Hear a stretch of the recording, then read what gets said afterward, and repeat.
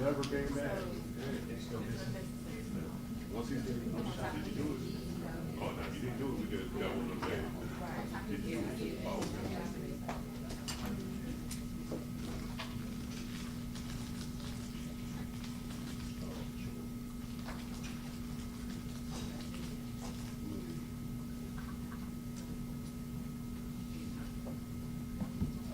All right, strawberry.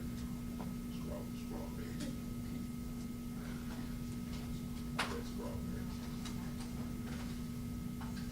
Y'all know if you have your IT stuff worked out? We do. Okay, good. I'll make sure. We're just waiting on a jury.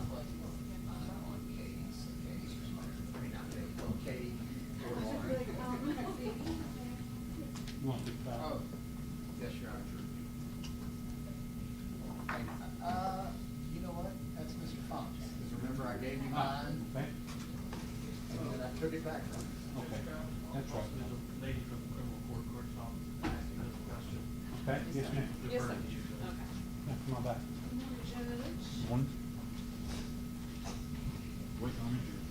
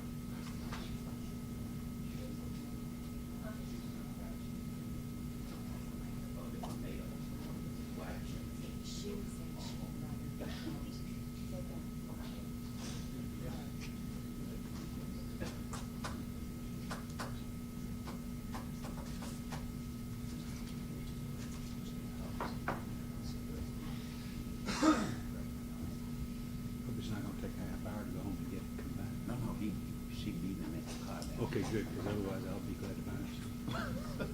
I think we all pitch in. Right.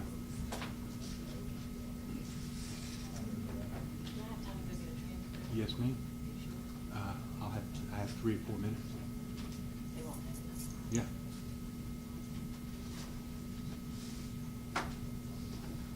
We have one juror that needs to go back to his wife's car downstairs and get something, and then we'll all be here.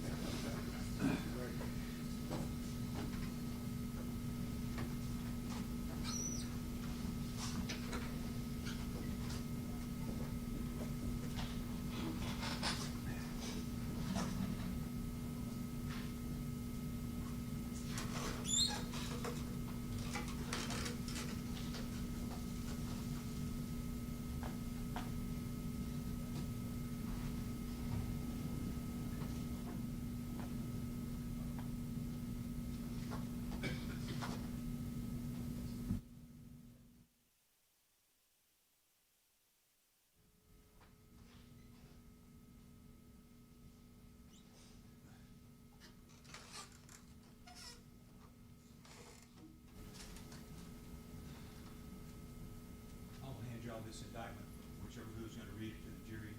I don't know that we need to read count two, or can, there won't be a plea to it, so. If it's okay, Judge, I'll read it just out of completeness, but That's I fine. understand that they will not Okay, complete it. and I'll explain that to the jury too. I'll be glad to hand it to you. Oh, okay. And so you may read the indictment and I'll hand it up, so.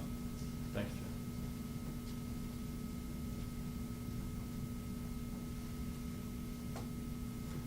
So the jury will know where it's coming from.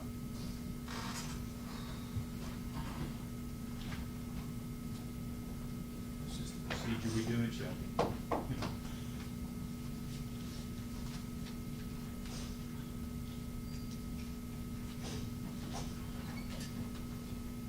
And Judge, I think you already addressed this, but I didn't hear, during the break between each opening, we're gonna have a little break to do HDI. Sure, that's fine. I'll be glad to let you do that. Anytime anybody needs a break, that's fine. Unless it's student. So,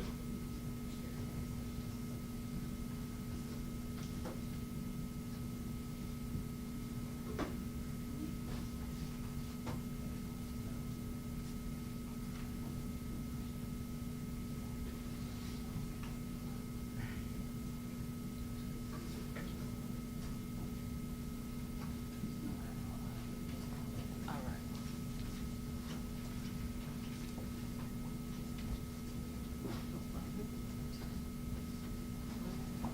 hmm?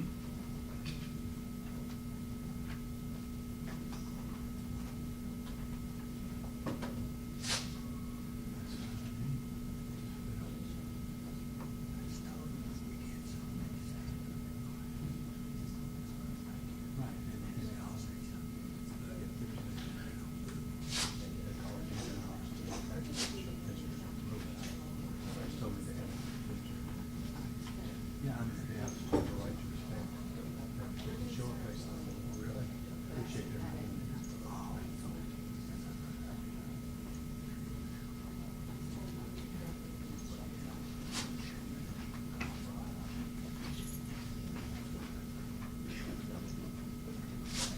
Huh?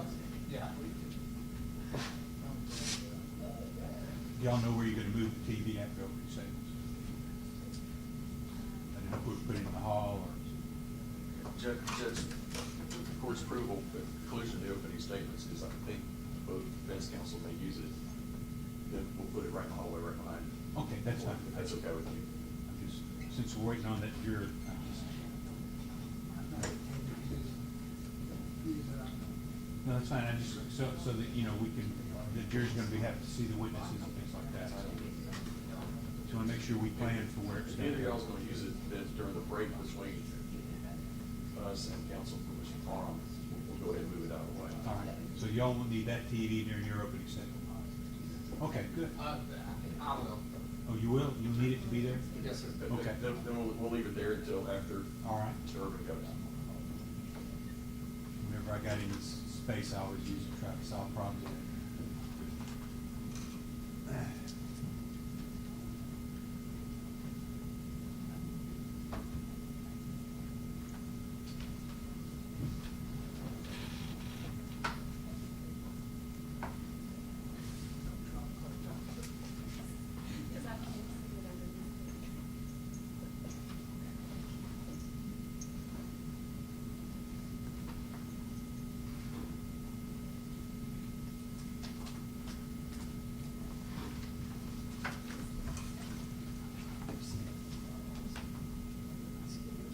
Computer's not working.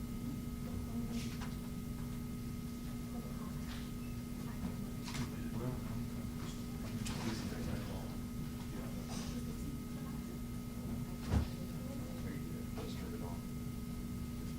I'll turn it on right when we get started, that's all. We're not ready.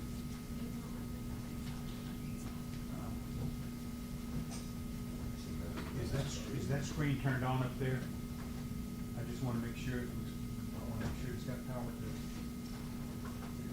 Computer here is apparently not getting power, so make sure we don't have a. Oh, the jury too, yeah, that's right. Okay.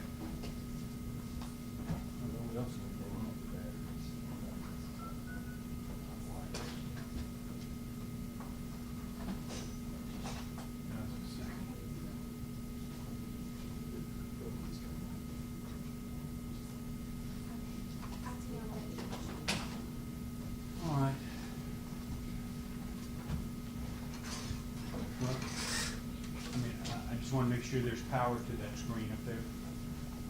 In case y'all wanna use it. Okay, good. No, that's fine, I just wanted to. Power on the board. Yeah, I've got a sharp drop. All right, turn, get a little bit of black now. Just, we got a couple things we got to talk. Let them know. We come in and start doing stuff over there. Call the court to order, please. Court's back in session. All right, our jury is here. Anything we need to take up before we bring the jury, and we need the defendants in here.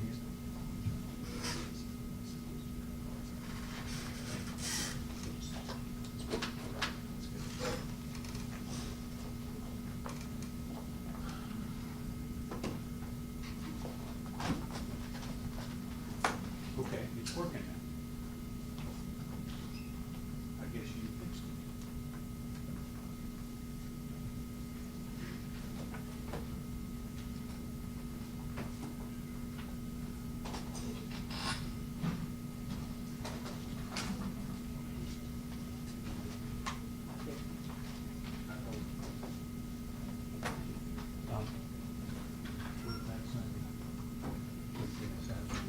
Well, the last juror just got here, so I haven't had a chance, I just wanted to make sure everybody was here first. Okay. I asked them now, one of the ladies in this, she said, I forgot, she said, that in Venice, she said, but if you work on Saturday, she just have to plan on it, so forgive us, but Okay.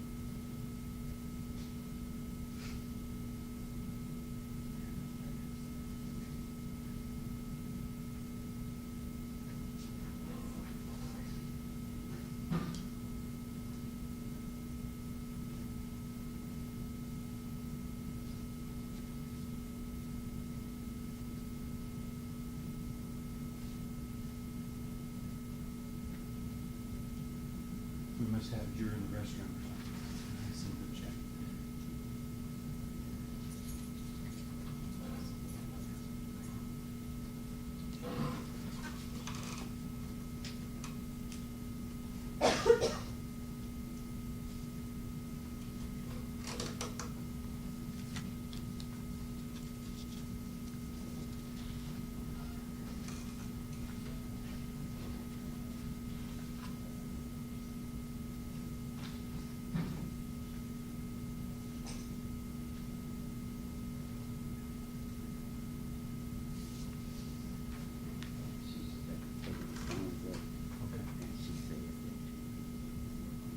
At all. Apparently, two of the jurors are opposed to working on Sunday. They will have to not work Sunday. She asked her to ask them. They said.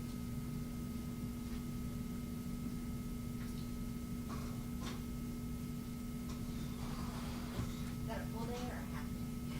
They don't want to And work we're on. opposed at all? They don't want to work on Sunday.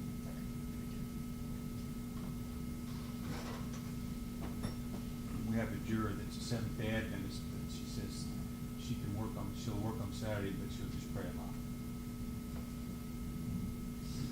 I remember she said that during jury selection.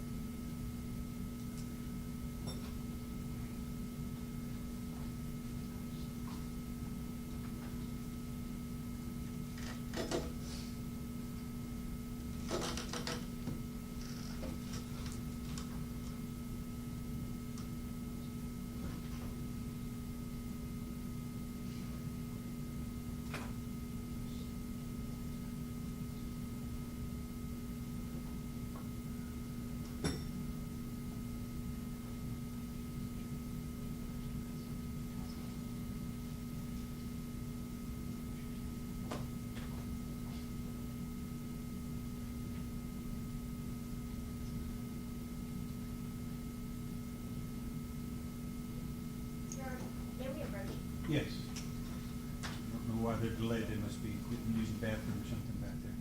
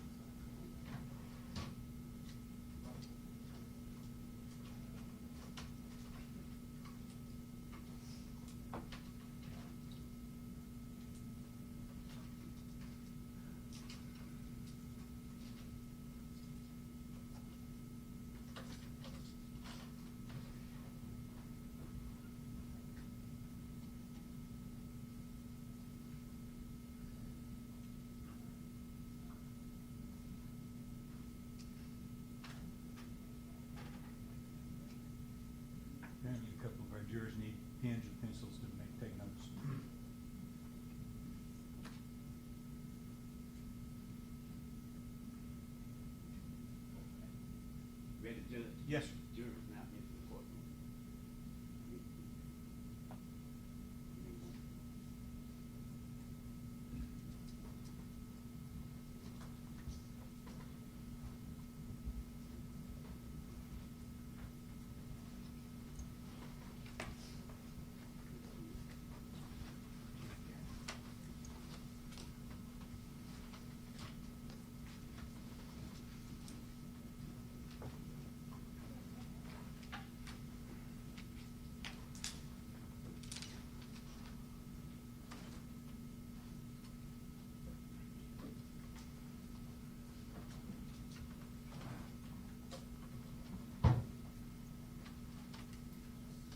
All right, ladies and gentlemen, this TV is not gonna be here during the whole week, or during the whole trial, but it's gonna be placed here because of an opening statement that you're gonna see. But I'm gonna step over here so y'all can see me, and if y'all would scoot, sir, you need to get in the seats that we put you in. I'm gonna sit there when we have the opening statement. That is kind of a bad seat because this gets in the way sometimes of the witness's testimony, so I'm gonna use that when I need to. Is everyone ready to take the oath? Yes. Stand, please raise your right hand.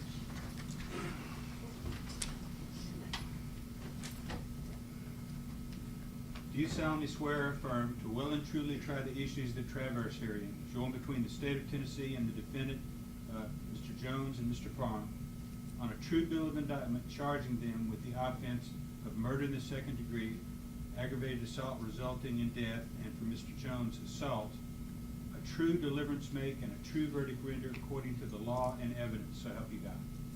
I do. Be seated, please. State you may read the indictment.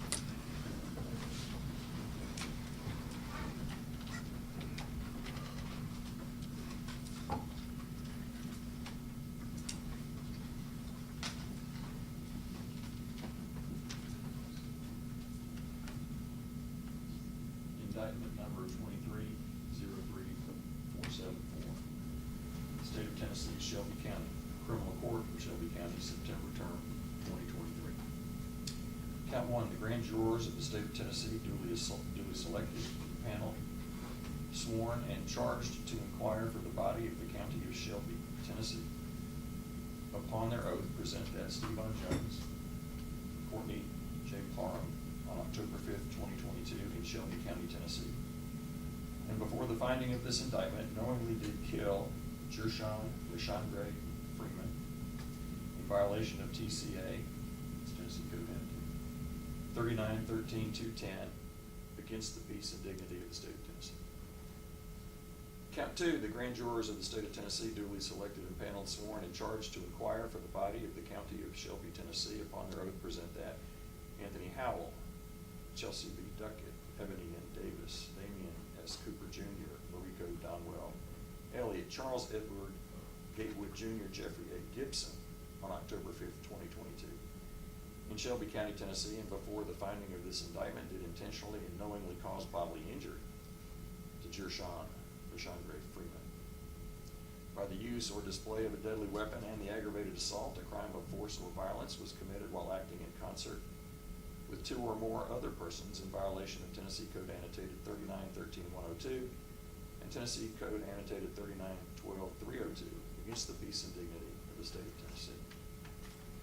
Count 3, the grand jurors of the state of Tennessee duly selected and paneled, sworn and charged to inquire for the body of the county of Shelby, Tennessee. Upon their oath, present that Steven Jones and Courtney Parham on October 5th, 2022 in Shelby County, Tennessee, and before the finding of this indictment, intentionally or knowingly did cause bodily injury to Gershun Freeman, which resulted in the death of Gershun Freeman in violation of TCA 39-13-102 against the peace and dignity of the state of Tennessee. Count 4, the grand jurors of the state of Tennessee duly selected and paneled, sworn and charged to inquire for the body of the county of Shelby. Upon their oath, present that Steven Jones on October 5th, 2022 in Shelby County, Tennessee, and before the finding of this indictment, did intentionally, knowingly, or recklessly cause bodily injury to Gershun Freeman in violation of Tennessee Code Annotated 39-13-101 against the peace and dignity of the state of Tennessee. Signed, Glenn Funk, District Attorney General Pro Tem, 30th Judicial District, and endorsed a true bill by the foreperson of the grand jury with the date of the indictment being returned September 19th, 2023. Thank you, sir. All right. And ladies and gentlemen, although count two is read to you, you will not be considering count two in this trial. We're just having other defendants. How does Mr. Jones plead to this counts one, Not guilty, Your Honor. 3, and 4? All right. And Mr. Parham?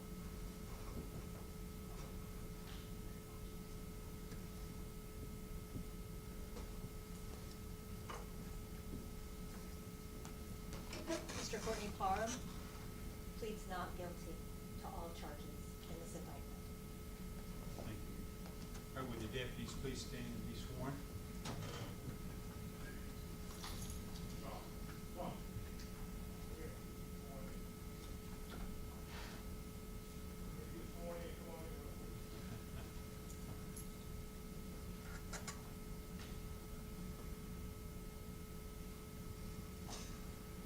All right, will you all raise your right hands, please?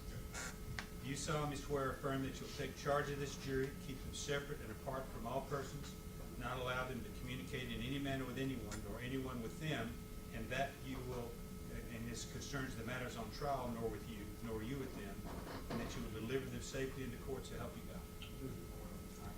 We will have other deputies that we will swear in that will be around you, driving the van and things like that, and I'll place them under oath and not in front of you. At this point, ladies and gentlemen, we're going to have opening statements, and I've told you before, an opening statement is not evidence in the case. The state and the defense may put on, they may show you exhibits. I think the state's going to show you a video, and the video has certain words on it and things like that that have been placed there. It's not evidence, though, unless in the trial they call witnesses and those things are introduced as evidence and those things are explained. So you need to understand that this opening statement for either side, if there are all three sides actually, if they choose to make an opening statement, it's to let you know the proof that you're going to see in the future. And if you don't see that in the proof, then you should disregard it. But this is to let you know and have that big picture about the trial so that as proof comes in, you'll be able to place it accordingly. So with that admonition, State, you may give an opening statement. Thank you, Judge.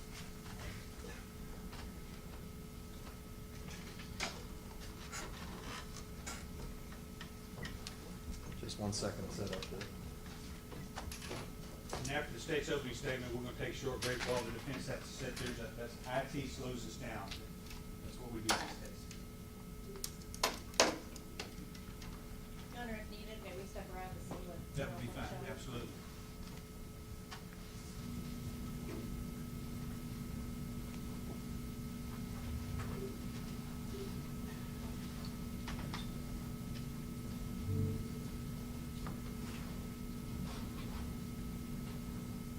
We good?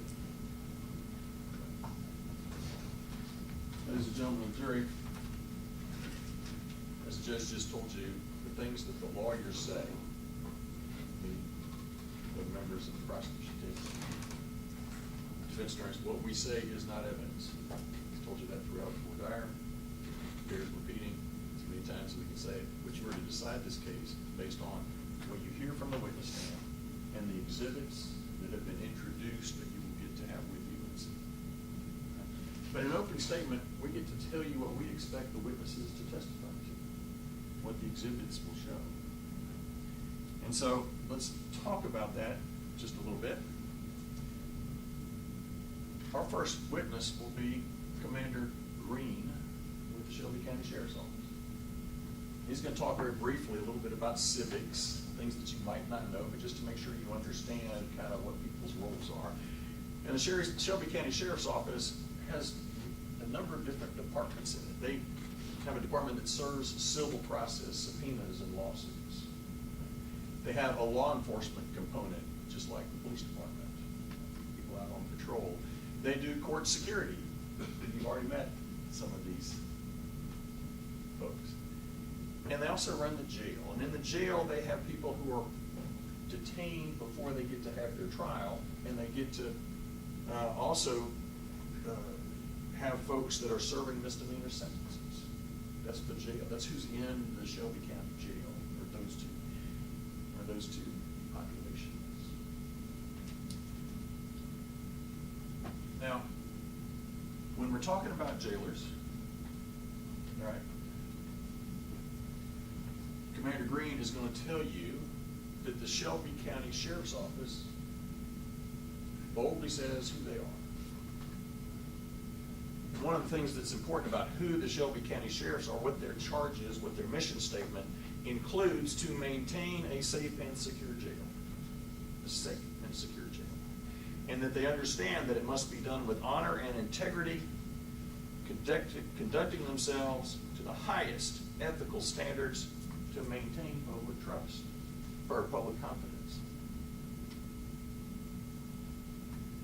Now, the other part that you're going to hear from Commander Green is a use of force policy.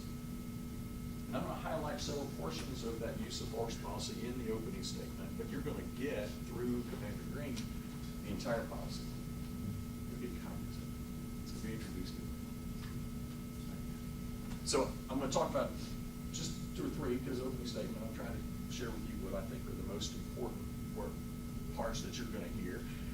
But part of this, subsection M, restraints and restrictions. Restraints on an inmate must never be used for punishment, or must never be intentionally applied in a manner that will cause unnecessary pain, or applied continuously for an unreasonable length of time. Restraints must never be allowed to create a substantial risk of a serious medical problem. That's in their use of policy. When the Shelby County Sheriff's Office trains their deputies, their jailers. Here's a section from the use of force policy, section N. Inmates may not be placed face down in a prone position. It's a little redundant. Face down is a prone position. Prone position means you're face down. Face down in a prone position while in restraints, because of the possibility that they may be unable to breathe properly and asphyxiate. And just in case anybody who is subject to the use of force policy does not understand the term asphyxiate, parentheses, deprive a person of oxygen, usually leading to unconsciousness or death, close parentheses. If an inmate must be placed face down in a prone position, he or she must be observed continuously by security staff. And how about this? You know it's important if they're going to say it more than once, they say it twice. Employees must exercise great caution when placing their body weight on an inmate in the face down position, and must ensure that the inmate is able to breathe effectively. Very important. Once staff has gained control and the inmate is compliant, this position must be changed as soon as possible. Get out of the prone position. Get off their back. Change the position so they can breathe. Subsection E of 806.10, use of force policy. In the situations where physical force must be used, employees are specifically prohibited from punching or kicking an inmate into submission unless there are no reasonable alternatives. Don't punch, don't kick. And now it's so important we're going to say it a 3rd time.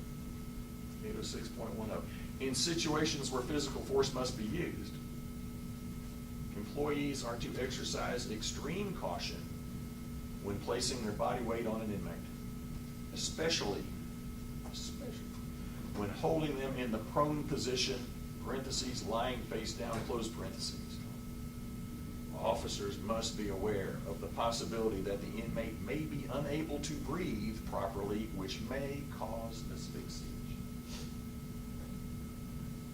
It's their use of force.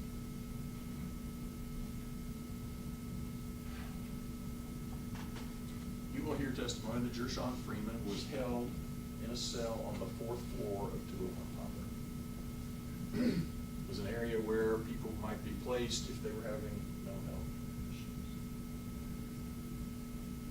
And there's surveillance video from the Shelby County Sheriff's Office that captures what happened on the 4th floor immediately preceding the murder of Gershun Freeman.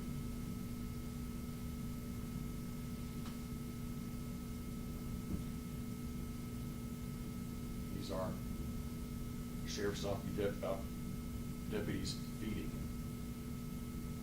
And this is Gershun.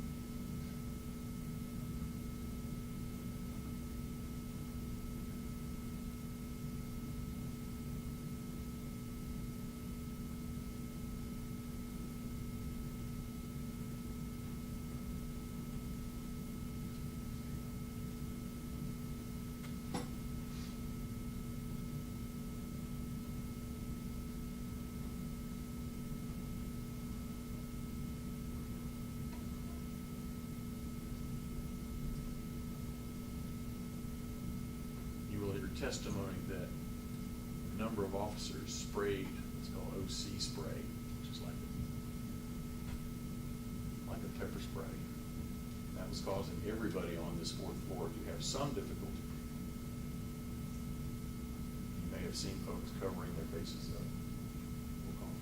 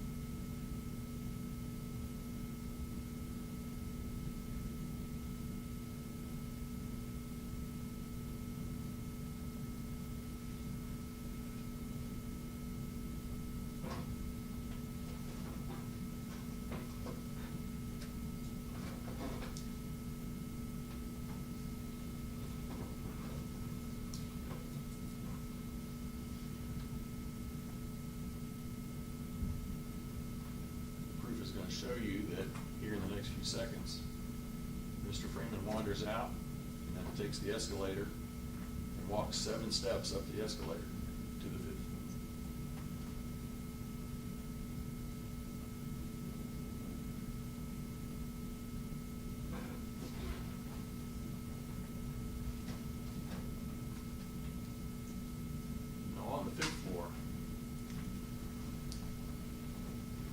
That's where the killing happens.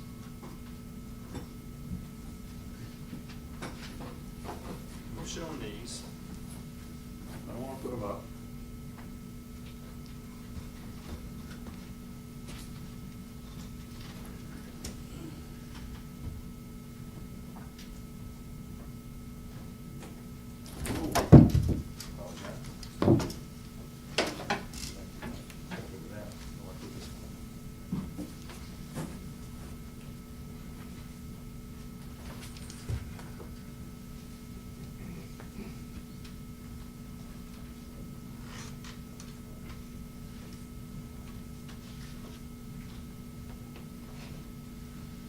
Your Honor, we don't want to cut in front of the camera.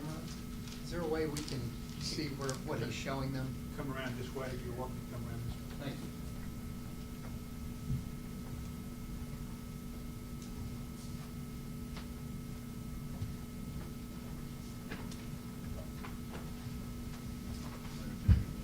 Thank you. Thank you.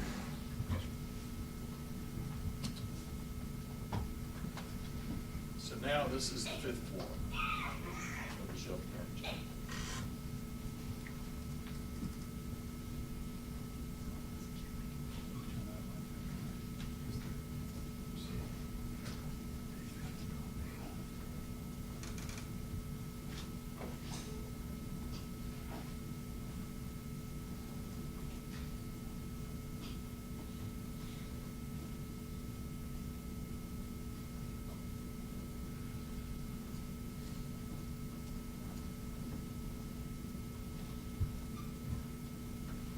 Excuse me, now I have it face down, and then get the first cut.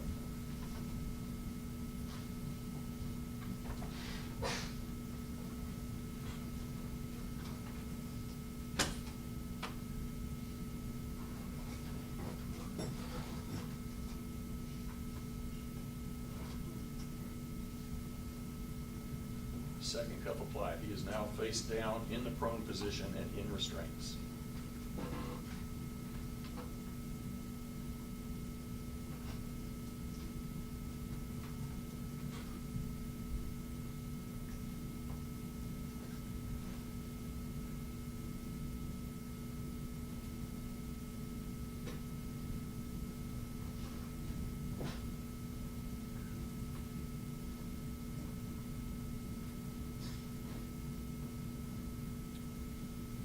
Position should be changed as soon as possible.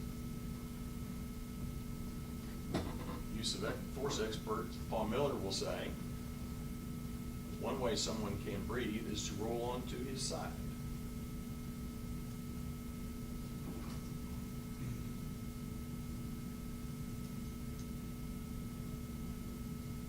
But instead, Mr. Parham and Mr. Jones make sure he's going to be completely prone and not allowed to roll onto his side.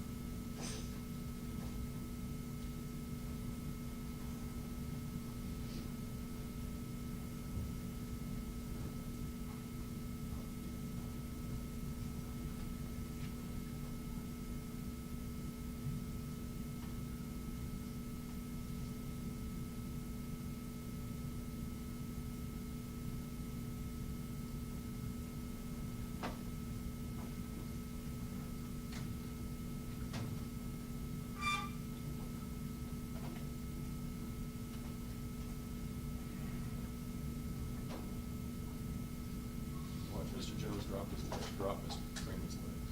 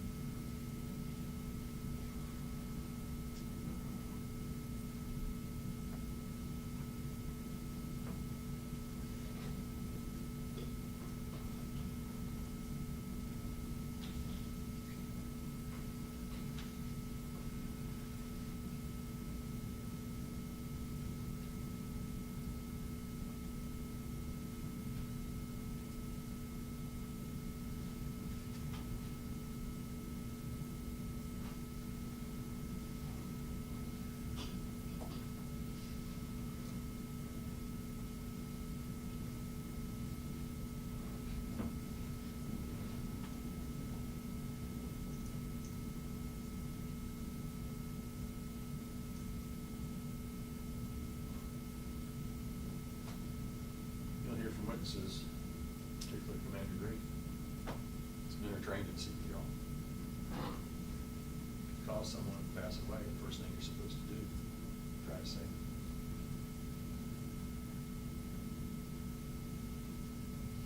Mr. Jones never tried to save him. Mr. Jones never even tried to get Mr. Parham off his back. They start wandering around while these other folks take Mr. Freeman's lifeless body.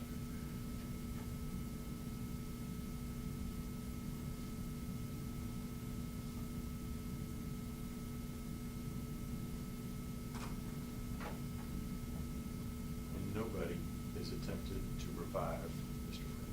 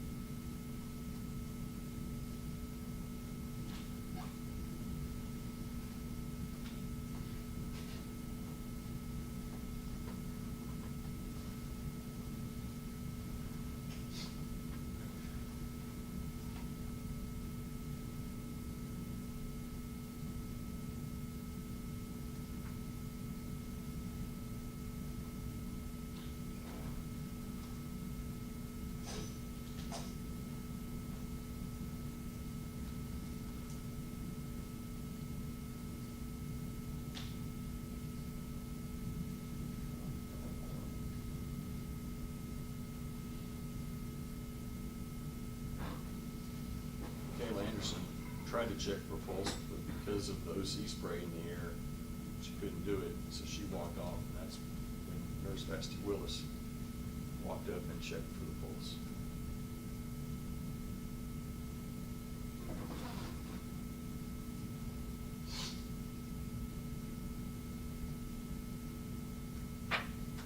You will hear from the nurses that if they're checking for a pulse, they will first check a wrist, then check a neck, and then check down in the groin area to try to find the pulse.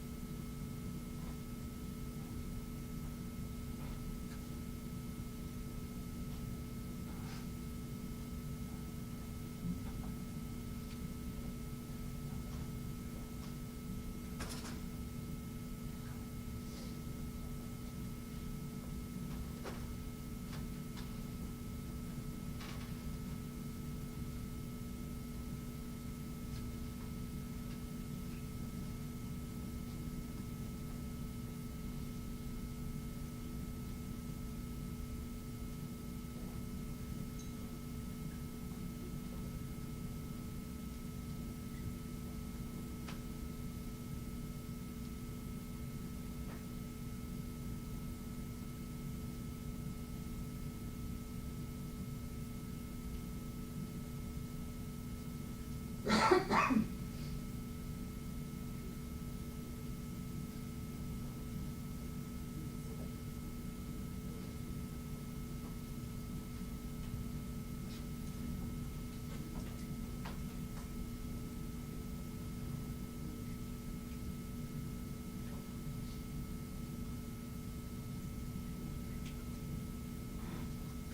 will hear testimony about a defibrillator, an automated external defibrillator.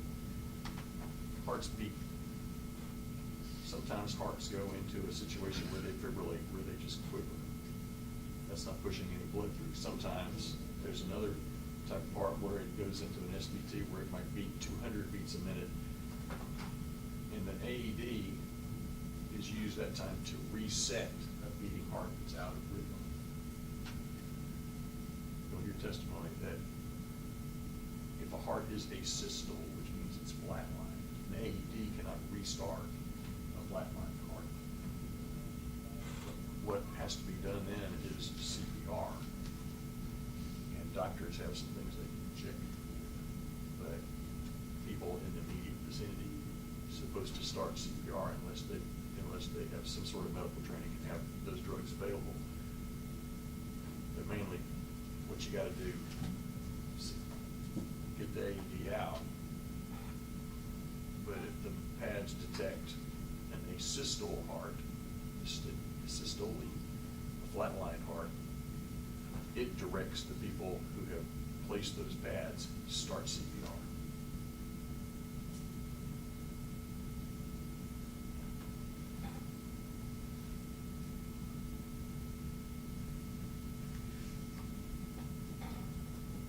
If you're gonna start CPR, the first thing you gotta do, if you're gonna start an AED, the first thing you gotta do is get metal off of everybody. And so I think we'll see, we haven't already seen it. The jailers remove the leg restraints. That might be what we're seeing right now.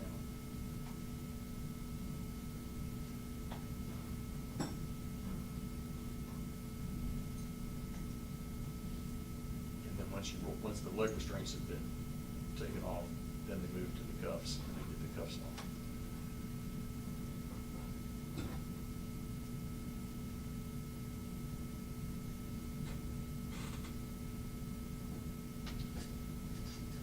The machine directs the nurses to start CPR.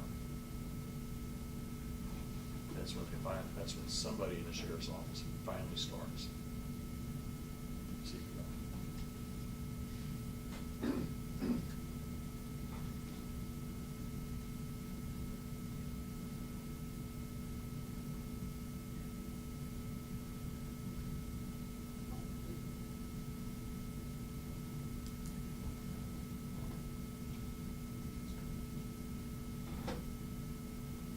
During the 9 minutes that Mr. Parham had gotten off, after Mr. Parham had gotten off Mr. Freeman's back, and after 11 minutes or so after Mr. Jones got off of Mr. Freeman's back,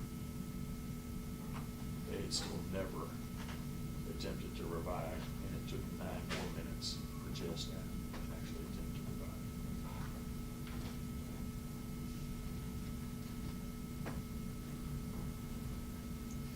You will see the entire video, which lasts about an hour. They do CPR for probably 30 minutes. And you'll get a copy of that when you can see. And then EMTs arrive, and they attempt some CPR before those medical personnel actually call it death. At that point, these nurses do not have the authority to pronounce death. You'll hear that testimony. But you will be able to watch the entire roughly hour and 8 minutes.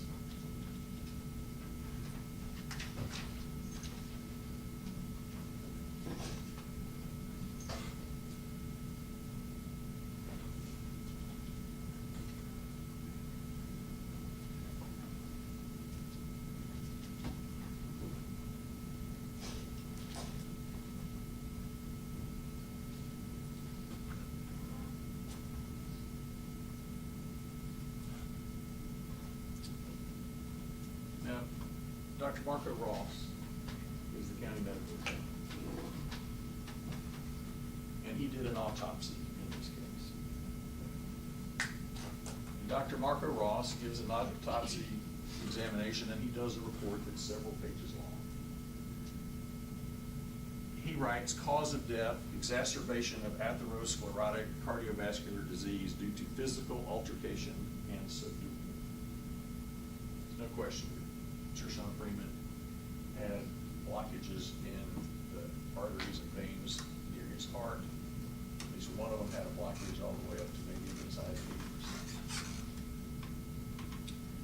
80%. Cause of death, exacerbation of these cardiovascular disease due to physical altercation and subdual, meaning as he was subdued in the process of this subdual. Based on the autopsy findings, reported circumstances, he relied on some hearsay from different sources about what happened because he wasn't there. Available investigative information, he did get to see the video before he did his autopsy. The cause of death is attributed to exacerbation of atherosclerotic cardiovascular disease due to physical alteration and subdual. A probable psychotic disorder is likely a contributing condition. The manner of death is classified as homicide for state vital record epidemiology purpose and is not meant to definitively indicate criminal intent. Once again, this is a knowing crime, not an intentional crime. Though if the jury feels that these folks acted intentionally, that satisfies the element as well. Knowing here, potentially a little bit higher. This is a Dr. Dr. Feng Li worked in the Davidson County Medical Examiner's office. He reviewed this as well, and he produced a report. And you will hear from him, both Dr. Ross and Dr. Li will be testifying to you. The following materials have been reviewed by Dr. Li. Autopsy report from Dr. Ross on the deceased Gershun Freeman. Body diagrams, toxicology reports, scene investigation reports, video recording from the jail footage, autopsy pictures, you will see the autopsy picture, and an audio record of Dr. Ross's meeting. After he looked at this, he says, based upon the circumstances surrounding death, as currently known, the cause of death, in Dr. Lee's opinion, working for the medical examiner's office, is complications of mechanical asphyxia. And he defines asphyxia down here. Asphyxia is characterized by inadequate oxygenation of tissue. 3 categories: suffocation, strangulation, chemical asphyxia. In suffocation, asphyxia results from a failure of oxygen to reach the blood. 4 types of suffocation: environmental suffocation, obstruction of the nose and mouth, choking to a blockage due to a blockage of the internal airways by foreign objects. Suffocation, environmental suffocation, smothering, blockage.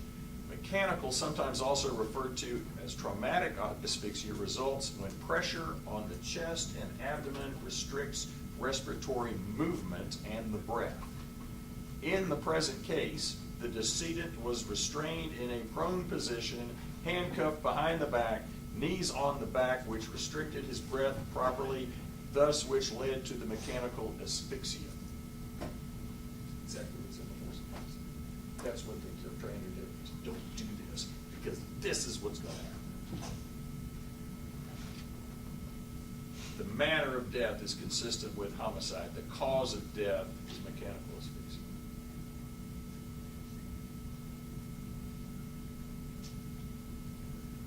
Judge will tell you the elements of second-degree murder. We've already covered them.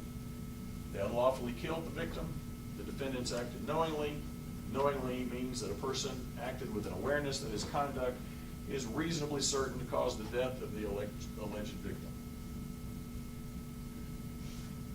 May be unable to breathe properly and asphyxiate, usually leading to unconsciousness or death.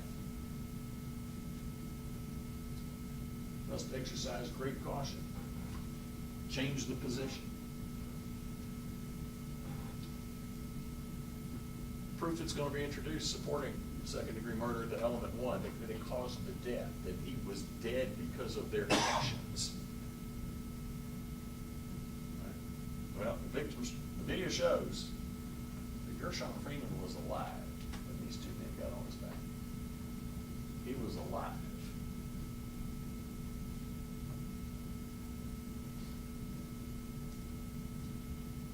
He was alive a minute and 40 seconds into this when he tried to roll over so he could gasp for breath.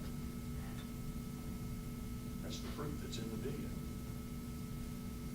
Proof's going to show that these two defendants, a combination, sometimes on, sometimes off, but always one of them, stayed on his back for 5 minutes and 10 seconds. And even when you get off the back, you can say to your friend, your coworker, hey, get off of his back. Even after they cuffed him, after he was placed in restraint. Inmates may not be placed down in a prone position while in restraint. After they cuffed him, 4 minutes and 29 seconds. Body pressure was applied to his back until he became lifeless. That's what this proof shows. That's what this video shows that we all just watched. We'll be introduced to the evidence. Gershun Freeman's body was lifeless when it was moved by jailers after the defendants got off of his back. The nurses, I believe, will tell you that they kept checking for a pulse. They will also tell you that CPR is only performed when there is no pulse, and that the AEG, there was no AED shock because his heart was a systole, flatline. You don't have to worry about what they say. We saw what they did. You don't do CPR on a beating heart. That's not what anybody does. So no matter what they say, we saw it on the video, they're doing the CPR. Why? Because he's dead. Dr. Ross's report, cause of death is homicide. That's what he said, homicide. Manner of death, exacerbation of a cardiovascular disease due to physical altercation and subdual.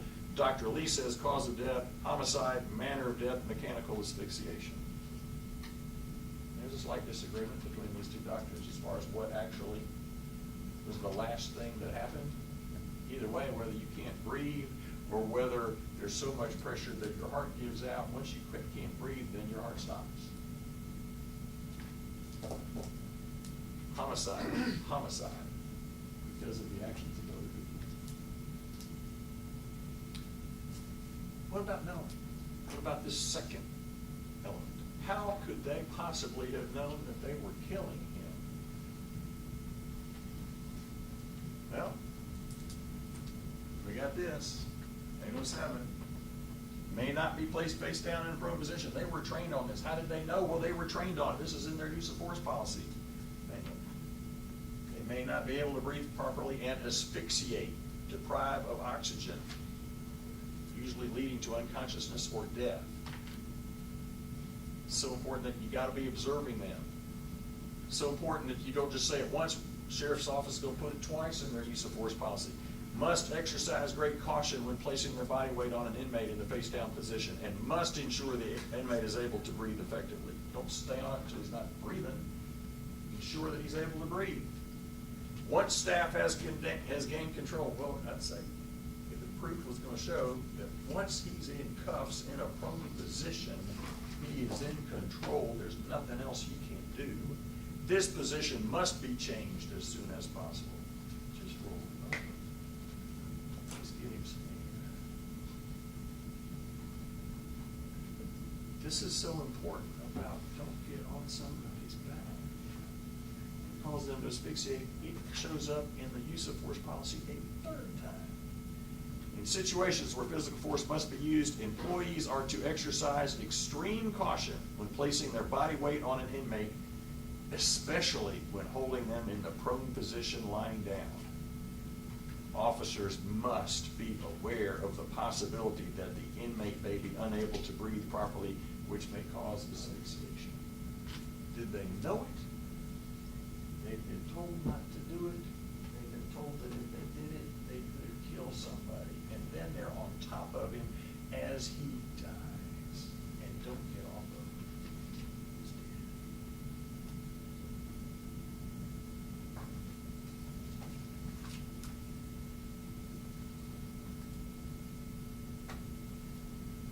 So we've got the conduct during the killing. They didn't get off of his back until he was dead. Here they are, on top of his back while he's in the That's knowing. These guys know what they're doing in that picture. But sometimes it's what's your omissions. What do you do right after the killing that lets you know that you knew you did a killing, but that's what you were wanting to have happen. What do you do? Because if you didn't know that you killed somebody once they go limp, what do I need to do to help him? Let's roll him over. Let's start something. So let's try to revive him. Call his name. Clap near his ears. Jostle his shoulder. Throw cold water in his face. Let's wake him up, right? See somebody? No mouth-to-mouth resuscitation. No chest compressions. No CPR. Did not even roll him over on his side. Instead, they wander away. Knowing him.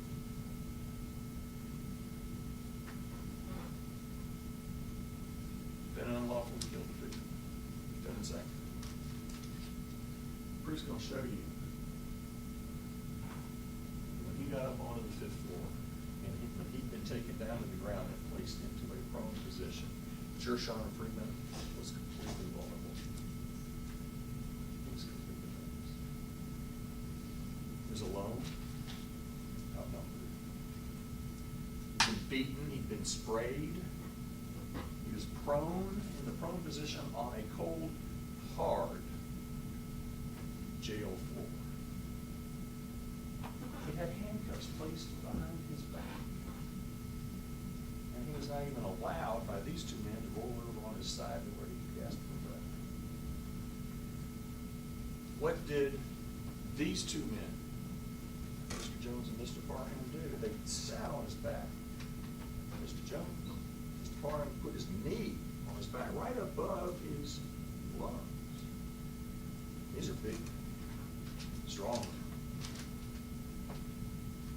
In that moment, those two men were all powerful. They had all the power. Gershun Freeman he was vulnerable.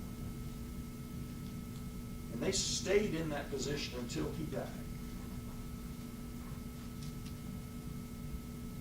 And once he was dead, what did they do afterwards that let us know that they were acting knowingly? They didn't lift a finger. Their body language and their actions and their inactions let you know, killed him. No justification. No excuse. Just cruelty. It was the second-degree murder of Gershun. That's what the priest was. Thank you, sir. All right, ladies and gentlemen, we're gonna have to check some IC things and change some stuff, so I'm gonna ask y'all to go back to the jury room, and we'll bring you back when that gets set up. Do not you leave per opening statements. You cannot discuss, you can talk about everything else, not the case. I have jurors tell me the hardest thing we have is we hear some truth when we go back there, and we can't talk about it. But you cannot discuss the case we said or anybody else. We'll see you back in a few minutes, okay? Leave your clipboards in your chairs, please.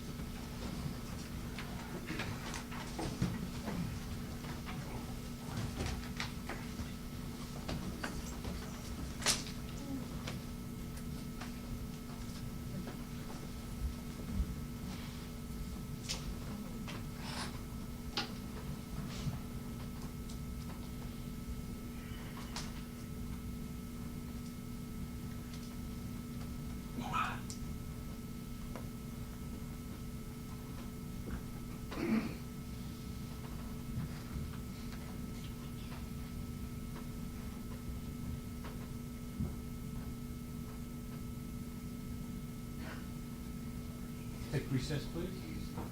Your Honor, can I actually ask for the TV to go ahead and be moved? I just want to use the. Well, up there.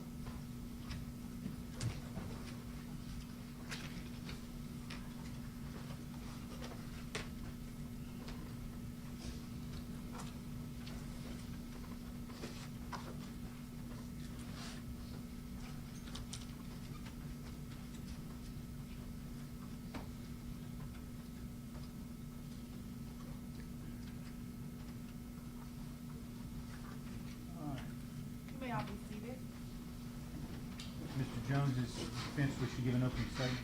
Thank you, Your Honor. You may, Mr. Irvin. Good afternoon, ladies and gentlemen. I'd like to reintroduce you to Stevon Jones. Mr. Jones, would you stand up? Ladies and gentlemen, this is Stevon Jones, and that is my client. Thank you. What did Stevon Jones do? What did he do?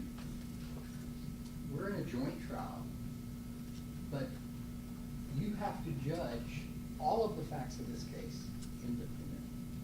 And I want to talk to you about what Stevon Jones did. On October 5th, 2022, he was downstairs in intake doing his job. When the code blue went off, you will hear from the evidence that all available officers have to respond. He did his duty, his public duty. What did he do? He went up to the 4th floor. I'm going to show you some of these clips at the end. But to summarize, he went up to the 4th floor. He did nothing. You'll see him with his handcuffs out. He tried to approach Gershun Freeman. The gas in the air was too much. He couldn't get close to him, and he backed off. He did nothing. What did Stevon Jones do? He had a duty to follow Gershun Freeman up the escalator and get him under control, to restrain him. That was his job. He had a duty to get him under control and restrain him. He was one of 3 or 4 officers. An officer named James Perry was involved. An officer named Brandon Lawson was involved. Courtney Parham was involved. Stevon Jones was involved. He was one of 3 or 4 officers that got this man to the ground, held him, and got him in handcuffs. Mr. Funk talked to you about him being on his back, or they being on his back. What did Stevon Jones do? He controlled his legs until leg irons could be brought and put on, and immediately after the leg irons were put on, he got up and he went and gathered himself. What Mr. Funk didn't tell you is that this was on the 5th floor. The 5th floor has an opening to the gym, the outside. They had opened the doors. Mr. Stevon Jones, as soon as his job was complete, the leg irons were on, he got up and he walked to gather himself. The proof is going to show people were throwing up there. They couldn't see. They couldn't breathe. It was chaotic. He went and gathered himself. So what did Stevon Jones do? And I hope all of y'all can see this. He straddled over a man. And the reason I'm demonstrating this is because it's going to come up with several witnesses. His femurs, the big bones in his legs, were in line with the torso of his body. His weight is on the ground on both sides of Gershun Freeman. And he is below the butt. How do we know that? Gershun Freeman had finally been handcuffed. His hands are behind his back. And so Stevon Jones sat below those handcuffs, waiting for the leg irons to be brought. And as soon as he got them on, he got up and he left to gather himself. Why were they waiting on leg irons?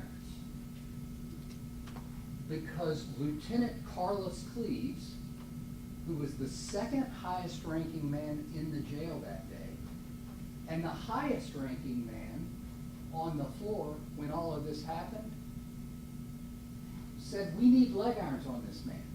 After everything that happened, after everything that had gone down, after him fighting through 10 or 15 officers on the 4th floor and escaping to the 5th floor, Lieutenant Cleves ordered leg irons.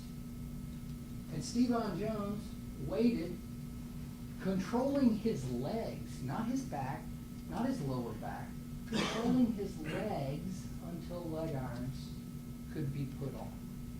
And then he got up and he walked away. That's what Stevan Jones did.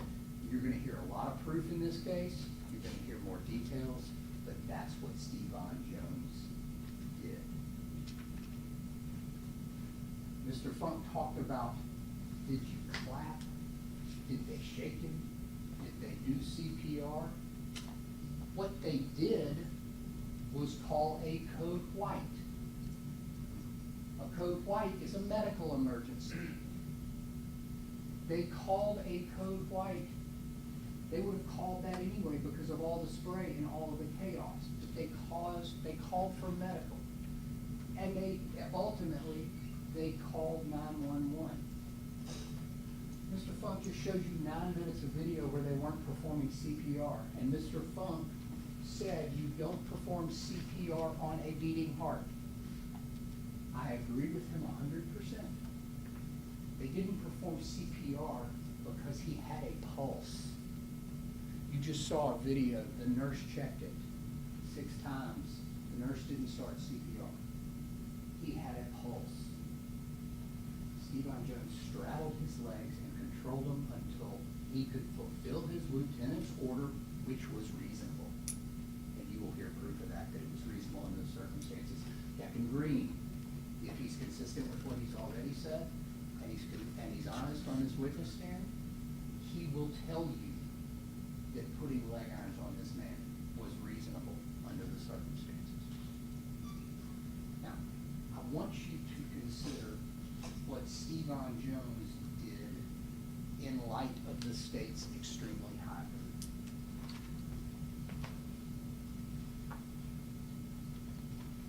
burden. We talk about a defendant unlawfully killed Gershun Freeman and that the defendant acted knowingly. Let's talk about that first prong. Unlawfully killed Gershun Freeman. Unlawfully. And in this case, when he had a duty to exercise force, unlawfully is excessive force without legal justification. They not only have to prove to you that holding this man's legs and awaiting leg irons was somehow excessive and without legal justification.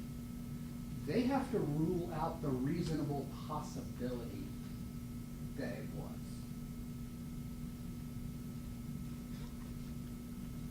And killed.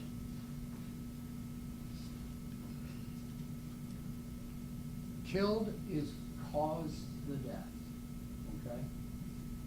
And in that instruction, we went over during jury selection, and everybody gets glassy-eyed, without which the death would not have occurred. I was always taught in grade school, don't use a double negative, and it's confusing. But as you listen to the proof in this case, here's what you need to be listening for. There can be concurrent causes of death, okay? And you're going to hear a lot. And if you think about concurrent causes as causes going into a sac, and death being the tearing of the sac, more than one thing can be a concurrent cause.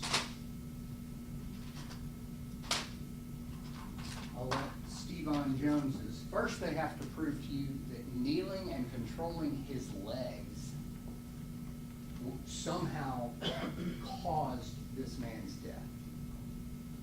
They have to prove that to you beyond a reasonable doubt.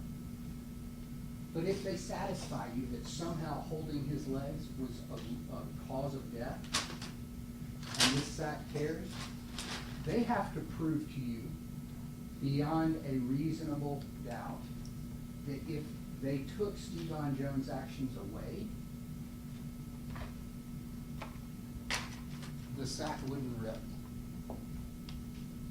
I hope that puts the burden in perspective. They have to prove that if you take Stevan Jones' actions away, the sac wouldn't rip. they have to prove that straddling the legs, if he hadn't straddled those legs and waited for the leg irons, Gershun Freeman wouldn't have died.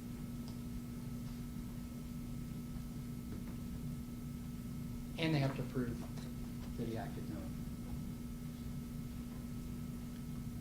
knowingly. Knowingly is aware. Aware of what? Reasonably certain to cause the death. They have to prove to you beyond a reasonable doubt that this jailer doing his job, controlling a man's legs until he can fulfill his lieutenant's order and get leg irons on him, was reasonably certain to cause death. Now let's talk about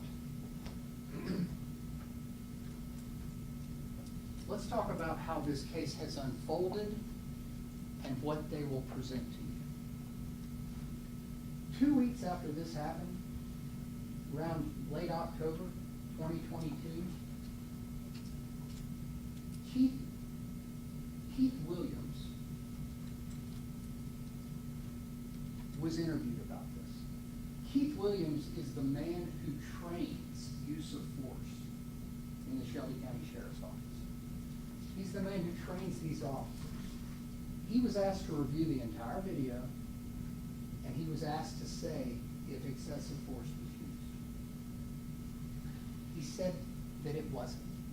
He said that they did everything they could do to control him, and he didn't see any excessive force. They didn't like that. Marco Ross is the man who performed the autopsy. This man had severe cardiovascular disease, and his death is a tragedy. But he had severe cardiovascular disease, and the entire struggle, okay, created a burden on his heart that it couldn't handle. You're going to get into the medicine. I don't want to bore you with the medicine in opening. I want to be fairly brief. But Dr. Ross will explain to you that when you're in a struggle, there is fight or flight. There's compounds called epinephrine and norepinephrine. They're called catecholamines. These catecholamines cause the arteries to vasoconstrict, to get tight. And the proof is going to show that Gershun Freeman was having a psychotic episode on the 4th floor, in his cell, before anything happened. The fight on the 4th floor. He fought through a dozen officers, maybe more. And then the ultimate restraint where they finally got control of it. He said all of these things may have contributed. He can't say one contributed more than the other, or if without one he would have lived. Marco Ross would not tell him that. Which is why we have Dr. Lee in the first place. Dr. Lee, Mr. Funk showed you his report. He had some things highlighted. I don't know if you caught it. Dr. Lee's report was signed in August of 2025, 2 years after these men were indicted, because they knew they couldn't prosecute this case with the medical examiner who did the autopsy, because he couldn't say. And they're asking you to say what the medical examiner could not say. And so they hired Dr. Lee. And Dr. Lee says it's mechanical asphyxiation. And Dr. Lee, under questioning, and this doesn't matter, but we've had an opportunity to take his deposition. That's unusual in a criminal case, but we have, so we've heard from Dr. Lee. Dr. Lee will say that his opinions are based on the video. And his opinion is that he couldn't breathe, that the knee and the back and the holding him down made him unable to breathe. Now,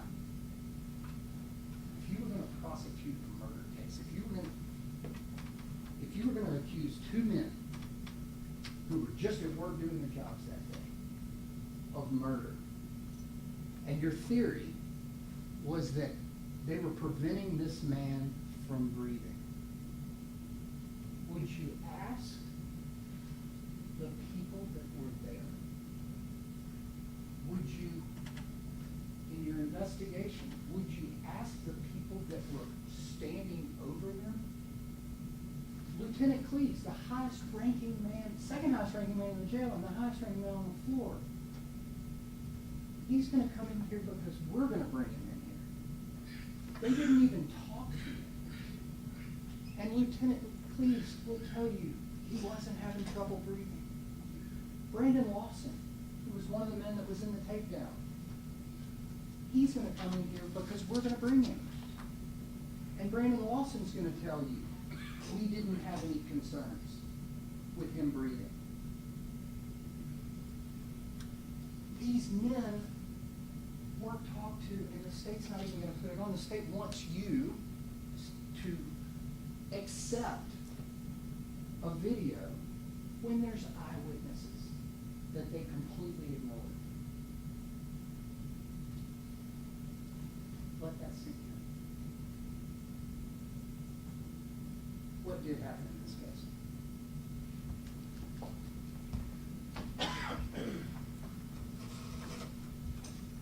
Behind this door is a holding cell. And that holding cell, there's an elevator back there. And it goes down, and there's a tunnel over to 201 Poplar. This is 201 Poplar too, but it goes over to the jail. And the jail is not a prison. The jail does not hold people that have been convicted of crimes. You will hear from the proof that the jail is a detention center. And in that detention center are 3,000 people that the courts have determined are too dangerous to be out among us. They're the people that are held because most people should have a bail and get out because they enjoy the presumption of innocence. The 3,000 people in that jail are the people that are too dangerous to be let out in the trial. And the proof's going to show that on that day, Gershun Freeman had been brought in a few days earlier. He had severe mental health issues. We're going to hear all about that. And they assessed him to be suicidal, and they assessed him to be detoxing from opiates. Whether that's painkillers or heroin, I don't think the proof's going to show that, but detoxing from opiates.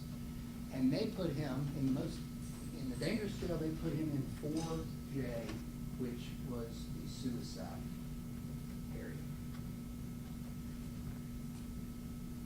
Mr. Funk just showed you the whole video, so I'm going to skip ahead. I'm trying to be respectful of your time. You saw what happened. He lunged out at those officers and he attacked them, and it was a brawl. And it's a tight confine, and everybody was spraying. Remember, these jailers are locked in there with 3,000 dangerous people. They don't get guns. They don't get batons. They don't get tasers. They have handcuffs and pepper spray, and that's it. He broke free, and it was chaos. They sprayed a ton of spray, maybe too much. Gershun Freeman got some spray. He was spraying people too. He bit one lady. He was grabbing another. It was chaos. That's what happened. And Steven Jones had a duty to restrain him, control and comply. You're going to see that in the regs. You're going to see it in the policies and procedures. Control and comply. You can use force until your objectives are over. You use force until you reached your objectives. The leg irons went on, and he got off. Now, I knew that the clip would be I knew the video would be shown to you straight through during Mr. Funk's opening. So I've got clips, and here's what I want to do with you, okay? I've got a clip. I'm going to show it to you. I'm not going to narrate it. And then I'm going to show you a rule, the rules that Mr. Funk has shown you. And then I'm going to show you that clip again and tell you what I think the proof will show about that clip. Fair enough?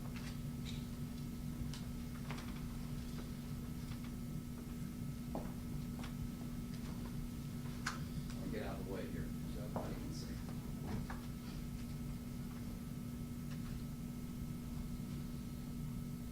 First of all, before we start, this is the overriding purpose of the policy. Can y'all read that? Let me read it for you. We had the TV here, and I told the judge I didn't need it so I could talk to y'all, but maybe I made a mistake there. The purpose of this policy is to establish guidelines meant to minimize risk to the general public associated with the escape of an offender and to minimize the likelihood of injury to staff, members of the public, and offenders.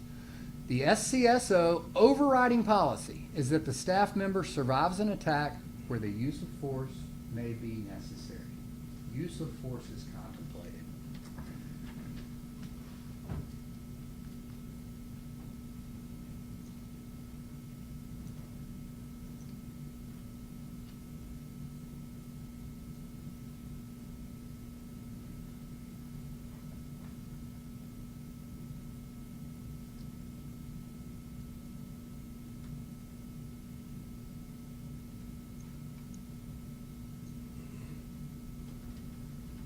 Now, employees using any type and amount of force are required to consider all types and amounts of force available and to begin with the lowest type and amount of force that is practical given the specifics of the situation. If that initial force is unsuccessful, then the employee should either continue with the initial application of force until it is successful or escalate the level of force as slowly as the situation will allow and without unnecessarily endangering themselves, other staff, or innocent bystanders. Let's watch it again. Yellow halo is Stevan Jones. He's got handcuffs out. He doesn't lay a hand on this man. He's not trying to hurt him, not trying to kick him, punch him.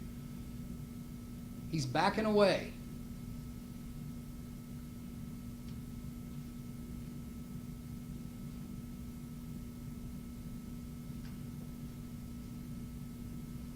He does nothing to them.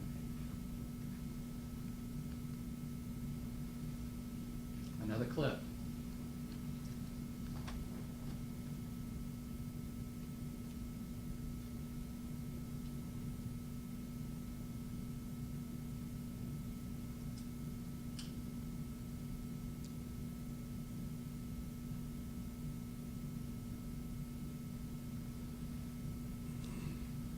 Okay.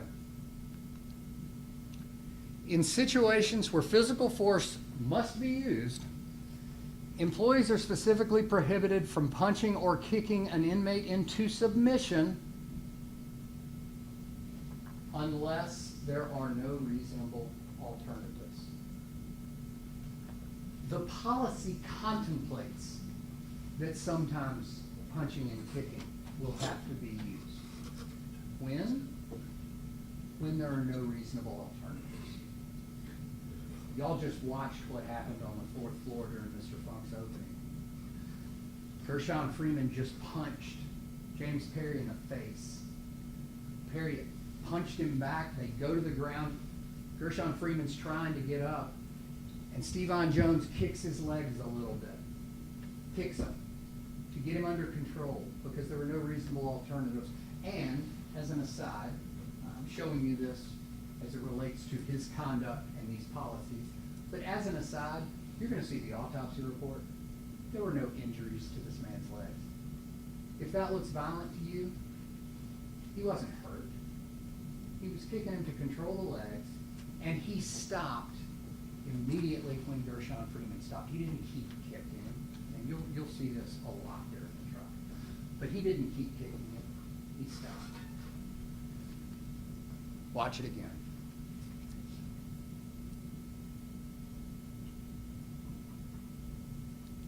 His legs, while the other two. Now he stops because Gershun Freeman has calmed down. He's just standing over him. He's not trying to hurt that man. He's doing his job. Okay. Next clip.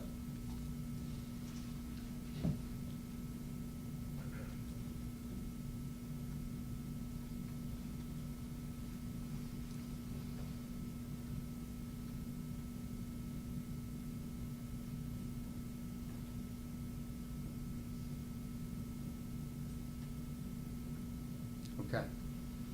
The policy, and I'll read it. Employees are trained to use physical force such as control techniques, compliance hold, and/or chemical agents to achieve inmate compliance. In situations where physical force must be used, employees are to exercise extreme caution when placing their body weight on an inmate, especially when holding them in the prone position, lying face down. Officers must be aware of the possibility that the inmate may be unable to breathe properly, which may cause asphyxiation. I'm about to show you this clip again, and what you're going to see is this. As they were trying to get his arm, to get in a handcuff, Steven Jones kneeled on him. He kneeled on him for 9 seconds. And as soon as he had his hand, he got off. For this very reason. As soon as he got his hand, he got off. And again, we're talking about his conduct in light of use of force. But even Dr. Lee, because he's already testified, Dr. Lee has already said those 9 seconds didn't cause mechanical asphyxiation. Assuming you accept Dr. Lee's opinion is true. He's already admitted those 9 seconds didn't cause mechanical asphyxiation. Let's play it again. 9 seconds, knee, and he repositions himself to over his butt.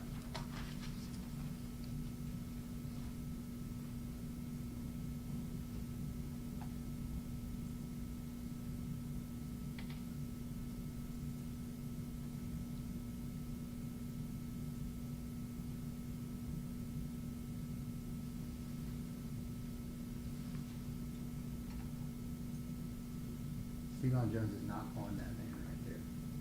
He's below his butt, controlling his legs, and getting control of his arms so he can be restrained. Let's watch again. Or not again. Let's watch the next clip. Oh, this is a screenshot. And I added this because you're going to watch the whole video. You've just seen it once. Look at Steven Jones. Look at what Steven Jones did. Once again, femurs in line with his torso, knees on both sides. He is not putting body weight on Gershun Freeman. He is controlling his legs until leg irons can be placed. Here's the policy and procedure. Inmates may not be placed face down in a prone position while in restraints because of the possibility that they may be unable to breathe properly and asphyxiate. If an inmate must be placed face down in a prone position, again, the policy contemplates that sometimes it's necessary. Every one of those words has meaning. It didn't just say you can never do it. It's not what the policy says. The policy says, if an inmate must be placed face down in a prone position, she must be observed continuously by security staff. I want you to keep that in the back of your minds as we go forward in this case. Must be observed continuously by security staff. Must be observed continuously. Employees must exercise great caution when placing their body weight on an inmate in the face-down position and must ensure that the inmate is able to breathe effectively. Once staff has gained control and the inmate is compliant, this position must be changed as soon as possible. Mr. Jones was not putting any body weight on him. He was controlling his legs. That's it. Reasonably certain to cause death, acting unlawfully. There it is again.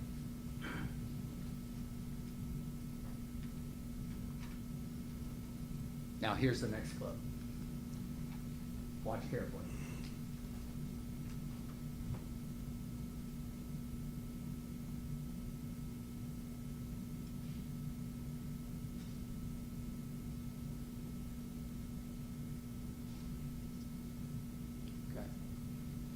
That's the point where Courtney Parham gets involved. That's the first time Courtney Parham gets involved. Here's the policy. The use of force must be terminated as soon as the justification for its use is no longer present. The kicking stopped when it was no longer necessary. The knee in the back stopped. The 9-second knee in the back stopped when it was no longer necessary. The only thing that was necessary at this point was him controlling the legs until leg irons could get there. But something happens. However, force may be reapplied if resistance begins again and the conditions for the use of force are again present. So Stevon Jones is straddling the legs of Gershun Freeman. He's waiting for leg irons. And there's nothing going on. Courtney Parham, not trying to hurt that man. He's not trying to hit that man. He's standing there observing because he's in the prone position. But what happens? The proof is going to show that Gershun Freeman was still enraged, whether it was psychosis or what. He was still enraged, and he grabbed Stevon Jones' testicles and clawed him. And Stevon Jones lurched. Brandon Lawson, who the state won't call, will call him, runs around and grabs Stevon and tries to pull him off, and that you'll see Stevon kind of go from the straddle to whoa, I'm kind of moving everything over this way. And he's like this for the rest of the time, not even straddling him. And that, because once he got off his back, or excuse me, I'll be careful about that. Once he got off his legs and did that, Mr. Parham had to control him. Okay? But this is about what Stevon Jones did. Remember that throughout the whole trial. Stevon Jones, you judged separately from Courtney Parham. Courtney Parham, you judged separately from Stevon Jones. I want to watch it again. However, force may be reapplied if resistance begins again and the conditions for the use of these are again present.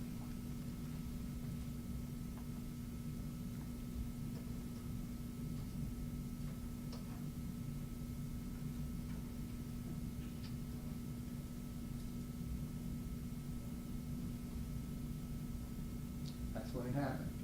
That's when Courtney Parham got involved, because Mr. Jones' testicles were grabbed by Gershun Freeman. Next slide. I'm sorry. This is where Lieutenant Cleves, well, you know what? I'll narrate in a second. Let me play the clip.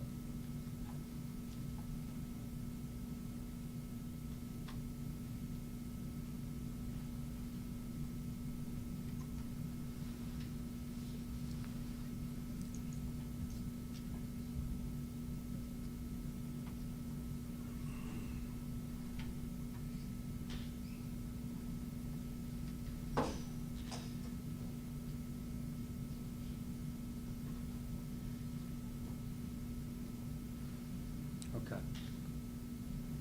Excessive force. A type or amount of force that is beyond that which is reasonably necessary to control the situation and achieve the correctional objectives, or the continued use of force after it is no longer reasonably necessary. I'm going to play the clip again, and here's what the proof will show it depicts. Lieutenant Cleves, the man who ordered the leg irons, proof's going to be that they don't carry leg irons. Someone had to go down to the 4th floor control room and get them. It took a couple of minutes. Lieutenant Cleves hands Stevon Jones the leg irons. Stevon Jones gets them on, and then he gets up. And that's the last time Stevon Jones ever touched Gershun Freeman. Let's play it again.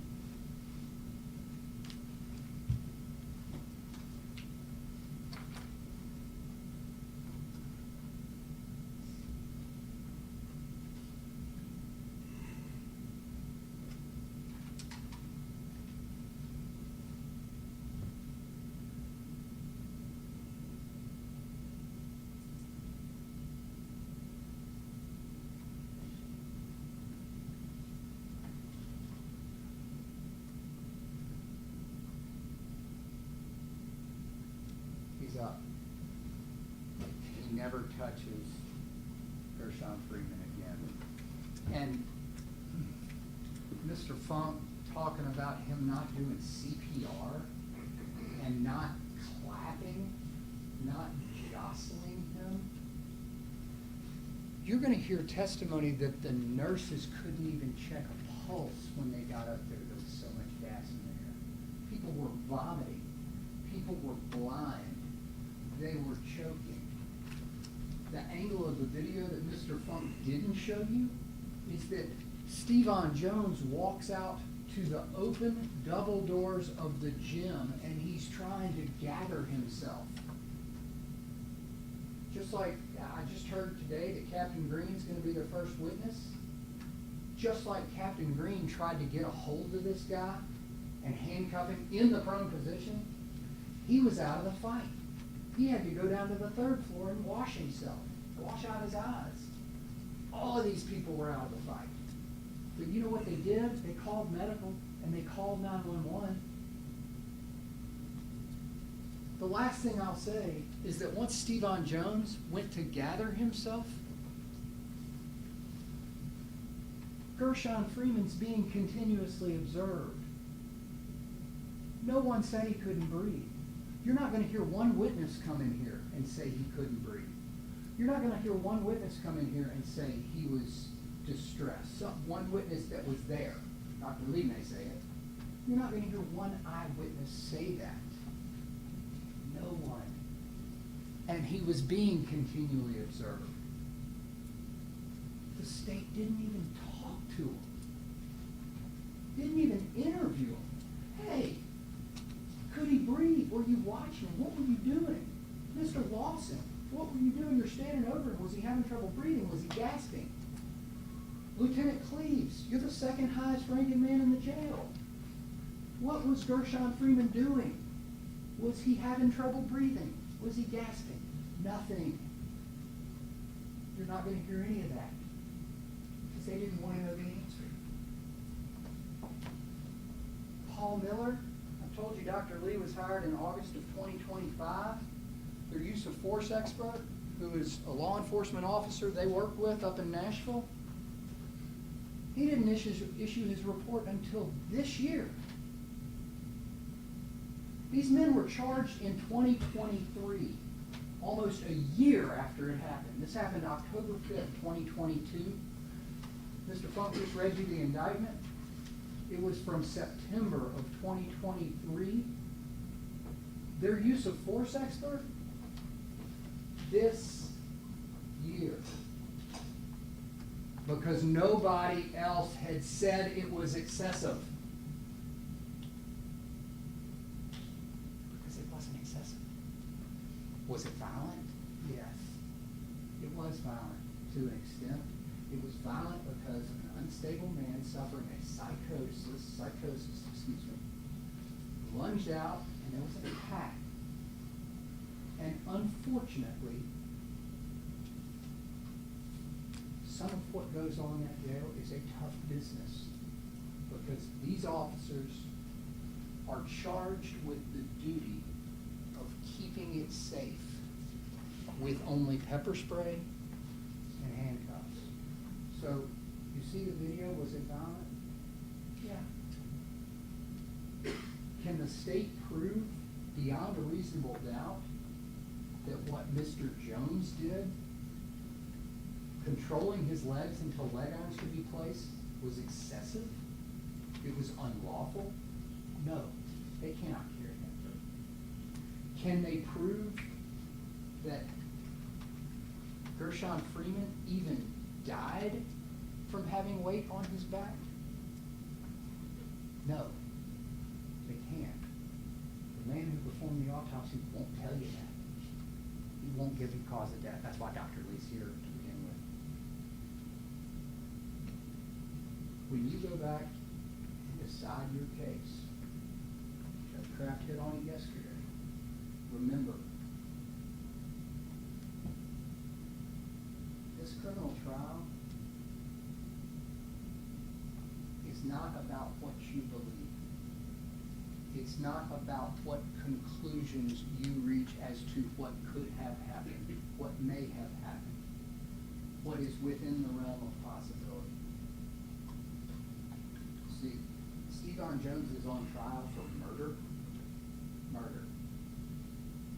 But a criminal trial is about the state being on trial.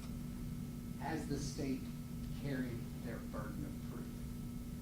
Have they proven to you beyond a reasonable doubt that it was unlawful and that Stevon Jones caused the death? And what that means is have they removed reasonable possibility that it was lawful? Have they removed the reasonable possibility that he got of something else? Have they removed the reasonable possibility that no matter what Stevon Jones did, this man would have lived? They cannot do that. Mr. Jones is not guilty of this crime. Thank you. Thank you, sir. All right, ladies and gentlemen, before we hear our last opening statement, your lunch is here. We're going to take a break for lunch.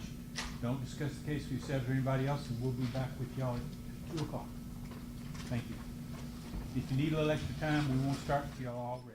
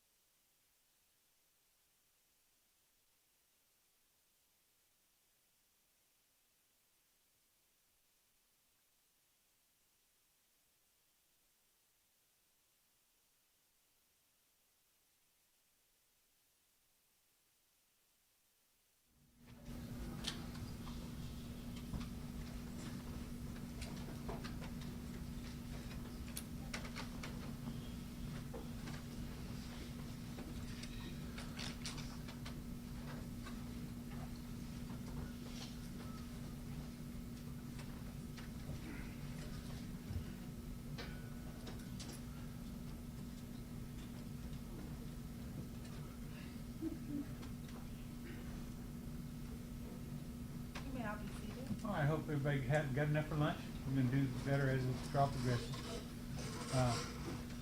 You may give your opening statement. Steve. Thank you, Your Honor. Courtney Parham worked at the Shelby County 201 jail back in October of 2022 as a deputy jailer. He actually had gotten some advanced training and certifications to qualify for a team called the DRT. What the DRT does is they're a unit that robes the jail, and they're kind of extra security. Since COVID, 201 has struggled with some staffing issues. And so, even on October the 5th, there were not as many officers as there should be. And so, a code blue, what that means to the officers in that jail when they hear that is that either an inmate has gotten into an altercation with another inmate, or an inmate and a guard have gotten into an altercation. So what that means when they hear code blue, I believe the evidence will show you, that equals danger. That is all hands on deck. Anyone who can come help. And when you watch that video, that's what you see.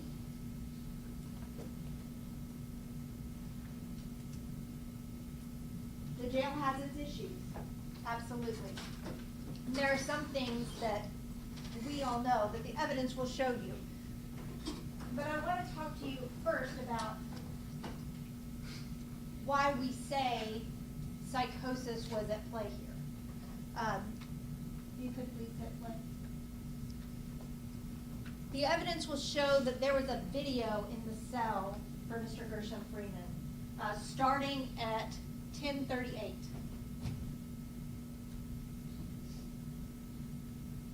Do you need help? While she's getting that ready, I'll kind of set the scene. Starting at 10:38 and going until 16:41. What this video shows is the entire time, that portion of time that Mr. Freeman was in custody. There is a block of time, and then there is another video that shows the period of time from when Mr. Freeman was put in 4J until, I think, 800 hours. So we're missing a block of time in there, video evidence-wise. This is the video from his cell. He was in 4J. What that means is that he was in a special hallway that only has 5 cells in it. For those cells, the people who are in them are under a stricter watch for various reasons, one of which can be that they are suicidal. So those people require greater attention. They only have 5 people in that hallway, and they are only allowed out of their cells one at a time, and they are allowed to get out and shower and things like that. But otherwise, they are relatively confined to their cells because they could pose a risk of danger to themselves or to others. That is also why they are naked. The jail takes the clothes away because clothes can be used as a means by which to harm yourself. And so they're given blankets, things like that, but their clothes are taken away. And it's for their protection. So this is leading up to the officers coming down the hallway with the food that you saw the doors rolling for. If you could please hit play.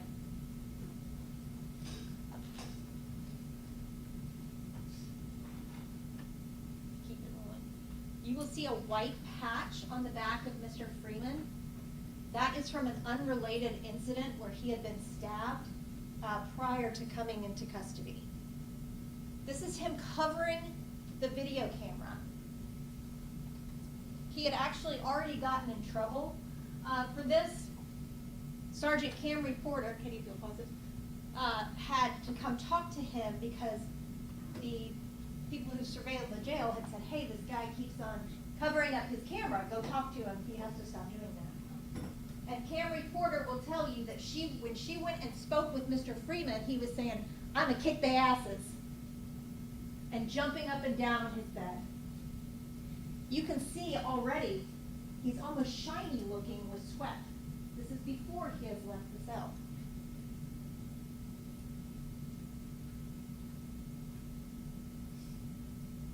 He does continually go to that area.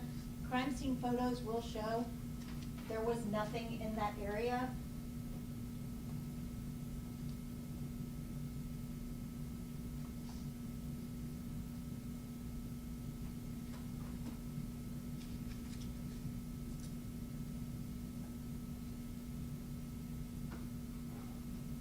This is important because Dr. Ross's medical opinion and Dr. Oliver, who you'll hear about in a minute, talk about his level of physicality being what killed him.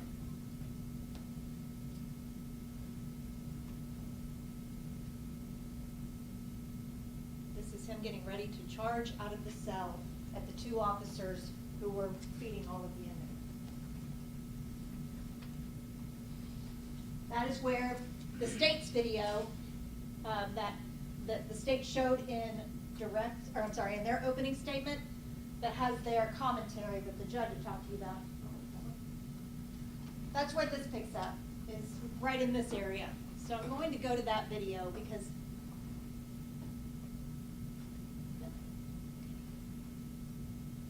these are the officers that they're giving the individuals in their cells, they're giving them their food. That's what those white styrofoam containers are.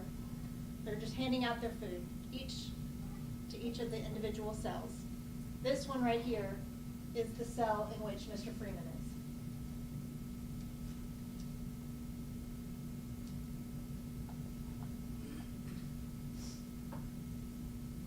You can see him. And as soon as that door opens,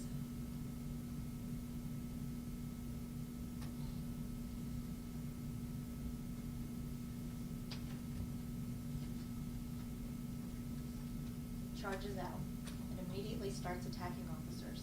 And they respond. What happens in this 4th floor hallway, that code blue is called, officers respond to try to help the other officers. This orange stuff that you see on the ground, that is spray, OC spray, pepper spray. That is the only weapon, pause it please, that these officers really have available to them are those handcuffs and that OC spray. You will see one of the women officers, she has her spray, her can spray, but she's hitting with it. She's hitting with it, the proof will show, because Mr. Freeman is biting all up and down her legs. And she actually had to go to the hospital after this because of that. The altercation continues in this hallway where Mr. Freeman is managing to get through all of these officers. At this point, he is covered in that OC spray, which is an oil-based spray. He is extremely slippery at this point, as you can see the officers slipping and sliding along the floor. Also, you will watch in this video, you will see the officers throughout this whole thing coughing and gagging and seeking, you will see them all going to try to get away from this spray because it is so debilitating.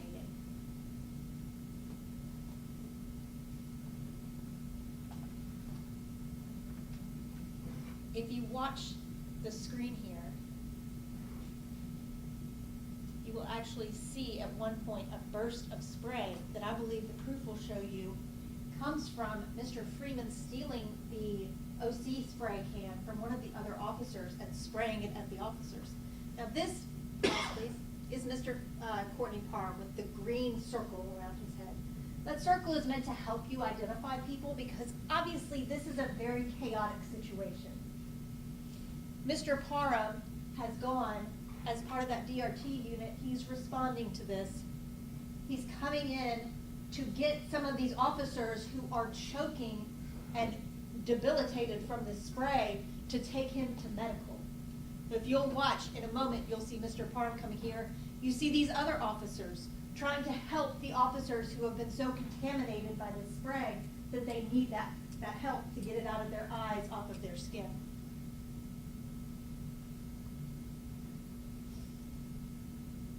There again is Mr. Parham, taking that officer to that medical bay. The state has put a green circle around Mr. Parham every time he appears on the screen. So I would note for you, that green circle never showed up in that 4th floor hallway where all of that mayhem was going on. Despite the fact, if you'll pause please, despite the fact that the officers are choking and completely disabled by this spray, Mr. Freeman is not.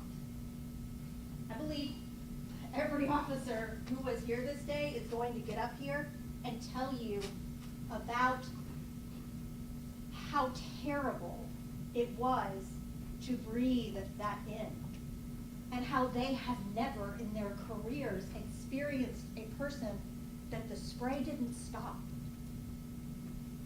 and how terrifying that was for all of them.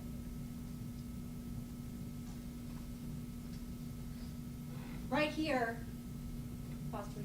If you remember, in the 4th floor hallway, they had gotten Mr. Freeman down.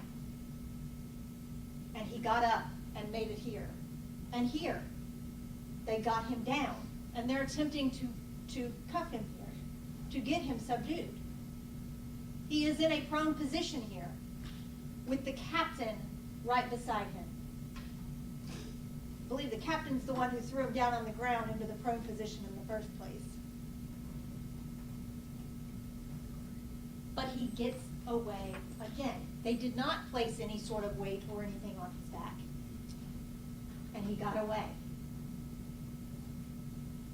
And he goes into a different part of the jail.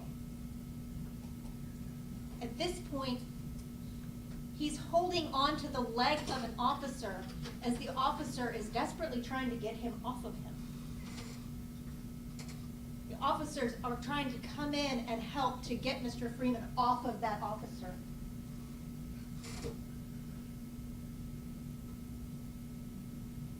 The camera angle is about to change. If you watch right down in this area, you will see an officer come forward with Mr. Freeman holding onto his legs. At that point, you will see Mr. Parham come in, issue a spray of OC spray, and I believe 3 short kicks to Mr. Freeman's arm to try to get him off of that officer.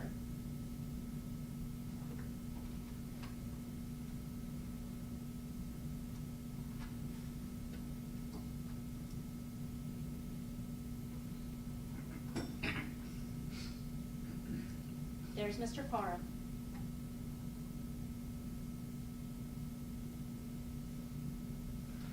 And again, you see all of these officers reacting to that spray.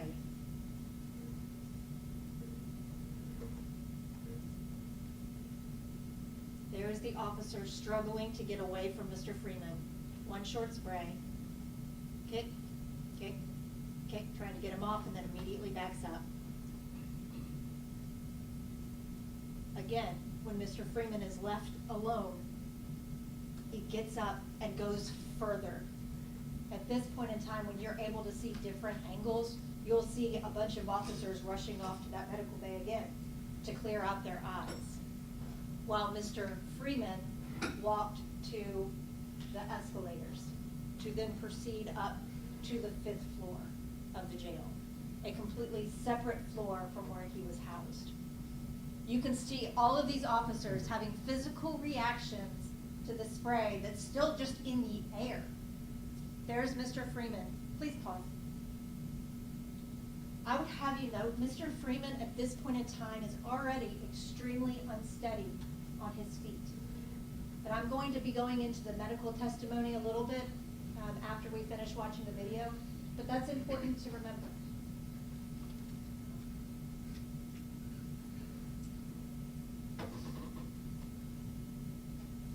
Despite already being unsteady on his feet, he is confrontational with officers, and as soon as he gets up to the 5th floor, he immediately engages with Perry, right there. Punches him, Perry punches back, gets taken to the ground. Again, Mr. Parham is not here, was not any part of any of this.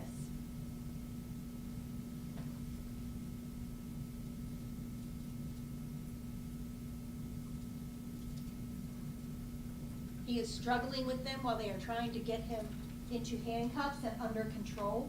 Again, he is covered in OC spray that is extremely slippery. There is Mr. Parham. He has come to assist the officers if they need him. If you'll notice, he tries to offer assistance, they don't need it, he backs off and just stands by.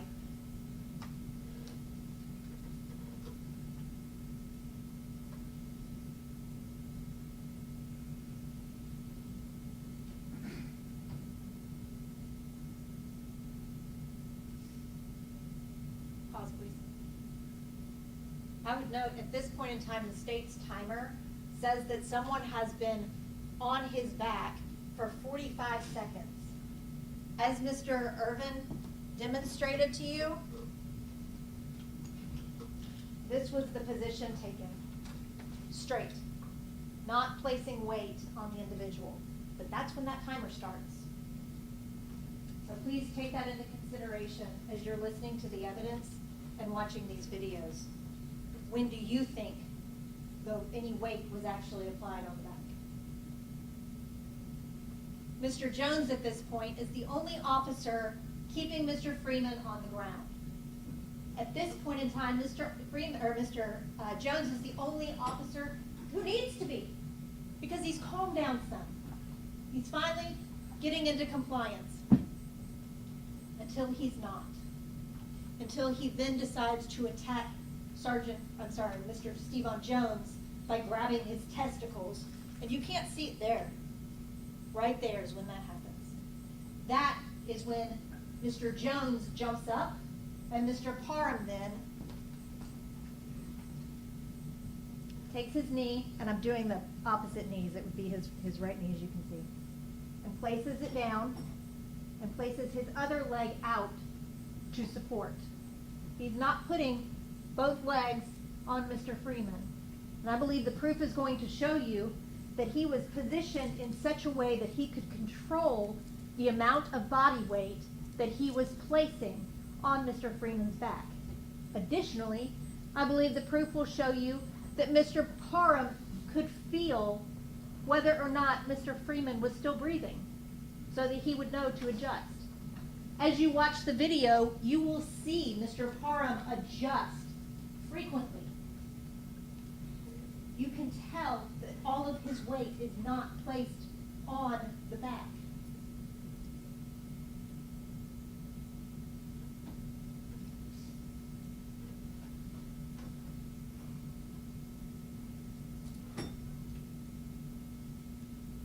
There's 3 officers here, by the way.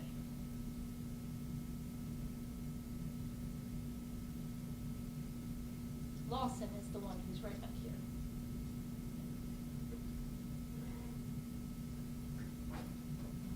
If you will notice, the whole time Mr. Parham does have his knee on Mr. Freeman's back, he does not have it anywhere up by his neck, and he is consistently watching Mr. Freeman the whole time. You will also see Mr. Jones throughout this process still continuing to gag and choke, because even though the spray was utilized on the 4th floor, because it was on Mr. Freeman, it contaminated the 5th floor as well. So even on the 5th floor, everyone is suffering from the attack or the effects of this spray.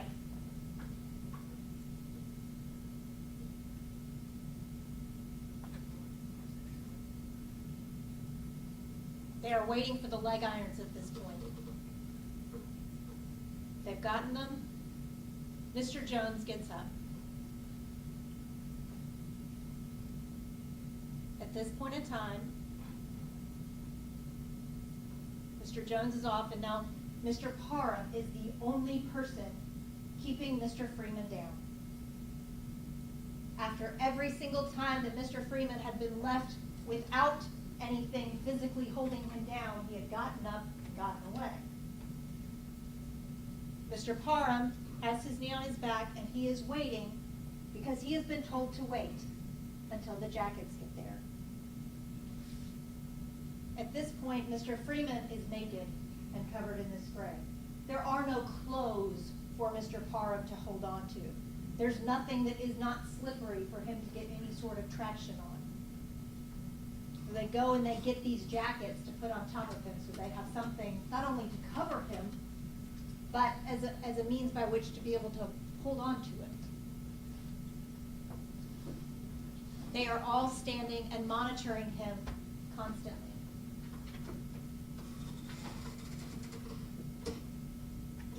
Checking his cuffs right here.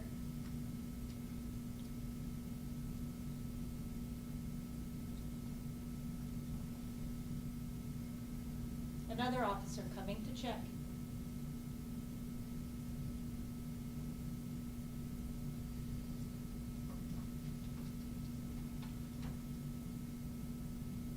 Two more officers who have come.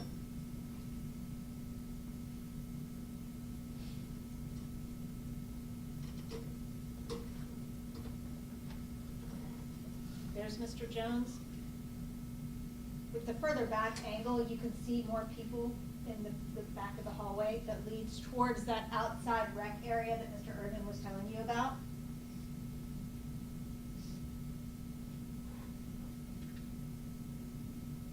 Again, they're all constantly monitoring him.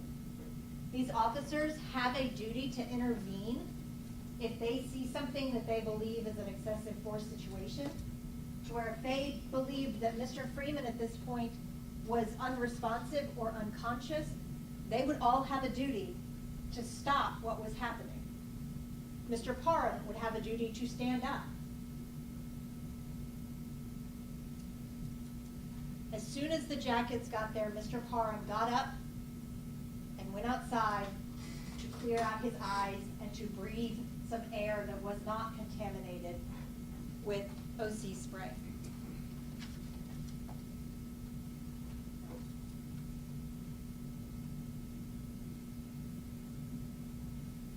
You will see in just a moment, there will be a chair-looking thing. Rectangular, orangish colored. That is a chair that is used and called for anytime use of force has been utilized or spray has been utilized to take someone to medical. It gets up there because it has already been called for.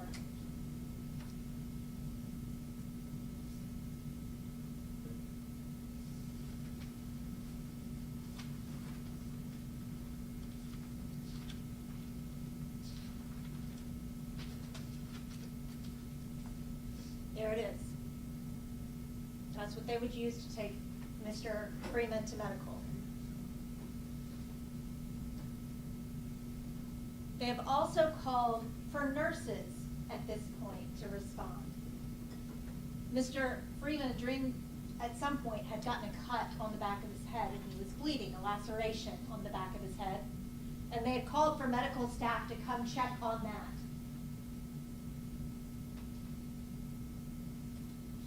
They put Mr. Freeman in the recovery position. Numerous officers around him.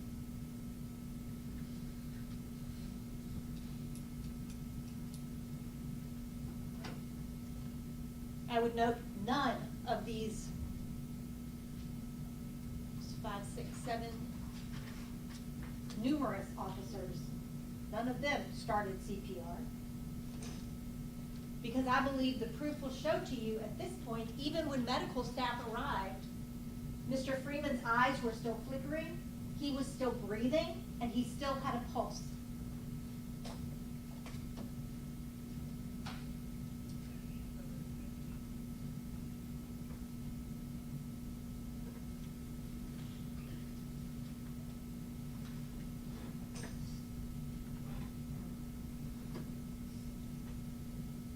Medical staff arrives.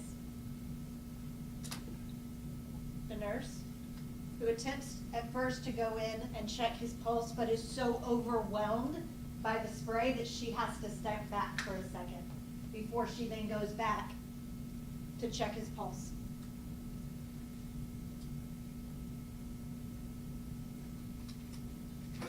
Second nurse comes in, checks his pulse.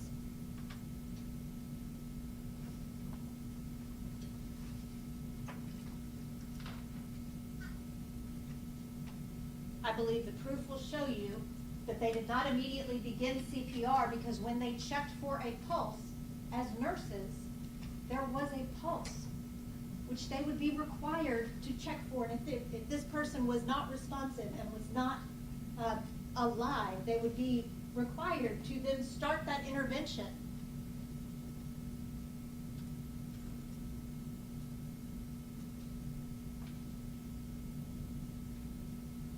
So I take issue with this time until attempt to revive, because I believe that the evidence will show you that at this point revival was not necessary.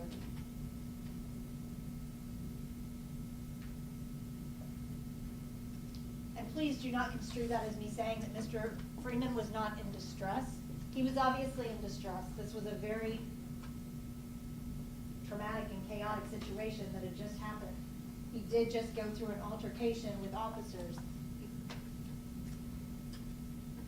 We later found out he has a terrible, terrible heart disease. I will talk to you all about it in a minute. They bring oxygen. They don't administer the oxygen. These are all things that medical professionals would be required to do if the circumstances necessitated it.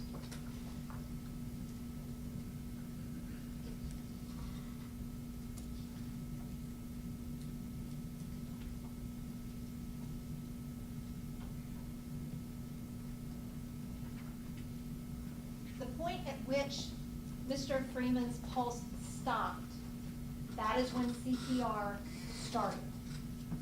911 had been called. They were on the way. The same day that this happened, TBI was brought in to investigate. TBI was brought in to investigate because they are supposed to be the neutral investigating body in any sort of possibly officer involved or in custody situation. They're supposed to be the ones who have that objectivity to come in and investigate this, to collect all of the evidence to see whether or not something should be prosecuted. The TBI did come in here. The lead investigator, Special Agent Chuck Baker, came in along with Ellison and Wages, who he was training, and he began the process of collecting evidence. They collected crime scene photos, they collected the 911 call, they collected all of these surveillance videos that you're seeing.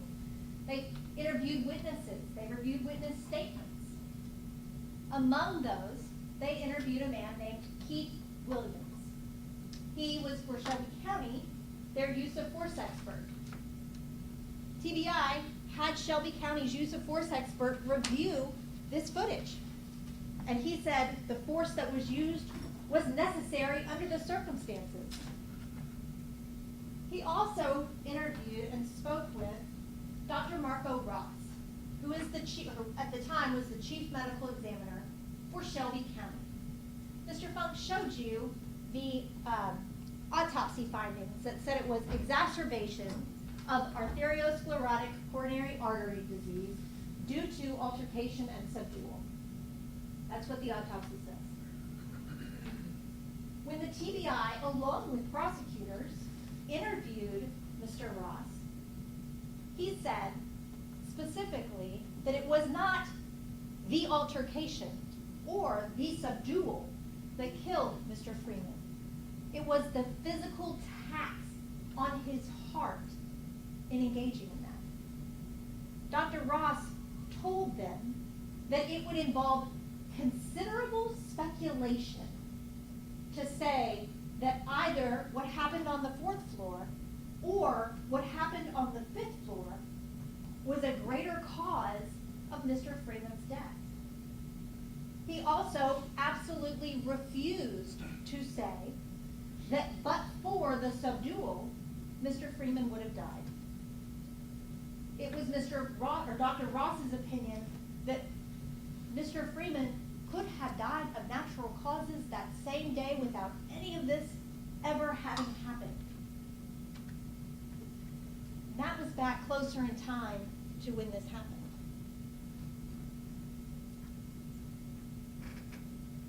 TBI collected all of that information. When the TBI was done collecting their information,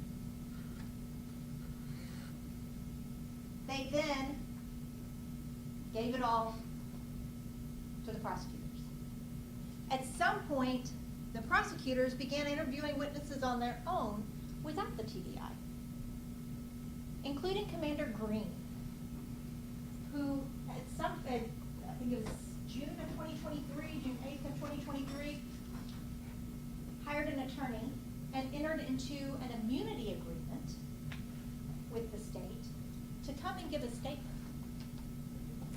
An immunity agreement means I'm going to come talk to you as long as you don't charge me. The only time we saw Commander Green in that video was when Mr. Freeman was rushing at him and he threw him down on the ground.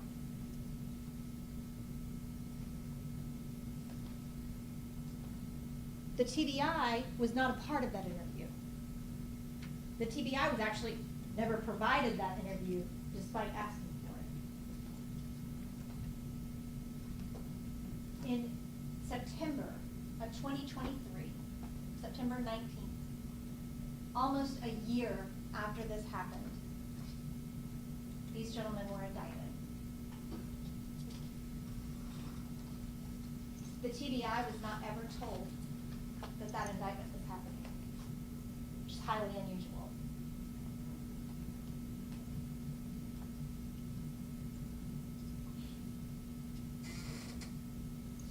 After the indictment, in 2023, as the prosecution has unfolded, Mr. Irvin kind of discussed with you about how the case unfolded.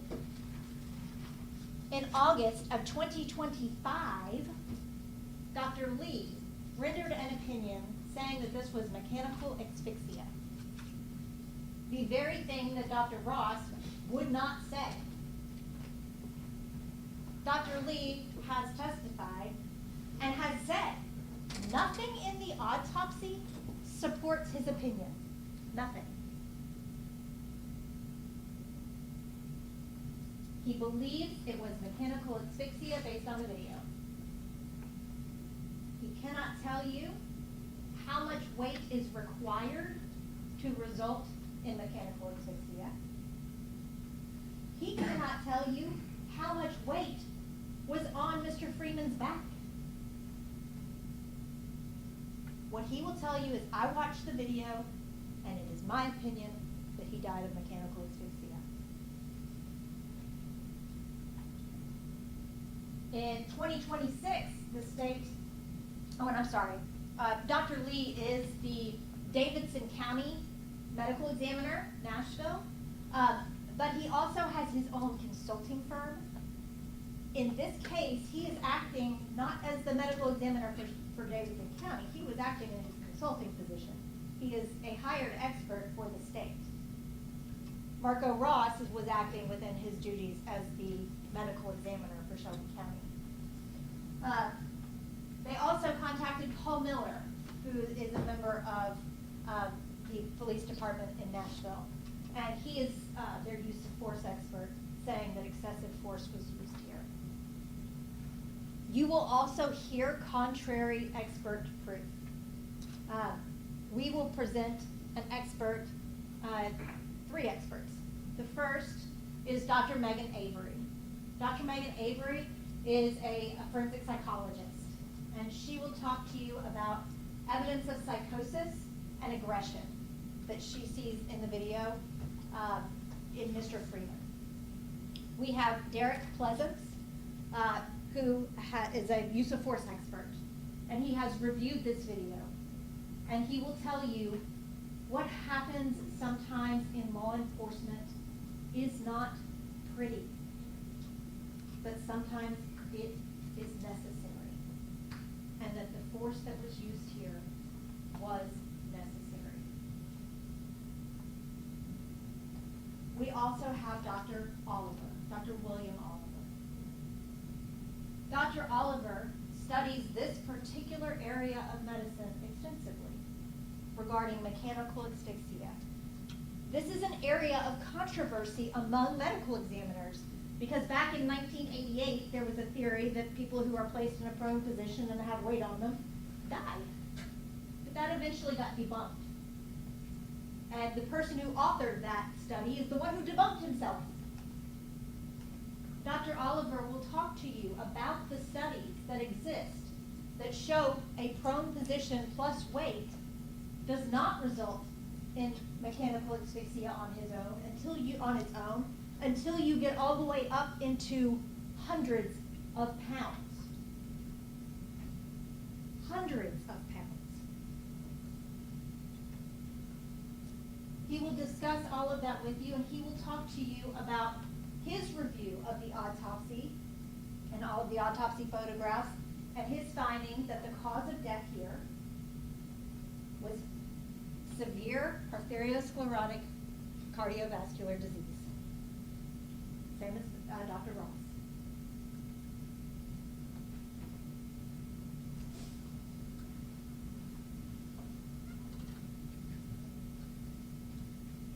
These men did not go to work that day to hurt anyone.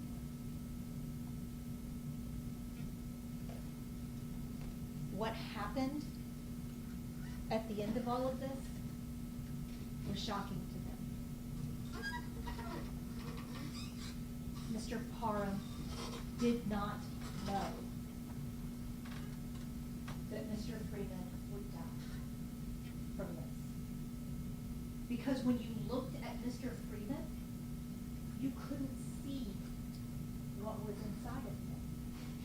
You couldn't see how severe his heart condition was. Nothing on the outside showed that.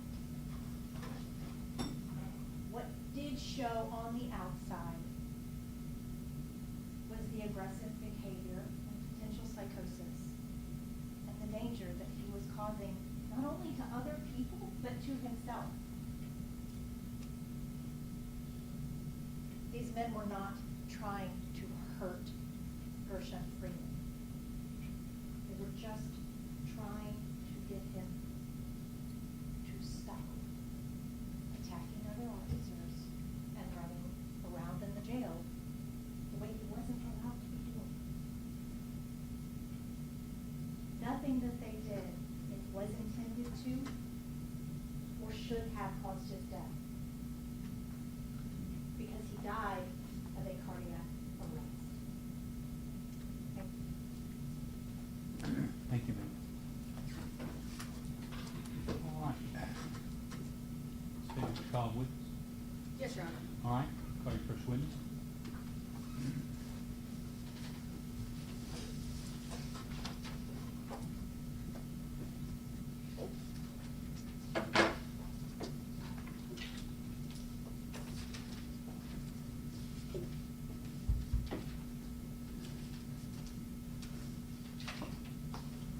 Thanks. First witness will be Ms. Kimberly Freeman, Your Honor. Kimberly Freeman, please.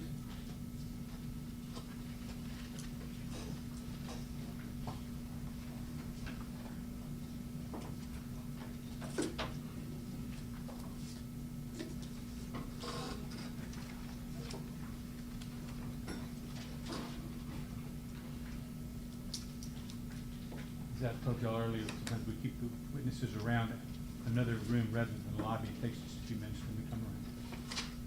Sometimes the state needs to take a break too before they call another witness.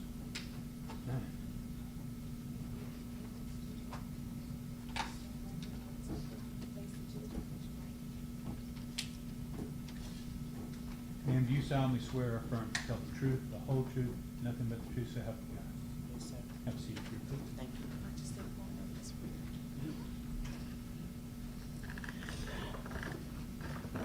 All right, ma'am. get started, Ms. Freeman, I'm gonna ask you to speak very loudly so that the jurors can hear you, okay? Yes, ma'am. Okay.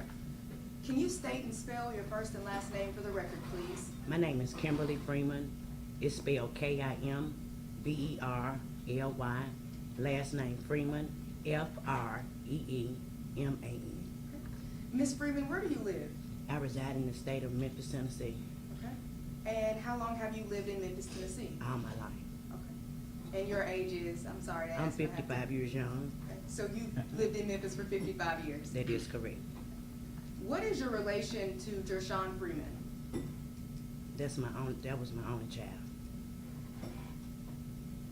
Ms. Freeman, when is Gershun Freeman's birthday? 12689. Now, was Gershun Freeman born and primarily raised here in Memphis, Tennessee? Yes, ma'am. Where did Gershun Freeman go to high school? Melrose High School. And does your son, Mr. Gershun Freeman, have any children? And if so, how many? He has 2 children. How old are your grandchildren? I'd say about one is 15 and a half. He has a birthday coming up this month, next week. And my granddaughter, she's 12. Now, what are some activities Gershun Freeman like to do with his children? Your Honor, may we approach? Yes.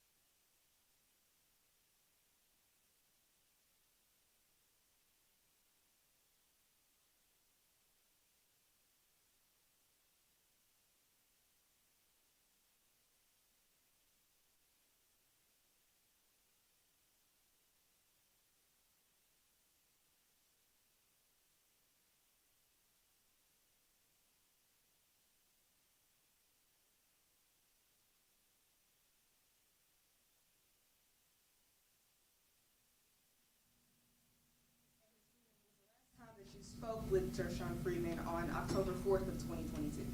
Yes, ma'am. On October 5th of 2022, were you notified about the death of Gershun Freeman? And if so, who notified you? My daughter-in-law, and she let me know that Sean was unalive here in 201. Okay. Now, prior to Mr. Freeman, your son, ever being placed in custody, were you aware of any mental health diagnosis? No, he's never been diagnosed with any illness. And I'm gonna ask you to do this. There's people way in the back of the courtroom, and you need to be able to talk to where they can hear you. So you can talk nice and loud, okay? Okay. Thank you. Yes, sir. Okay. Let me rephrase the question. Had he ever been hospitalized for mental illness? No, ma'am. Okay, now, Ms. Freeman, can you describe who and what Gershun Freeman meant to you? The world. Now, Ms. Freeman, prior to today, you did provide the state with a photograph of Mr. Freeman, correct? Mm-hmm. And that, is that a Yes. yes or no? Okay, thank you, ma'am. Ms. Freeman, I'm gonna pass you up this photo. Can you approach the witness? Thank you. Okay. Do you recognize the photo before you? Yes, ma'am. Okay, what do you see in the photo? Describe it to the jurors. I see my son. And describe what this photo is specifically. This was his prom. His prom day. Just a second. Could y'all approach the bench?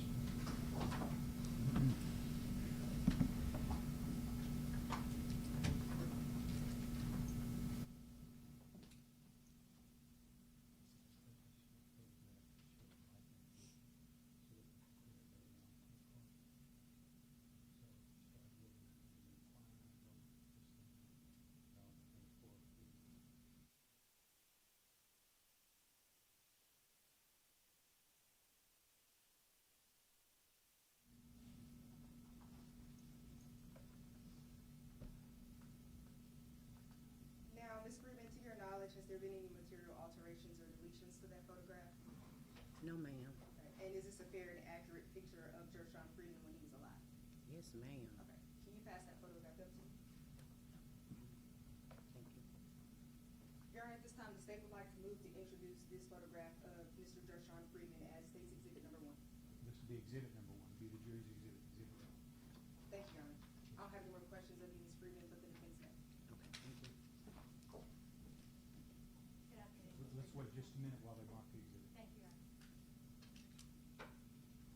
All right, now you make it. Ms. Freeman? Yes, Were you ma'am. aware that your son had been committed to MMHI, the Mental Health Institute, in 2012? He wasn't diagnosed. He went to the mental hospital before, but no diagnosis yet.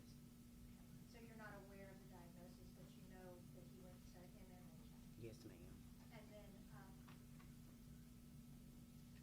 And then were you also aware that in July of 2022, he was admitted again for a No, mental ma'am. health episode? No, ma'am. You weren't aware of that one? No. When he had been struck by a vehicle after walking in the interstate? Oh, yes. Yes. Thank you. You're welcome. I have no questions. Thank you, Mr. All right, any rebuttal from the state? No, Your Honor. Thank you, ma'am. Now, here's the rule. You're free to go. You can go back to this, you can stay for the trial, but if you're here, you can't talk to anyone else about anything you hear in the courtroom until the trial's over. Okay? Yes, sir. Thank you, ma'am. Mhm.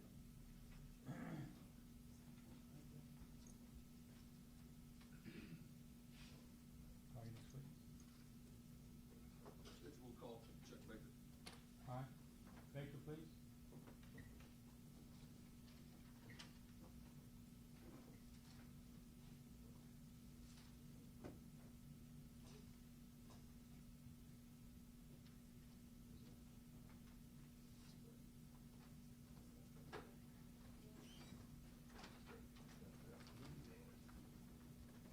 Sir, do you solemnly swear or affirm to tell the truth, the whole truth, and nothing but the truth, so help you God? Yes, sir. Have a seat. Your Honor, I have notes. Do you mind if I have my notes? Just have a seat. Yes, sir.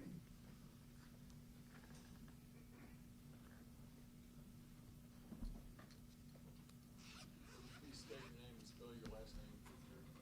My name is Charles, or I go by Chuck Baker, C-H-U-C-K, B-A-K-E-R. What do you do for a living, sir?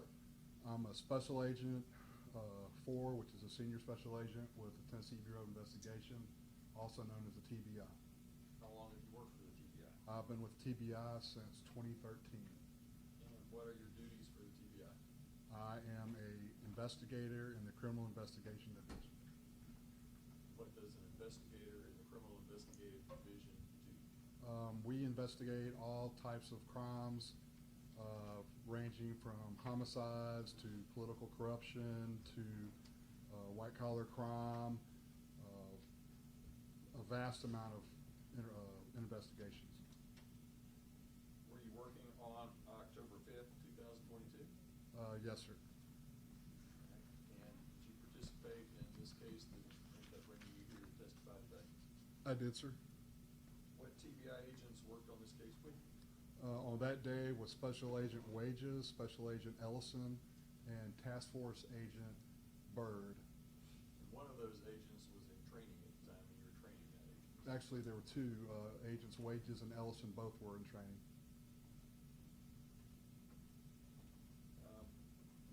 What time were you called to this scene? I was called to the scene around 6:30 by the Assistant Special Agent in charge, Mark Reynolds. And where did you go when you were called to the scene?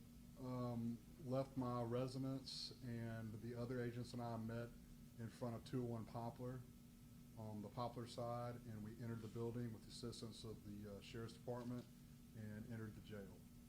And just for the record, 201 Poplar is in Memphis, Shelby County, Tennessee. Is Yes, that sir. correct? Yes, sir. And that was the scene of the death of Gershun Freeman? Yes, sir, on the jail side. All right. What all did you do as part of your investigation on that night? On that night, the first thing we're going to do is ascertain if there are anyone at the time injured, to make sure that anyone who is injured is receiving proper medical attention and first aid. Once that's ascertained, we're going to start the investigation by basically asking folks a preliminary questions about what happened. You know, why are we here? What happened? We were led to believe there was a deceased individual on the 5th floor who was an inmate. We therefore started collecting evidence. We took interviews, took statements from eyewitnesses, photographs, video. I'm just trying to think anything. With regard to the video that you took, right? Can you explain to the jury what a walkthrough is? So walkthrough video is something we use in what's a crime scene. So this would be considered a crime scene. So we will start and do a walkthrough from a crime scene from, say, point A to point B.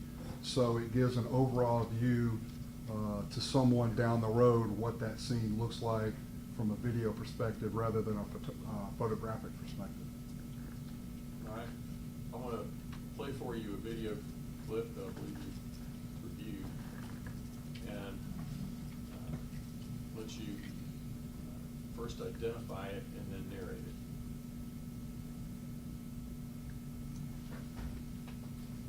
Oh, got it connected to the elbow. Computers slow things down. We'll get this done.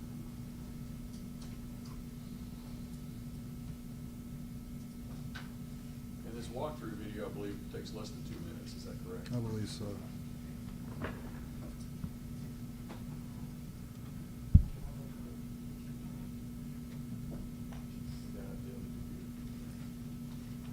Y'all are welcome to come up and help.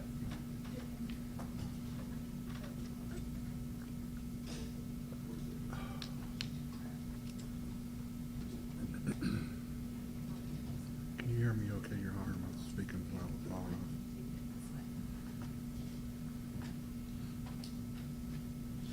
Judge, I apologize. We'll go forward with the direct You can examination. take a break if while you we need one. get- Apparently, this TV will work with, this computer will work with the large television screen.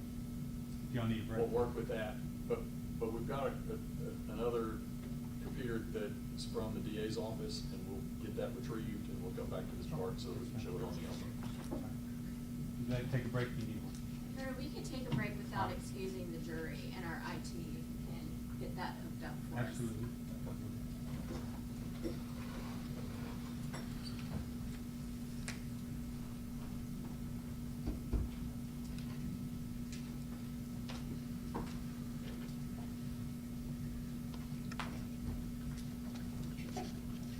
Michelle, let's pass exhibit 1 to the jury while we're waiting.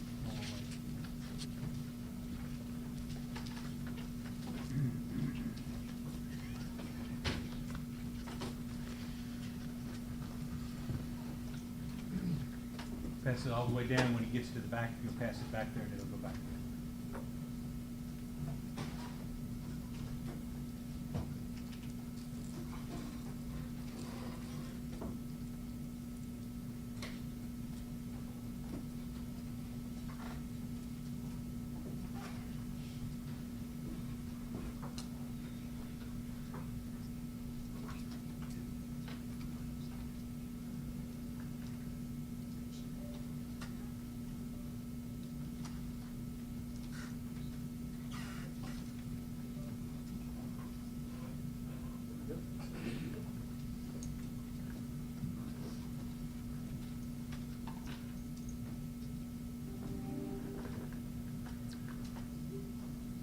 Tell me when you're ready, General. You recognize this as the opening All shot right, from just a your... second. We just pass that exhibit back. We'll get back to you again later. Okay? All right. All right, you may continue. You recognize this as the opening shot from your walkthrough video? Yes, sir. I believe this is going to be the cell that Mr. Freeman was housed in. Okay. We're going to push play, and you just tell us what we see. Okay, so we're going to go, basically, we're coming backwards from that cell. You're going to notice that it's a normal jail cell. There's a food tray on the bed there. On the floor, that is what's called a suicide gown that's used for inmates that are under suicide watch. Appears to be a blanket on the ground, another food tray, some clothing, some what I call slides or Crocs.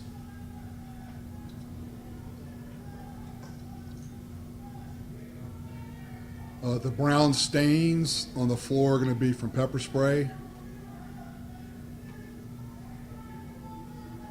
This particular pod is the suicide watch pod. So that's going to house a certain category of inmate.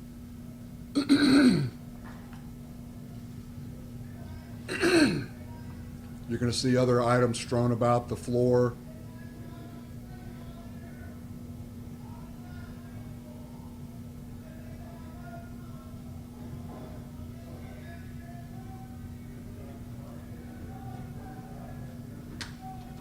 Another brown stain from pepper spray. Looks like a rub-off contact stain. A shower. Appears to be a bag of clothing. More brown stains on the ground associated with pepper spray. More bags of clothing. Once again, more pepper spray stains on the ground. Looks like there's some spray along the side of the wall there, along the door frame.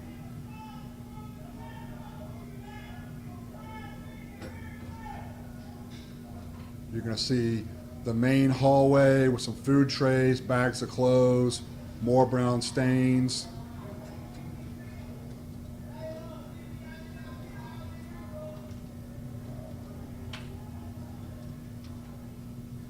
So that's a view from the entrance to that pod.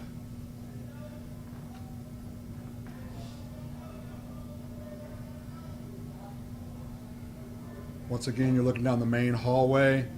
You're going to see more brown stain on the ground. That's going to be from the pepper spray.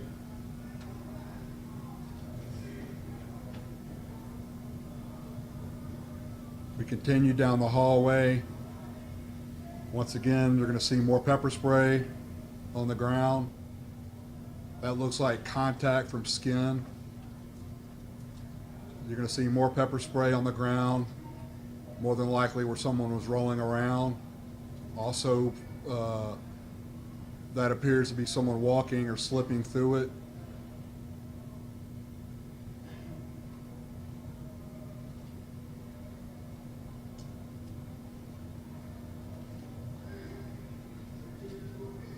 That's going to be a control area for that floor. So now we're going to be walking towards the escalator. And this obviously allows you to go up or down the floors of the jail.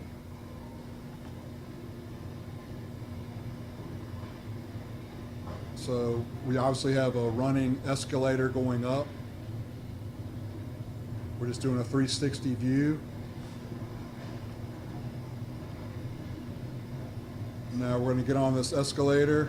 We're going to see a little more of the brown pepper spray.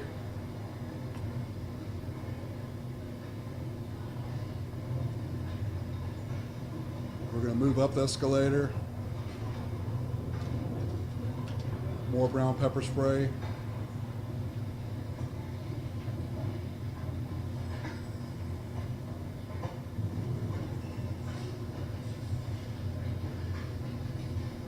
We come to the top of the escalator. We're going to see an arrow pointing towards gym. We're going to take an immediate right and look in there. You're going to see brown stain on the wall on the inside. You're going to see brown stain on the floor. You're going to see some, appears to be trash, a rubber glove, a chair, possible medical supply. That's going to be rub off stain from pepper spray.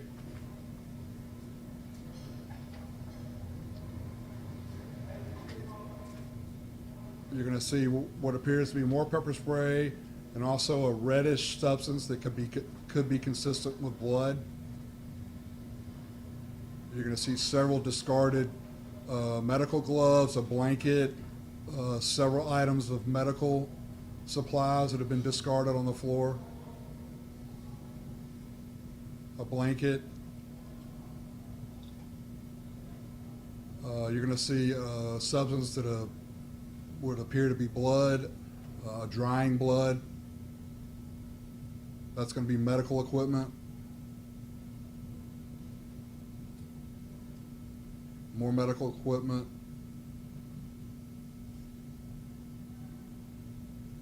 You know, it looks like another blanket or a jacket. You're going to see a stream of what appears to be blood as well, along with pepper spray on the ground.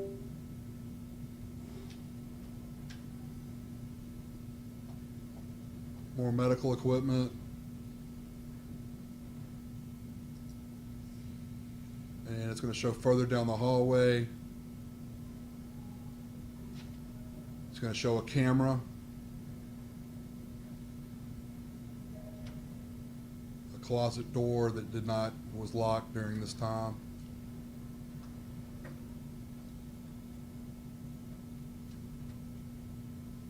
You're also going to see a corner camera in the video. Thank you, Judge. I'd like to mark this thumb drive as Exhibit 2. And enter that into evidence as well. Yes.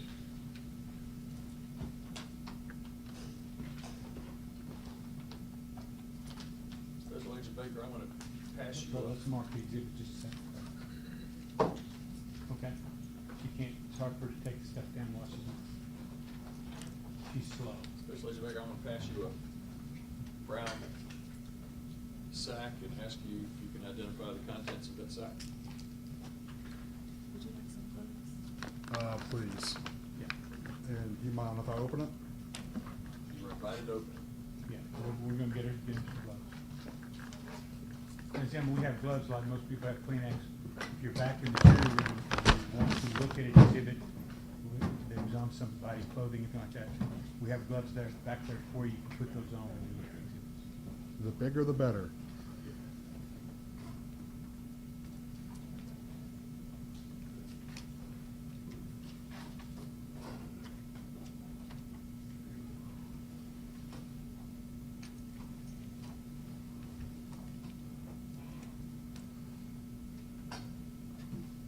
Thank you.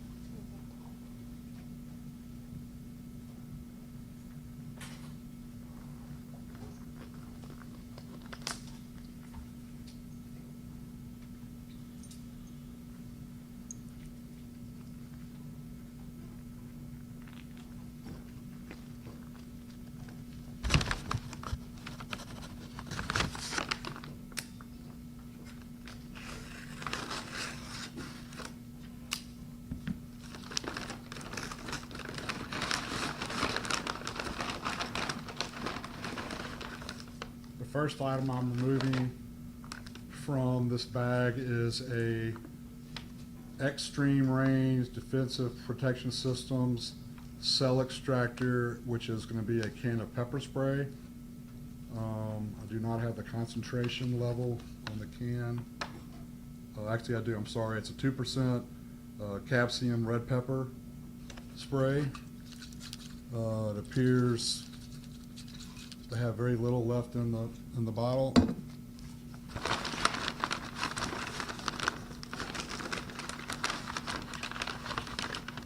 And the second item is the exact same type of bottle. It appears that this one has not been used. It appears the seal is still whole on this bottle, and it appears to be full. These are both canisters that you collected that night. Yes, sir. Walking through the jail and talking to the folks that were running the jail that night. Yes, sir. Judge, I'd like that, to make that collective exhibit number 3. All right, this will be exhibit 3. Evidence. And we'll mark the bag. Yeah. Were you able to smell? Well, let's just second, let's mark it.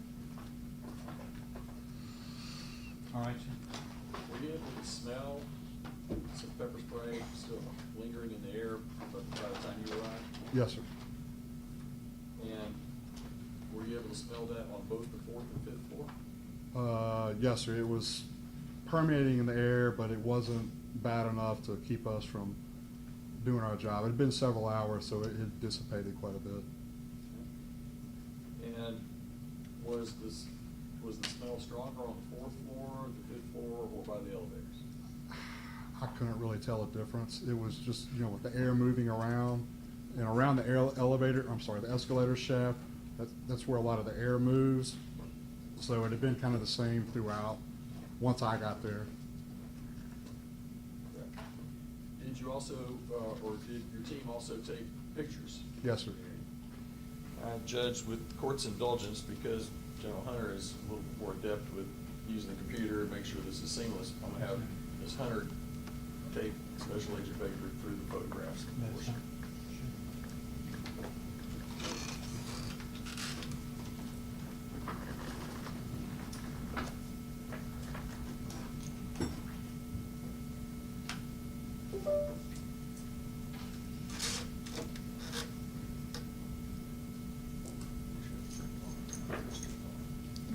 Your Honor, can we approach real quick? Yes.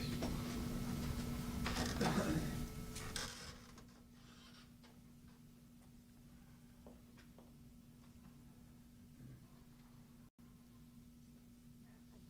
an objection to any of the photos, but I do have an objection to the way they're being presented.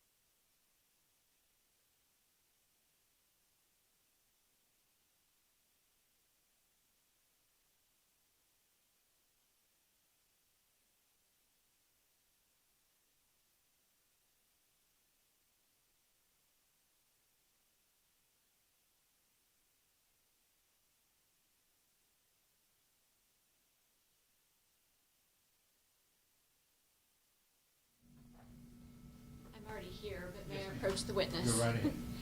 Agent Baker, would you look through these and tell the jury generally what those are?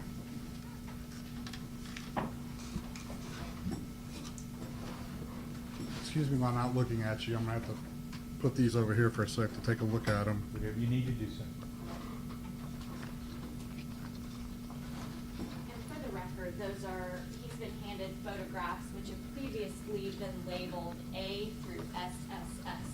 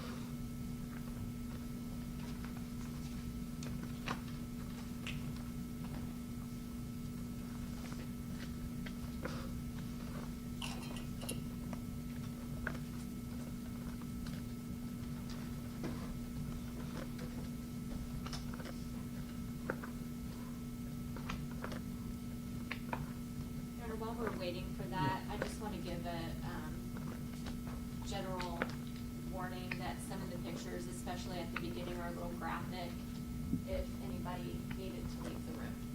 All right.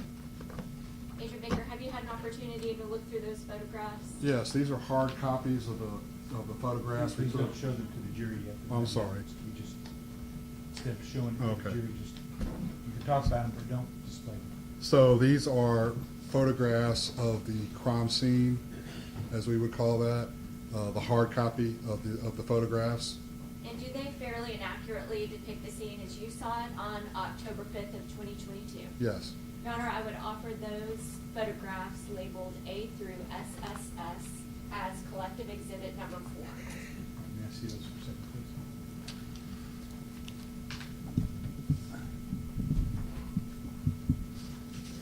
I don't see any labels on them at all. If you go past the very first page at the Okay. bottom right, Your Honor. Oh, I see now. All right. Good. So the first one, are we entering the first one as well? Just for it to have a label over top of it because the top one is hard to look at. No, I understand. All right, we'll just, let me,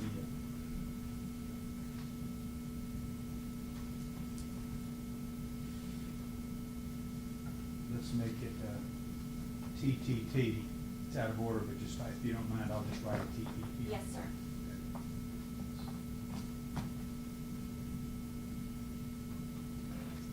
Any objection from this? No, defense? you're right. Okay, so we'll show these as collective exhibit 4. Your Honor, may I have permission, I've got them loaded into a PowerPoint, may I have permission to go through the photographs with you here in front of the jury? That would be fine. Thank you. All right, so this first. Just a second, let's mark the exhibit. Done. All right, man. Just put those on the exhibit there. Thank you. Agent Baker, when you and the other TBI agents got to the scene, was Mr. Freeman's body still on the scene? Yes, ma'am. Can you tell the jury where his body was? His body was laying outside the entrance to what I would call the area where the escalator was. So he was out, he had come up the escalator, gone through a set of doors, and had ended up just past those set of doors, or that entrance on the floor.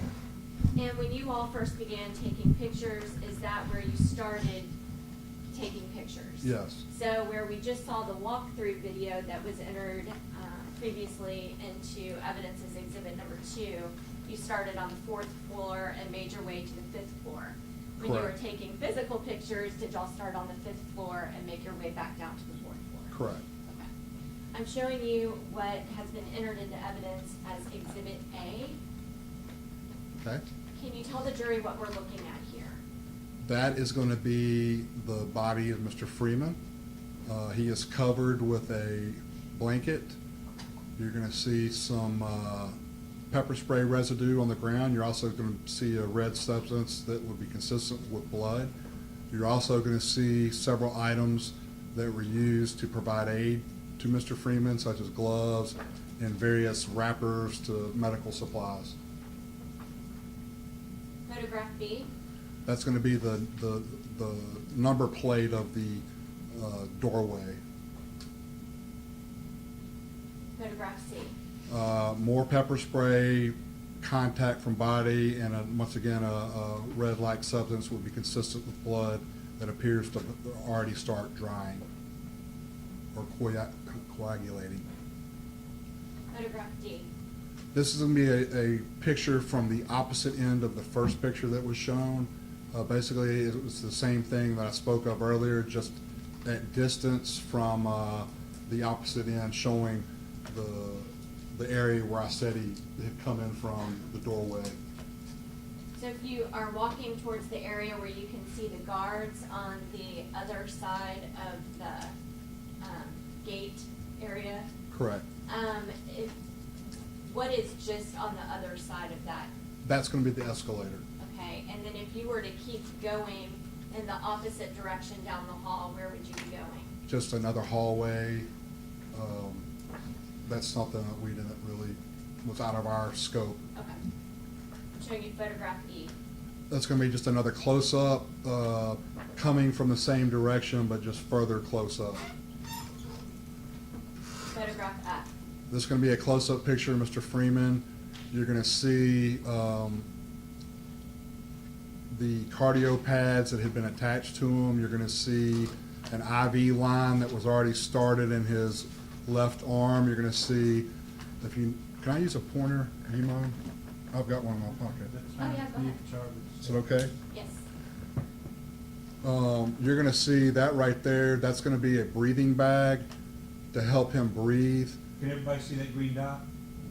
No colorblind jurors? Okay. And you're going to see more medical supplies. These are going to be wraps and so on. You're going to see gloves.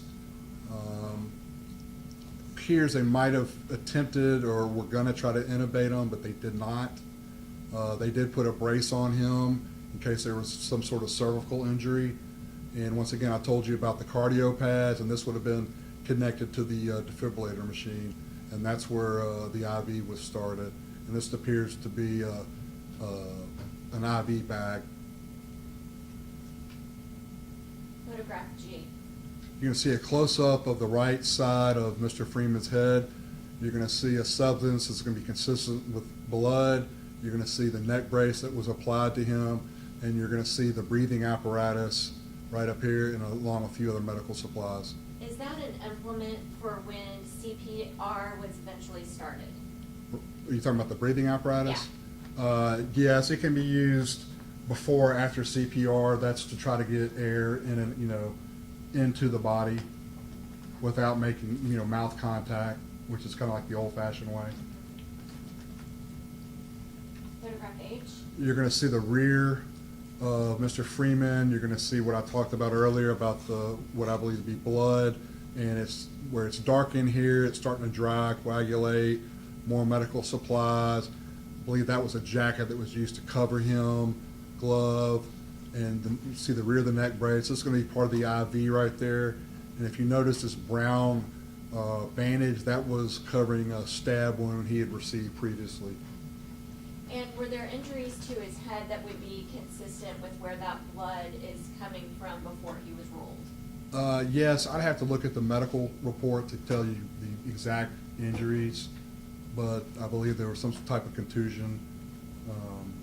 I can't answer. Or cut. Or cut, I'm sorry, cut. I'd have to look at the medical report to tell you exactly, but, obviously there was blood there. There was something that caused that. Fair enough. Photograph I. This is after Mr. Freeman was removed from the scene. Once again, you're going to see the area of the spray that probably came off, that definitely came off Mr. Freeman's body. You're going to see areas of blood transfer. You're going to see a lot of medical equipment, trash strewn about. This is going to be, I believe, that's the blanket, I believe. And once again, you're going to see the medical bag, the airbag. And in the kind of almost in the center of that photograph, is there another area that has a substance consistent with blood? Yes, and to me, from my experience, that looks like somebody might have stepped in some blood, and that's, to me, kind of looks like they transferred that by foot, something like that. Show you photograph J. Once again, a picture taken towards the escalator. Your medical equipment, your blanket, or what we believe to be his blood, more of the spray, and obviously this is the jacket that was also used to help cover him. Okay. More of the same, like I said earlier, just medical supplies. There's that blood you were asking about, and then the what I believe to be the blanket. L. This was the jacket used. Once again, the discarded medical supplies.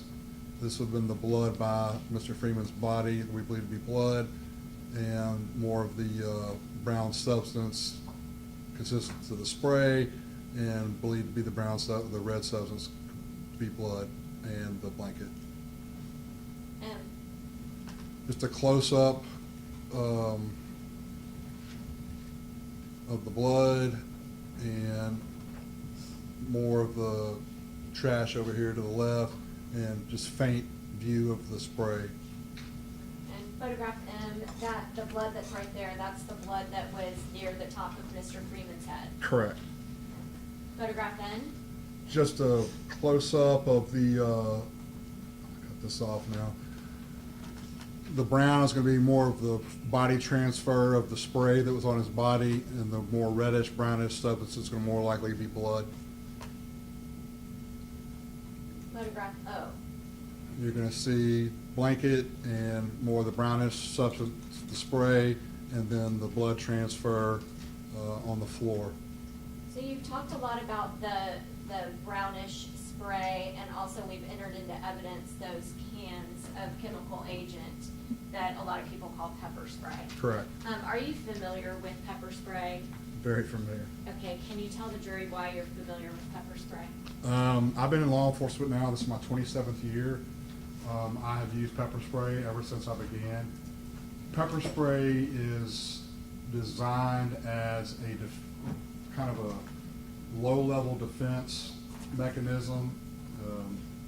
It is an oil-based substance that is filled with a certain percentage of a red capsicum pepper, and basically that oil is used to hold that pepper and spray and stick to you rather than say a water-based. So when you spray that stuff, it sticks to anything. And it also, it's basically grease, it's oil. So if you were to spray it all over your arm, body, face, hand, it's like spraying baby oil all over you, except it's going to be very painful. That's what it's designed for. It's designed to make people comply that are not compliant. Okay. And when you get it on you, you said it's oil-based. Is it easy for you to get it off of you? No. Can you tell the jury about that? So, like once again, if I use an example, you get Crisco on your hands and you try to just wash it off in water. You're gonna have a hard time. You're gonna need something like a Dawn soap or a Palmolive or something like that to wash it off. I've been sprayed numerous times in training, and also, unfortunately, when you spray someone, and I'm a kind of a bad luck guy when it comes to that. In my years, when I've had to unfortunately spray people, usually it all comes back on you. And so one of the things we use to help us is Johnson's baby shampoo, believe it or not. And we will pour Johnson's baby shampoo in our eyes, and that helps mitigate the pepper spray. One of the things you don't want to do is rub your eyes, because if you do, it makes it worse, and you're going to wind up transferring to other places of your body. How does it feel when it gets in your eyes? Everyone is different. I have seen people immediately fall down on the ground and are totally, they can't do anything. And then again, I've seen people get sprayed and they'll laugh at you. It's how your body reacts to it. But normally, it's an irritant, and it will basically almost swell your eyes shut. It'll start watering from your eyes, your nose, snot. I hate to be gross, but snot will come out of your eyes. But it doesn't affect your breathing. It's like I said, it's used as a defensive weapon of the lowest level of defense, I would say. You know, that's something like one of the first things you would use in a defensive situation would be your spray. Photograph P. That looks like the base of the doorway, and then you're going to see some brown stain to the right, consistent with pepper spray, and it looks to be blood that is coagulated and starting to dry. Just for the record, if you're looking at the picture, that's on the far right side of the picture. The blood, the coagulated blood. Yeah? Yes, ma'am, I'm sorry. Okay, sorry. Photograph Q.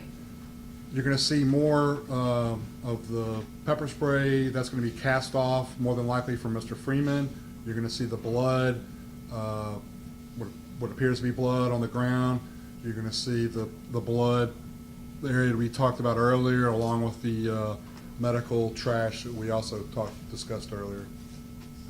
Photograph R. This is going to be cast off, when you rub up against the wall, body. That's what it appears to me from the spray, because like I said, it's an oil-based spray. You can't get it off of you, and more than likely anything you touch, that's what's going to happen. And obviously, we'll get to this in just a minute with further questions, but you collected video in this case, is that right? Yes, ma'am. And did you also watch that video? Yes. And is this consistent with Mr. Freeman after being sprayed by the pepper spray being pushed up against this wall? Yes.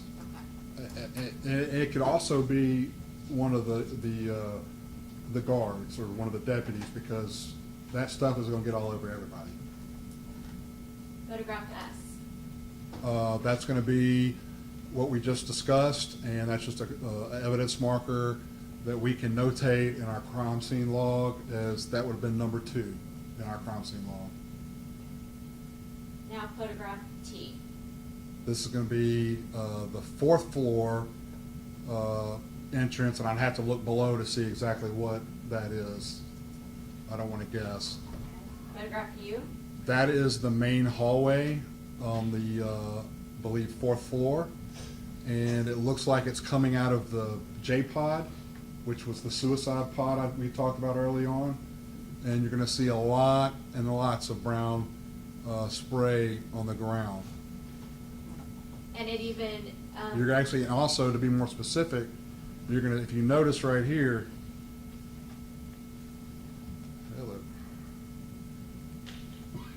well, it's not working. If you notice at the bottom, those are droplets. So that is more likely that's where some spray probably pooled, whether it be on someone or on the bottle itself, and actually dropped on the ground. and this spray goes beyond that doorway that goes into 4J or 4 Juliet, that suicide watch pod. Correct, And it goes even past that doorway a little bit more down the hall. correct. Photograph B. Just the floor with more spray residue. W. That looks like spray residue, like cat rub off from someone. X. Spray all over the ground, some trash, looks like a mask, discarded mask to the bottom left. Y. Why? Letter Y. Oh, I'm sorry. And I think your pointer was working, it was just shining on the left. Yeah, it's weird, it's like, I can't see it anymore. So that's gonna be a stack of food trays, number one.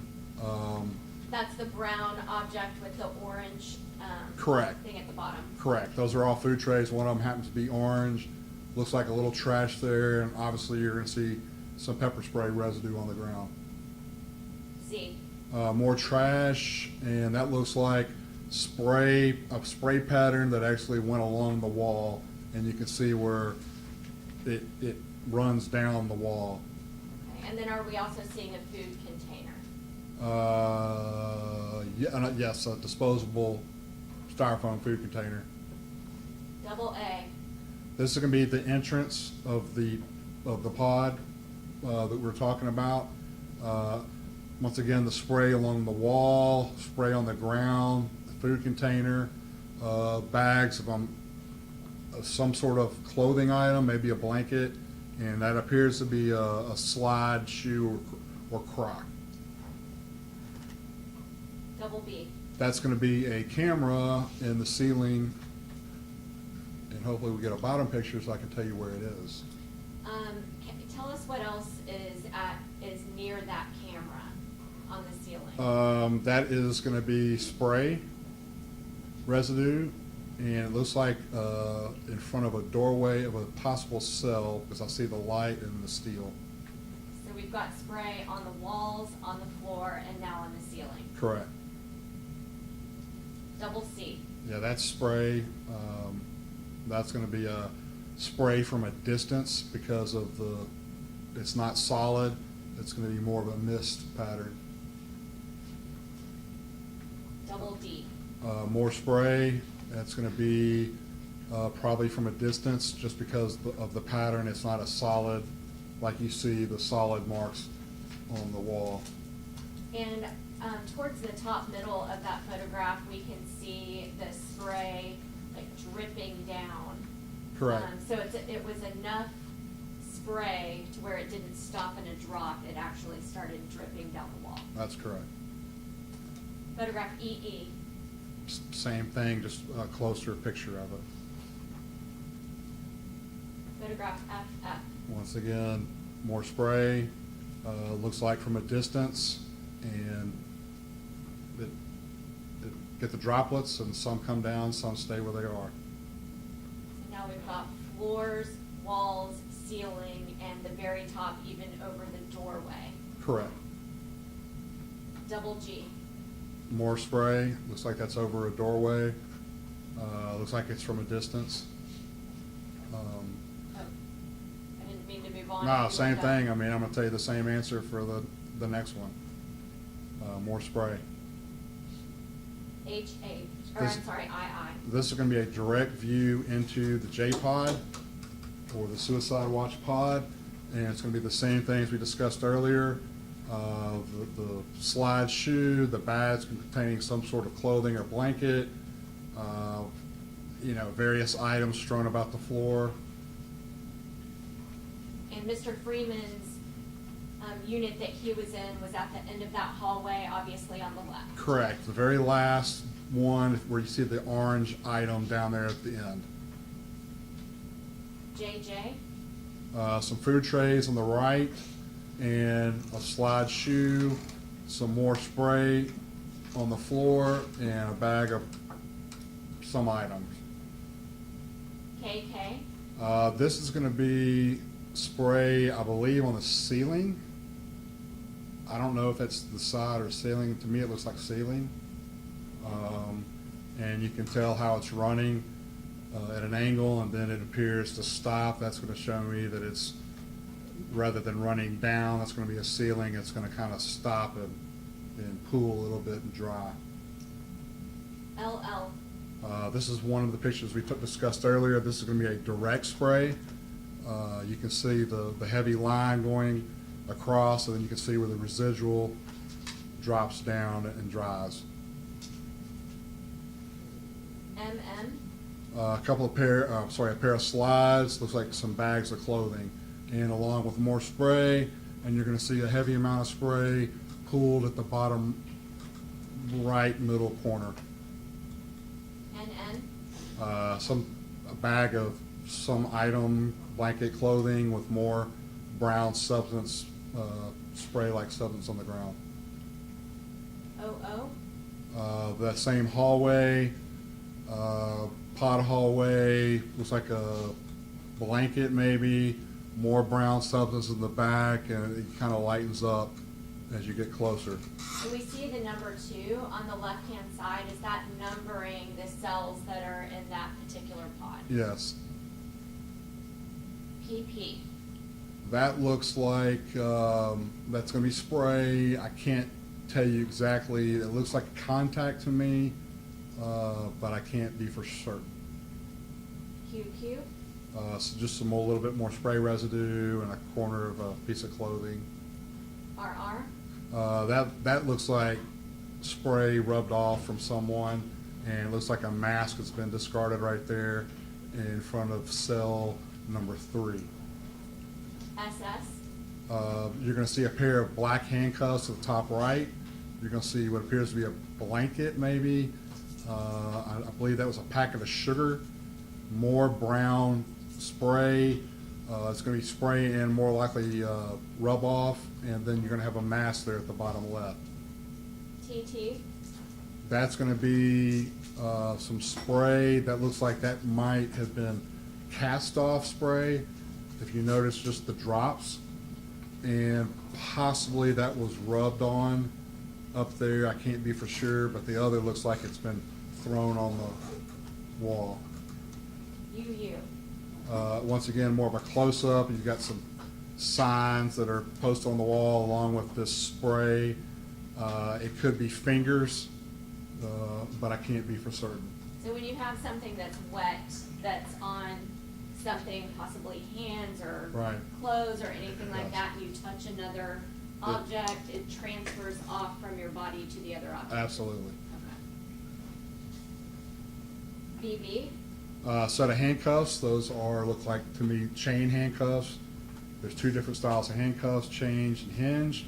Those are going to be chain handcuffs, and I believe that's, I'm going to guess, a shirt and a packet of sugar along with some spray residue on the ground. okay, and that's consistent with the timing that this happened, which was right around time for the people who were housed here to eat. Correct. It was feeding time. WW, What we just saw again, you can see a little bit of the black handcuff, I guess a shirt, and more of the spray residue. XX, We're going to see one slide or crock. Looks like maybe a sock and some other piece of clothing, plastic bag. Looks like I can't tell what the yellow thing is up there, and a little spray residue. and as we're walking through these photos, it's similar to the walkthrough video where you're systematically going through. So as we are seeing these pictures, we're progressing down JPOD. Is Correct. that right? It's just like, instead of using the video camera, we're using a camera. Why? That looks like a one of the blankets, I believe, or it could be a smock, but I believe it's a blanket. Food tray, more of the brown stain, looks like a little corner of the slide Croc shoe. Let me pause and ask you about a smock. Why would there be a smock on a unit like this? So in a suicide watch cell, you don't want to have the person have access to normal clothing. They could use that clothing to hang themselves, hide objects. That smock, the best thing I can compare it to, have you ever seen a moving blanket before? You know how they're cheaply made, kind of like fibrous, and you can pull them apart really easy? That's what that material is. So if they tried to hang themselves with it or use it or something like that, it's just going to break apart. And there's going to be no pockets in there. You're not going to be able to hide anything. And so that's what that is. ZZ. Once again, that smock or blanket, that blanket on that, and kind of going back to what I just said about the smock, the blanket's going to be made out of the same material as well. It's going to be able to break apart easy. It's that very fibrous type material. So you're going to have that there, and it looks like some discarded food tray and some Crocs, and that's in front of cell number 5, which would have been Mr. Freeman's cell. Triple A. Once again, same thing, just more of a close-up picture in front of cell 5. Same thing I just discussed. Triple B. The black thing is definitely going to be the smock that he would have had. He was not wearing it, and I believe the yellow thing is going to be the blanket. So the fact that he was naked at the time that all of this happened, he obviously elected not to wear the smock. Correct. Triple C. That's just going to be the interior of the cell. That's going to be the toilet sink system, along with the cell, bed, and looks like an empty food tray on there. Triple D. Just a close-up picture of the food tray and what we found in the cell. Triple E. Just a picture of the toilet. I can't for sure tell you what that substance is on there. I don't know. I don't know if that's spray. It could possibly be blood. We did not test that. Okay. And from watching the video, were you able to see correctional officers go into Mr. Freeman's cell around the time that this event occurred? After he came out, were you able to see correctional officers go in? I'd have to go back and look at the video. Triple F. It's a sink. It's got a plastic bag in it. That could either be vomit or that could be some sort of food product. I don't know. Okay. When some people breathe in that chemical spray, could it make people sick? Absolutely, and I could tell there were several people who did get sick that night. Triple G. Looks like some possible spray droplets, but I cannot be for sure what that is. Triple H. Once again, inside the cell, empty food tray, and really nothing else. Triple I. Looks like a piece of food, empty styrofoam, piece of the styrofoam, and the steel bed. That's what I was about to ask you. That steel thing that we see, it's a bed basically without a mattress. Correct. The blanket would be used as normally that's what the blanket would be for, because you don't want those items, such as a normal mattress, when you're in suicide watch, because there's certain things that could be used on that mattress to hurt yourself. Triple J. Looks like a used food container with some sort of food items in there, plastic bag, looks like possibly a piece of cake on the bag, and the steel bed, I'm sorry. Okay. Triple K. Looks like the floor of the cell, along with the smock, discarded trash. Triple L. That's underneath the cell bed, and it just looks like a few items of trash, and I can't tell you what that brown stain is. Triple M. Once again, we just took a picture under the cell, under the bed, just to show what was there and what it looked like. Triple N? Looks like possibly like a tuna can. Or how about a hospital wristband? Is that what it is? Okay. Yeah. Wristband and a piece of trash. Oh, I'm sorry. Triple O. That's going to be the smock blanket, again, like we talked about earlier at the entrance of the cell. So now we're standing inside Mr. Freeman's cell, and that is looking out. Correct, looking out. Triple P? That would be looking at the wall from inside. Triple Q? Looks like 3 slide shoes, food container, and some clothing on the outside. Triple R? Once again, 2 shoes, blanket, I don't know if that's a sock, possibly a sock, and a food container. And triple S? That's the yellow blanket in front of the number 5 cell with what appears to be a padlock. Thank you.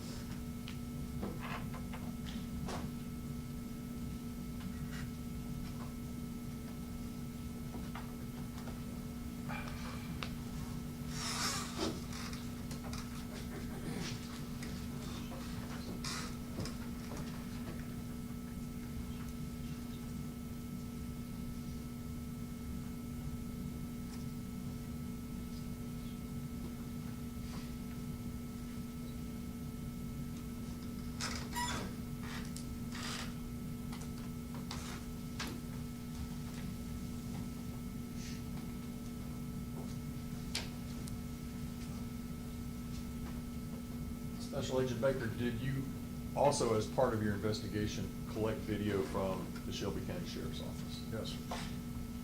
And I believe you have reviewed a thumb drive today marked E1. Yes, sir. What is that? That is going to be a video of the incident. And roughly hour and 8 minutes long? I believe so. And what type of camera or cameras are being viewed when you look at the E1 video? So that's going to be, to explain the video system, it's when I obtain the video, it's proprietary software. So it's not like I can just call up and say, hey, I need a video, and they send me a file. The files are embedded within the video system, so it'll show different views of the camera. Is that? Is it just one camera that's being shown on this video? Yeah, on that video, yes, I'm sorry, one camera. I'd have to see it just.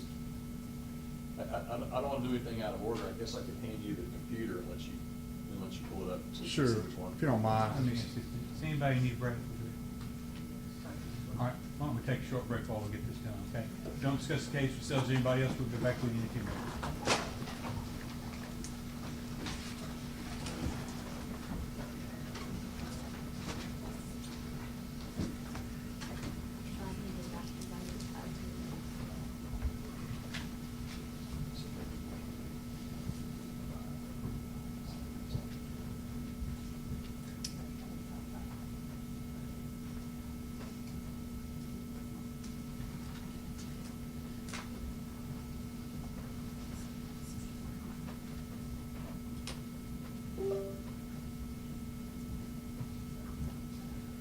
Take recess, please.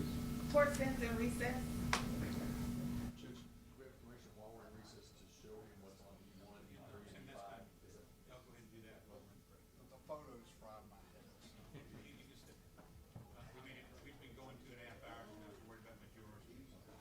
We're just gonna show you like 60 seconds of each E1, E3, and E5, so you know which ones they are.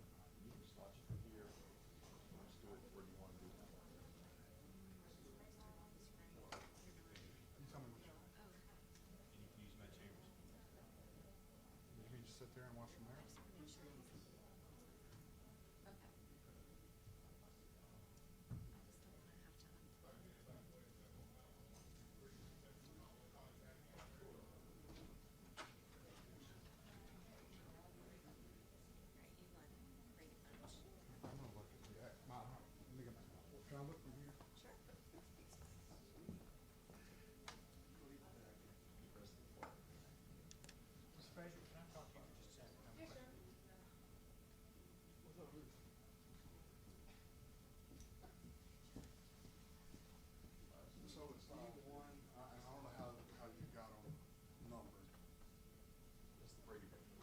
Well, that's what I said, that's what I was, I didn't know if you were talking about each individual. No, no, Oh, just. okay, yeah.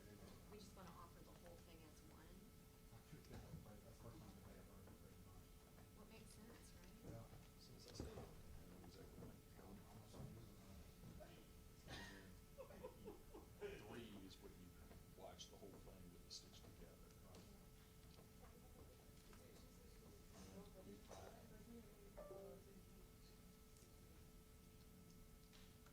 You'll say, I'm not saying what it was, and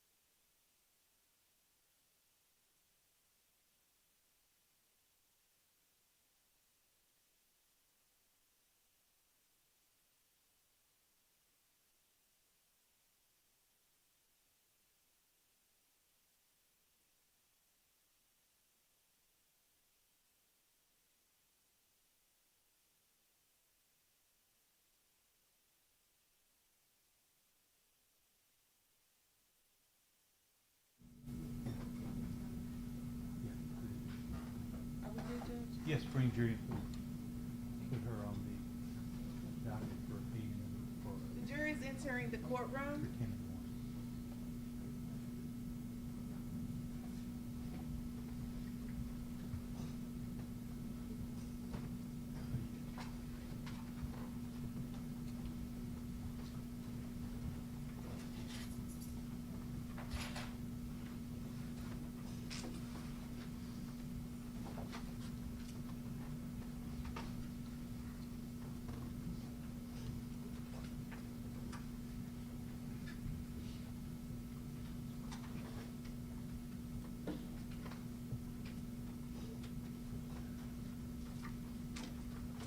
All right, you may You may be continue. seated.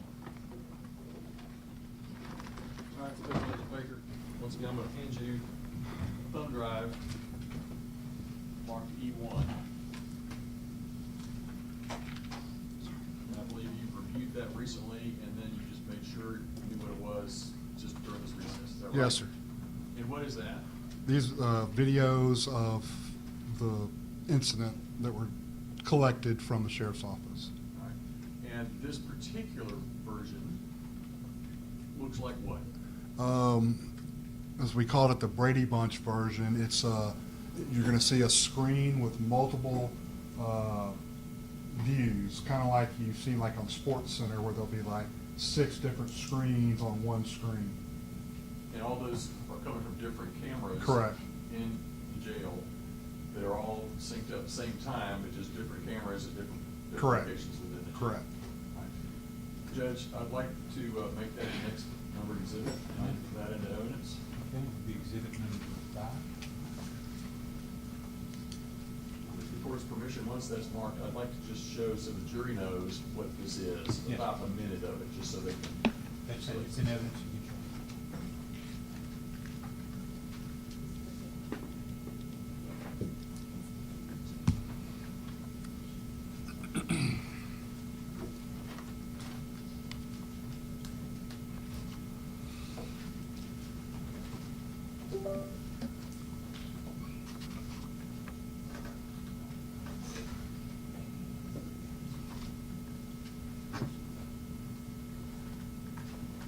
Press the play button.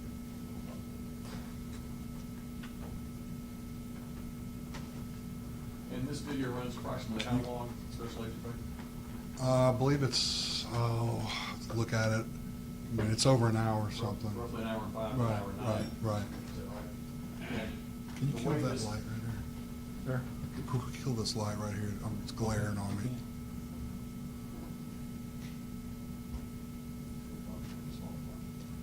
And so if the cursor moves and clicks on one of the smaller boxes, then it takes that small box to full screen. Yes, sir. And then if we go backwards, then it goes back to the Brady Bunch version. Correct. Is that right?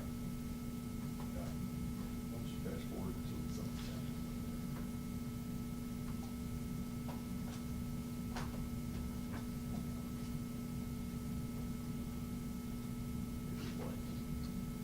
So when you get to the right part, then that's gonna show on this one of the frames. And then when they move to another section, then all of a sudden that frame will show whatever's being active in that frame as well. Correct. Go back to the Brady Bunch version where you see all of them.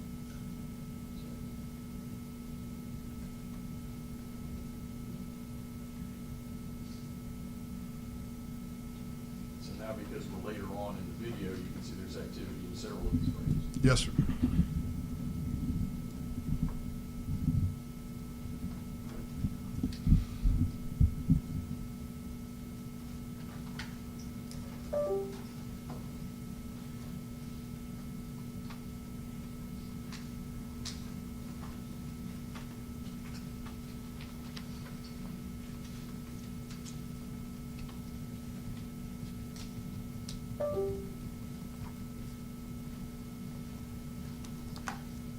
Special Agent Baker, I'm gonna pass you a thumb drive marked E3. Have you had a chance to review that and watch that? I have, sir. And what is that?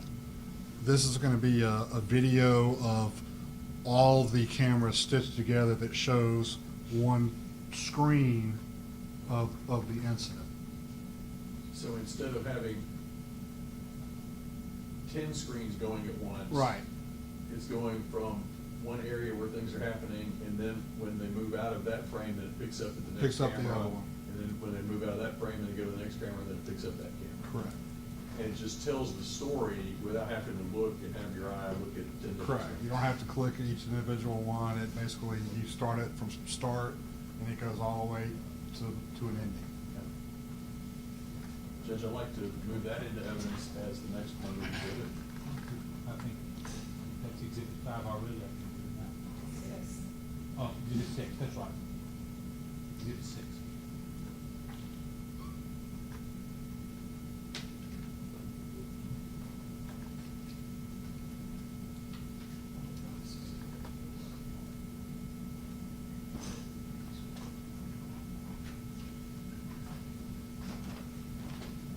Judge, with the court's permission, we're just gonna show 30 seconds of this so All the right. jury can see. Yes.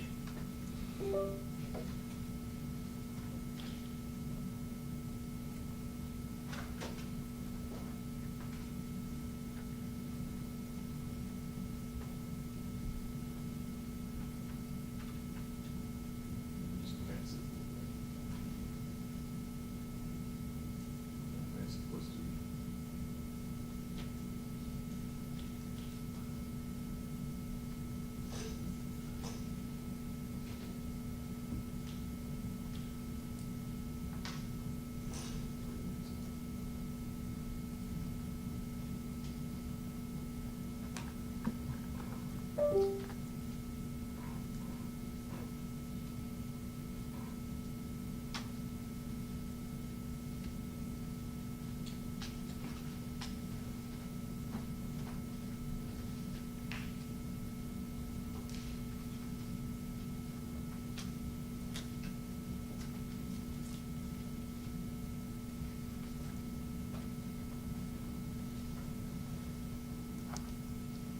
Special Agent Baker, I'm gonna hand you a thumb drive that's marked E5. And you've had a chance to That's review that a as jump well. drive. A thumb drive, Oh, thumb drive, okay. thumb drive. And you had a chance to review that as well. I have. And what cameras does that show? This is going to show the camera where the ambulance and paramedics enter the CJC bay in order to treat Mr. Freeman. So a couple of those cameras, plus maybe there's one of the cameras that was down at the end of the hallway. as well. Right, when they come in. All right, Judge, I'd like to make that the next exhibit and All right. move that into evidence as well. Exhibit 7.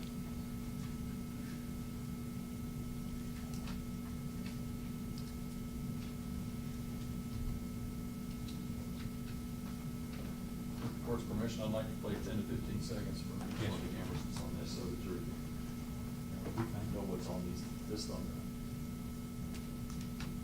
drive.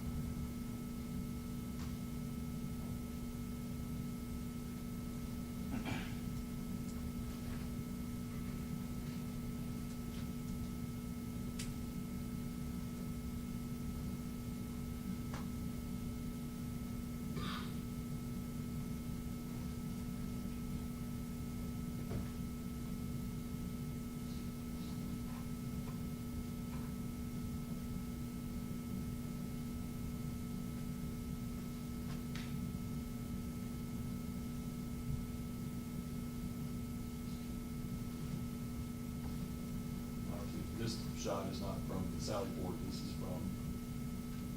is from inside that hallway, is that correct? Yes, sir.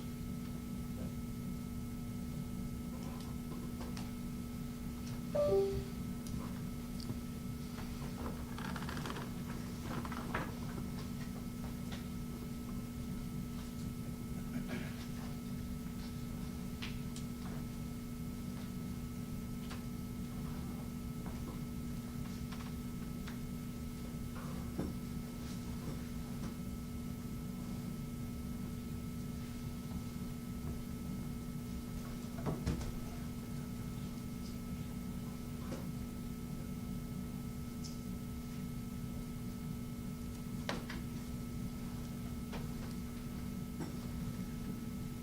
Special Agent Baker, I'm not talking about any of the Shelby County Sheriff's Office employees that have been charged. How many of the other members of the Shelby County Sheriff's Office approximately did you try to talk to that you were unable to talk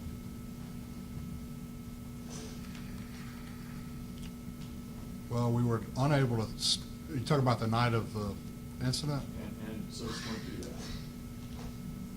Well, we've never been able to talk to 9 that were charged. Right, other than this, I'm not talking about. There was one that we found out about later that we never got to talk to. I believe Deputy Green, that is, or I'm sorry, Commander Green. Commander now. I'd have to go back and look at my notes, but I'm not.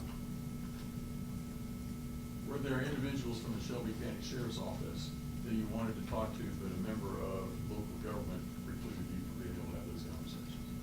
Yes. Who was that member of the local government that precluded you from talking to Shelby County Sheriff's Office employees? It was an attorney hired by the sheriff's office that we had to go through. And were there times when you attempted to talk to Shelby County Sheriff's Office employees through that person and you were precluded from doing that? Yes.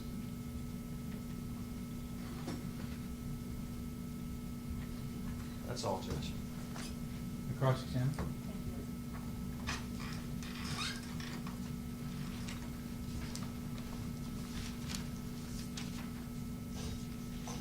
Special Agent Baker, how long have you been with TBI?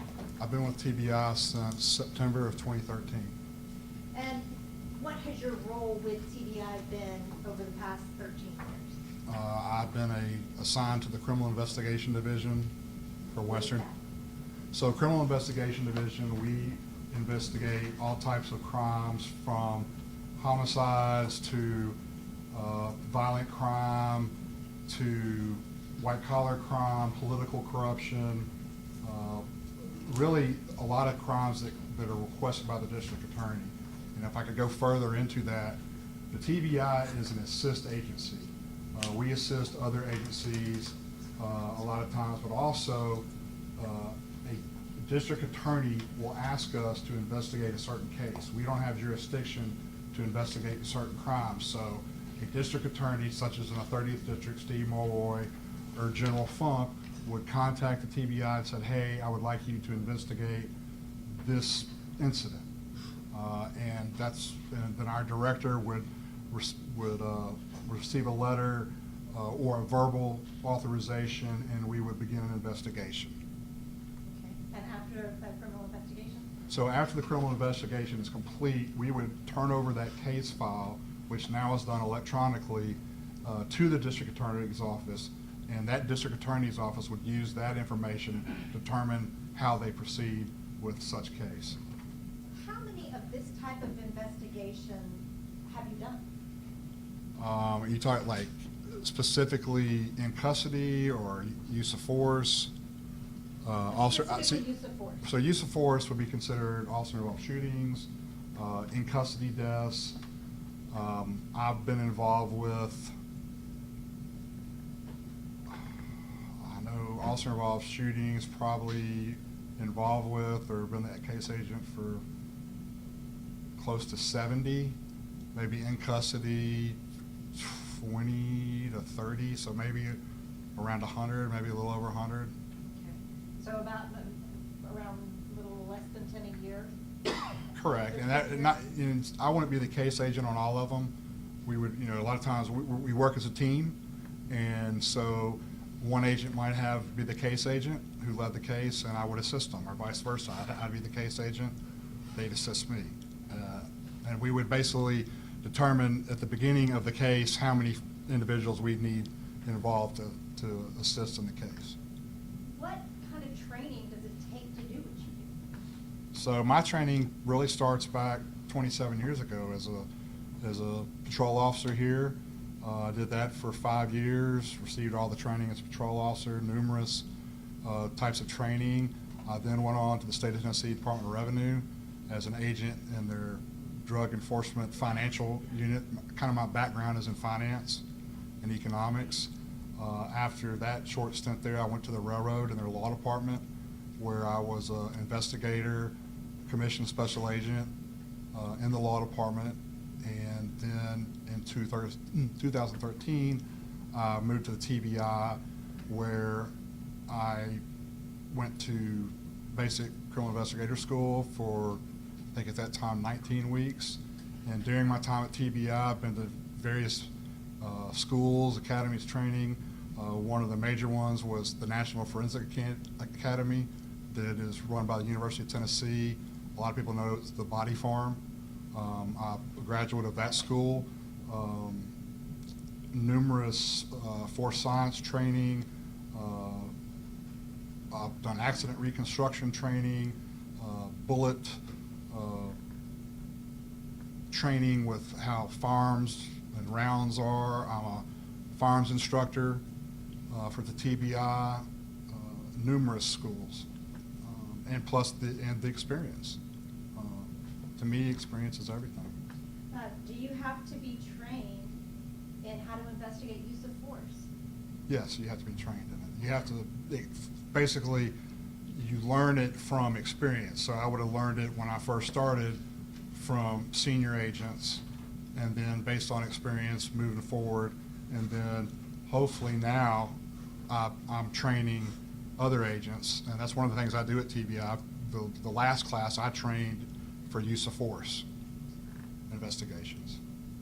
Your Honor, I asked that Mr. Baker be allowed to testify as an expert in use of force. Your Honor, may we approach? Yeah.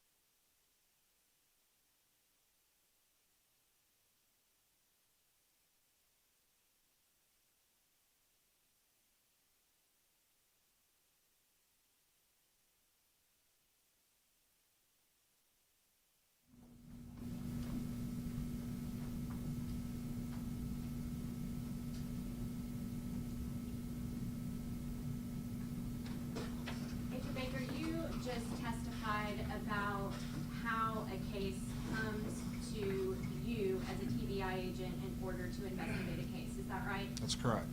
And you said that what happens is an event occurs, and then as a TBI agent, in order for you to be able to investigate it, one of the district attorneys here in Tennessee have to request an investigation from the TBI. For most criminal matters, yes. And that's, whether it's original jurisdiction or jurisdiction by the district attorney. That gives us the right to investigate a case on behalf of the district attorney. And in this particular case, TBI was requested for you to investigate this case because it was an in-custody death. Correct. We were asked to investigate it by Attorney General Steve Mulroy. And then the case came to Nashville because they had to conflict off the case. I'm just gonna object, this isn't a voir dire about disqualification as an expert. No, I'm getting there. Yeah, I'll let her. And you had a scope of your investigation, correct? Correct. And the scope of your investigation was to gather information, collect that information, and present it to the district attorney. First, General Mulroy, then General Funk, correct? Correct. And you were not called upon to get the use of force manual from the Shelby County Sheriff's Office and compare that to the actions of the police officers on that date, were you? No. And that was not the scope of your investigation? No, ma'am. In fact, the scope of your investigation was only to collect evidence and present it, correct? Correct. It would be improper for you as a TBI agent to testify about something that was outside the scope of your investigation, correct? Objection to that, Your Honor. Well, I don't know if it would be improper. The question is gonna be whether or not he's an expert. Have you repeat your question? investigate, well, if you were asked to testify in this case Okay. regarding your opinion about use of force, is that outside the scope of your investigation? As a TBI agent, we do not give opinions. We give the facts. And that's how I'd answer that. I don't give opinions. I know I've told you that before. Basically the facts. But I don't know how the legal stuff works, but asking me as a TBI agent, unless you personally ask me for an opinion, but when it comes to here, I don't give opinions. I'll just state the facts and gather the evidence and give it to the district attorney's office for their review. How familiar are you with the Shelby County Sheriff's Office use of force policy? I'm somewhat familiar with it. I mean, I've looked over it. You've looked over it. Correct, but I haven't studied it or written about it or, published anything. Are you capable today of testifying whether or not these particular sheriff's officers were in compliance or out of compliance with specific use of force policy at Shelby County Sheriff's Office? Per the Shelby County Sheriff's Office, no. Your Honor, I would ask that he not be permitted to testify. Do you have as any an additional expert. questions, Mr. Hughes? Yes, Your Honor, I do. Do you have, through your training and experience, the knowledge to substantially assist the jurors in understanding the evidence before them when we were talking about the videos and the photos and the information that you gather? Yes. And is that specialized because of your experience? Yes, because of my experience and training. Have you ever testified as an expert in court before? I have not. Are TBI agents regularly found to be experts to testify? Yes.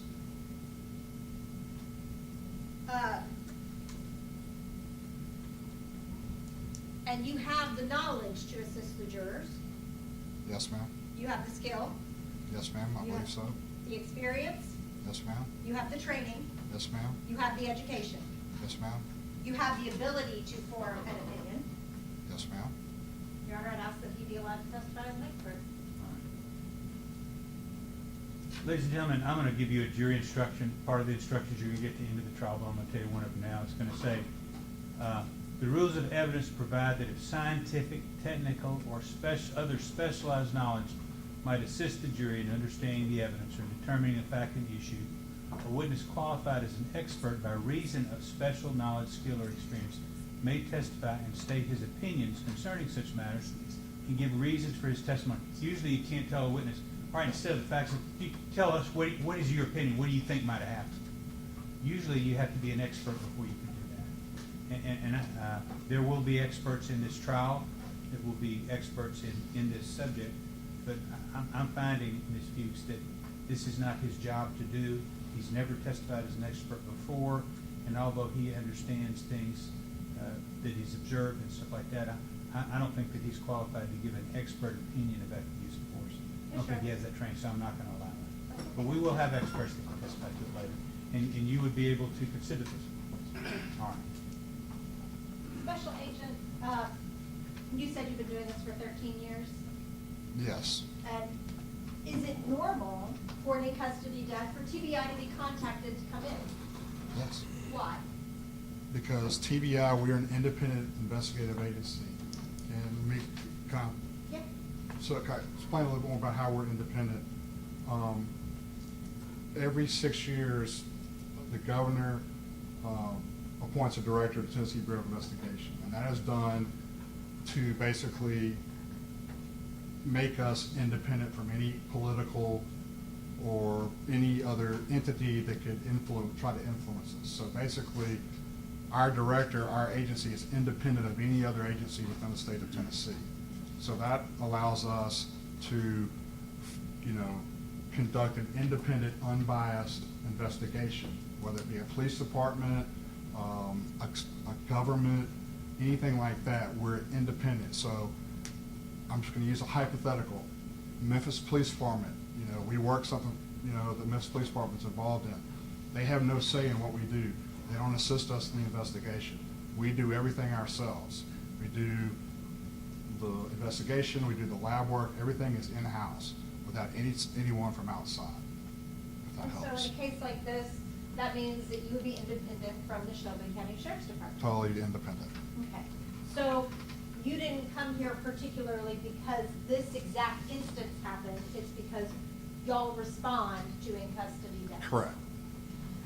And you respond to in-custody deaths no matter what, right? It's not, we think an officer was at fault here, so come see us. Well, we don't respond to all in-custody deaths.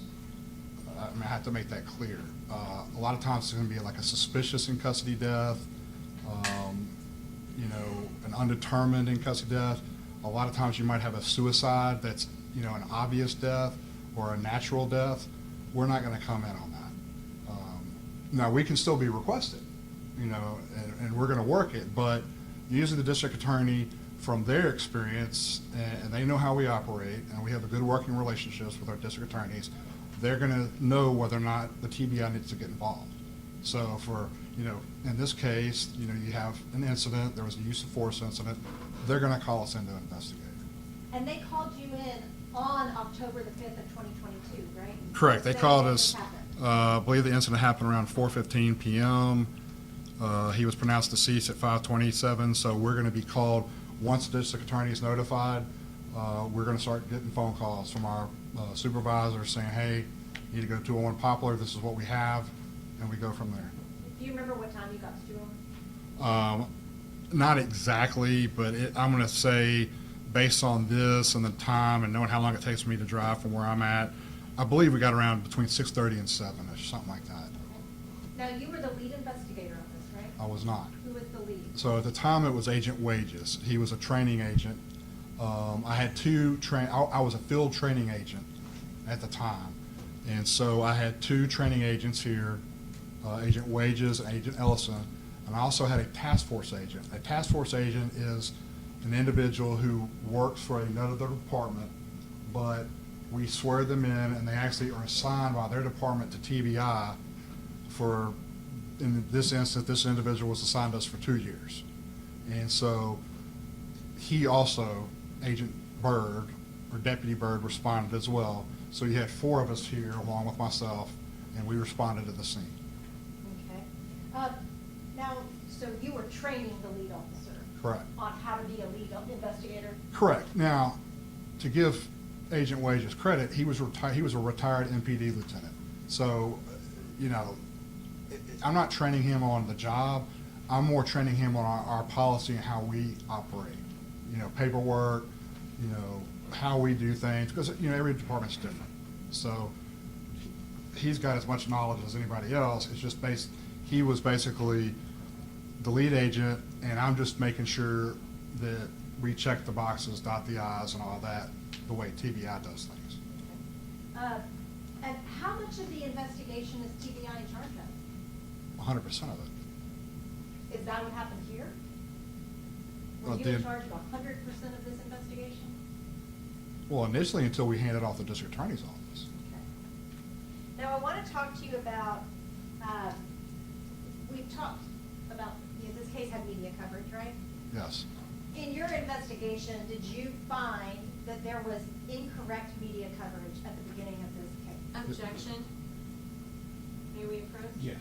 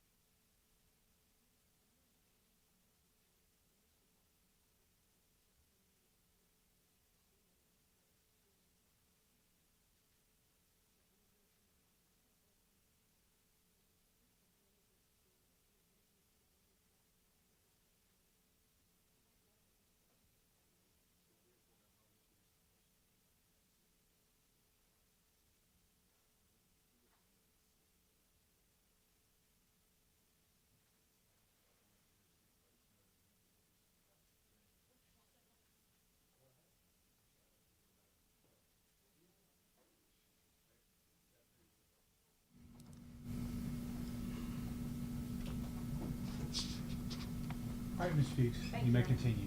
Agent Baker, do you recall when this incident first happened that a man named Jacob Wilder went on the news to give a story about this incident? I do. Did you look into that story? I did. So there was a story that came to my attention on ABC 24 where they interviewed Mr. Wilder, and Mr. Wilder told reporters that he was Mr. Freeman's cellmate and that he knew it, about what had happened and made allegations. And so I checked on that. I was also emailed by General Mulroy to ask about why we hadn't interviewed Mr. Wilder, and I was also confronted by a plaintiff's attorney for the family to ask why we hadn't interviewed Mr. Wilder. So I looked into Mr. Wilder's, obviously if he was a witness, I want to know what he saw. So before I interviewed Mr. Wilder, I went online and got the records of his incarceration, and he was actually released from jail on September 29th.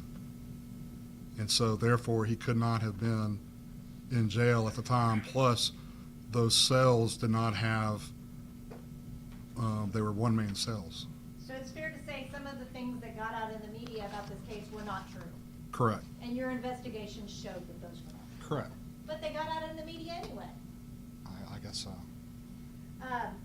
Now, I want to talk to you about what you did during your investigation, okay? Did you gather records? Yes. What kind of records did you gather? Gathered departmental reports, statements from involved officers. There were some things we could not get at the time, such as jail policies, things like that. That's where the whole issue with outside counsel and lawyers got involved. That was kind of outside, not you, but outside my scope, where we had to use one of the TBI lawyers. The Sheriff's Department had outside counsel, their internal counsel, the district attorney's office. There were certain things that the prosecution needed and requested that we couldn't get.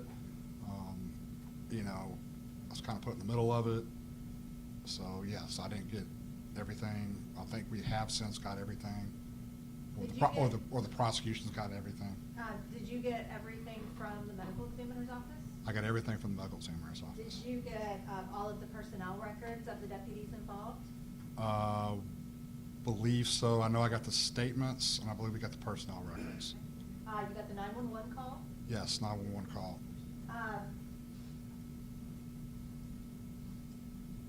And you collected that and made that part of your investigation? Yes, that'd be an investigative file. If I played you the beginning of that, could you identify it? If you played it, yes, ma'am. Your Honor, if we need to do a brief jury out for him to hear it, or if they're opposed to the 911 call that you collected.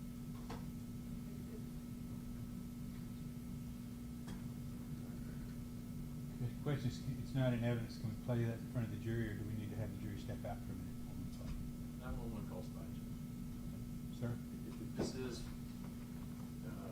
just the 911 call, Judge, we don't have any problem with it being played before it's been. All right. Is that true, Ms. Fuchs? Yes, Your All Honor. right, you may play.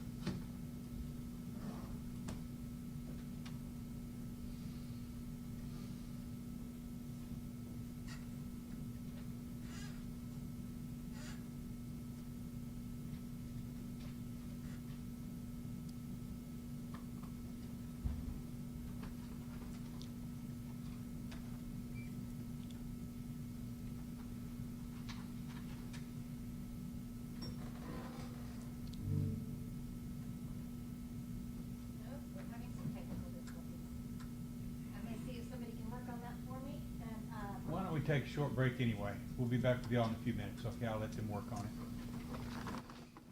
So I say computers always slow things down. Thank y'all very much for your patience with us. We better give them a really good dinner tonight to make They'll everything. get a really good dinner.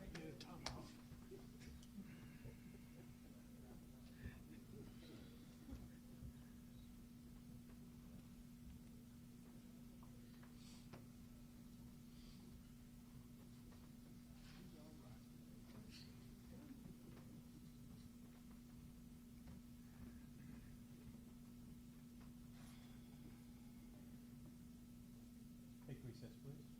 That's why we're gonna try to do it without.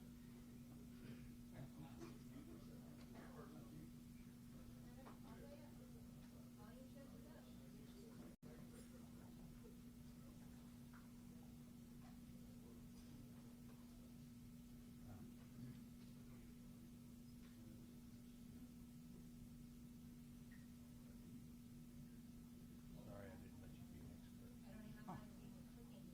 That's just something.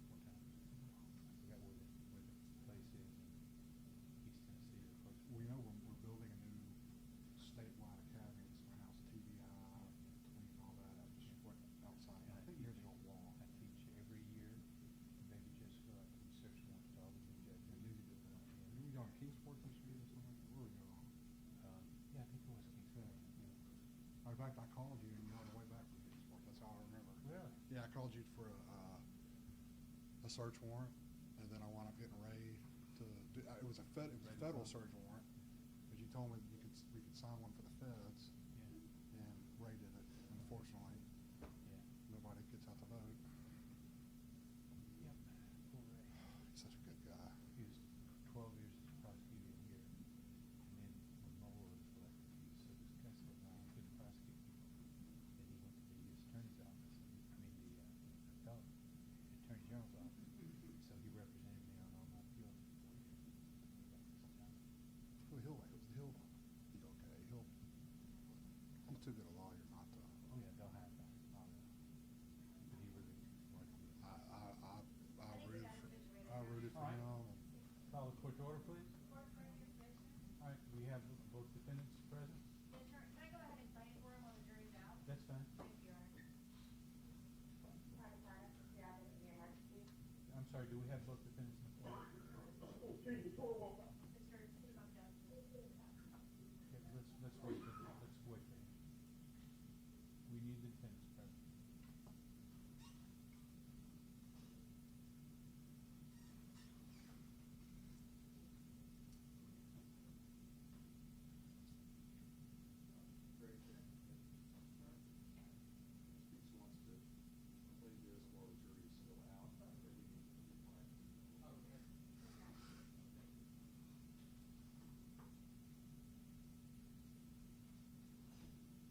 I didn't know what it was to start with. I thought you were gonna play the statement from that guy that wasn't in jail at the time.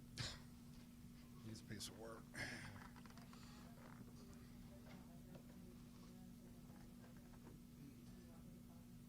All right, call the court to order, please. Court's back in session. All right, the jury is out, and Ms. Fuchs is gonna play this recording for the witness while the jury is out.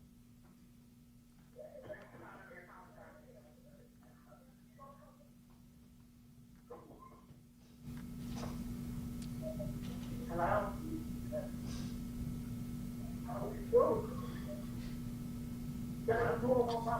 Okay, what's the phone number you're calling from?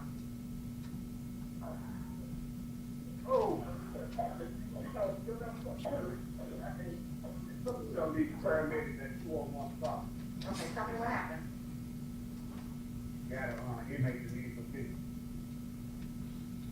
Tell me what happened, what's wrong with them? Yeah, I don't know exactly what happened, But what? but he got a cut on his head that he can come check out.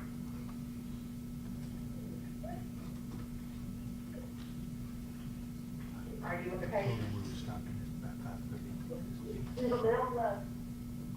About how long?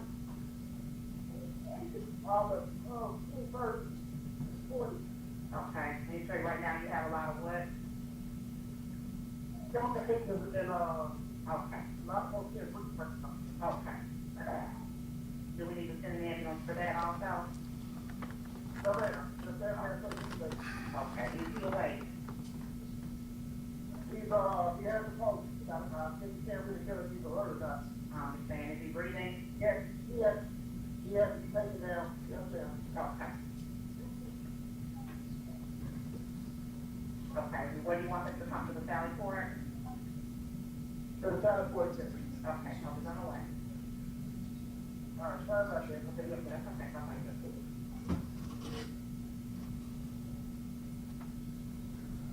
Fire department, she got it.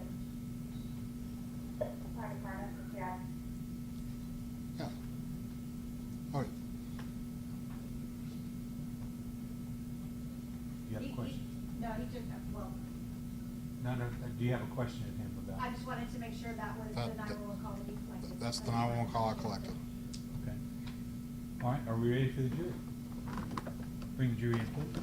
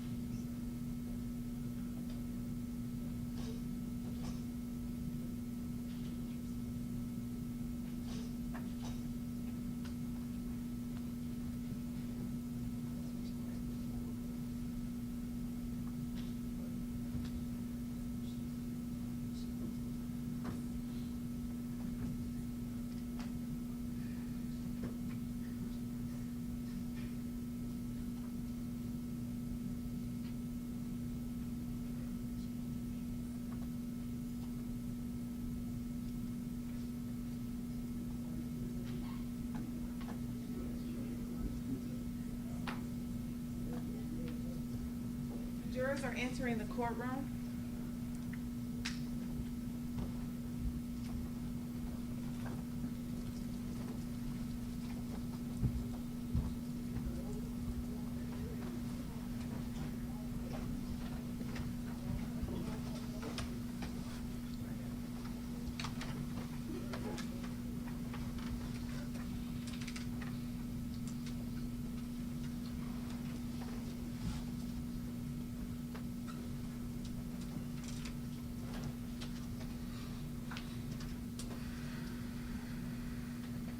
All right. Y'all have a seat, You please. may all be seated.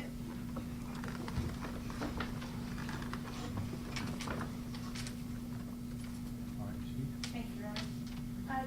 Special Agent Baker, you did say you collected the 911 tape as part of your case file, right? Correct. I'm gonna play that for you. Have you previously been able to hear this? I have. Excuse me, 201.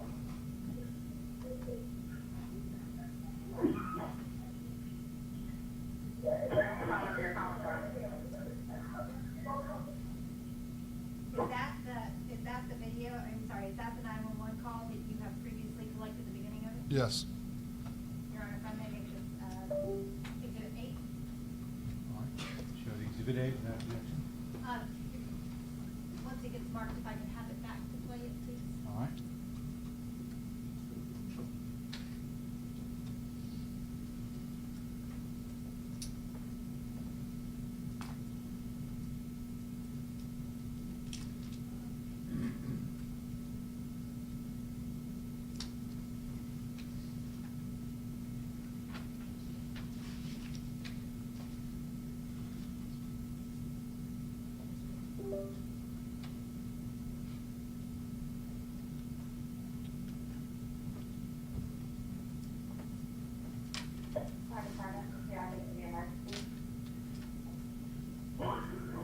Excuse me, 201.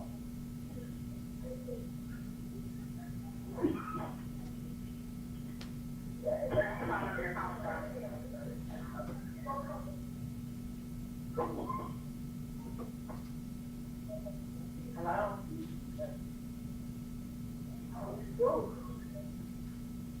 Jailhouse 201 property. Okay, what's the phone number you're calling from? Oh. Something gonna be paramedics at 201 property.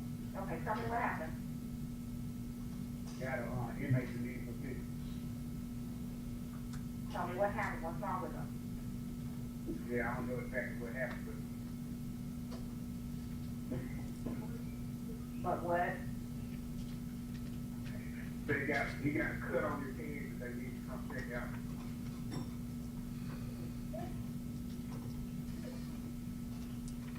Are you with the patient? In the mail, About how old? all the, first, 40. Okay, and you say right now you have a lot of what? Complications and, Okay, lot of folks in Brooklyn. okay. Do we need to send an ambulance for that also? So there, just there for the inmate. Okay, is he awake? He's, he has the pulse. I think you can't really tell if he's alert or not. I understand, is he breathing? Yes, he has to be taken down. Yes, sir. Okay. Okay, when do you want us to come to the Sally Port? To the Sally Port, sir. Okay, I'll be on the way. All right, sorry about that. Okay, let me. That's okay, bye-bye.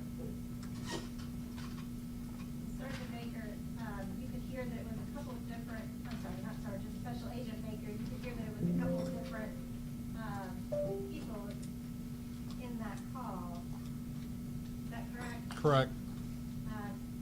And is that because they were, sorry,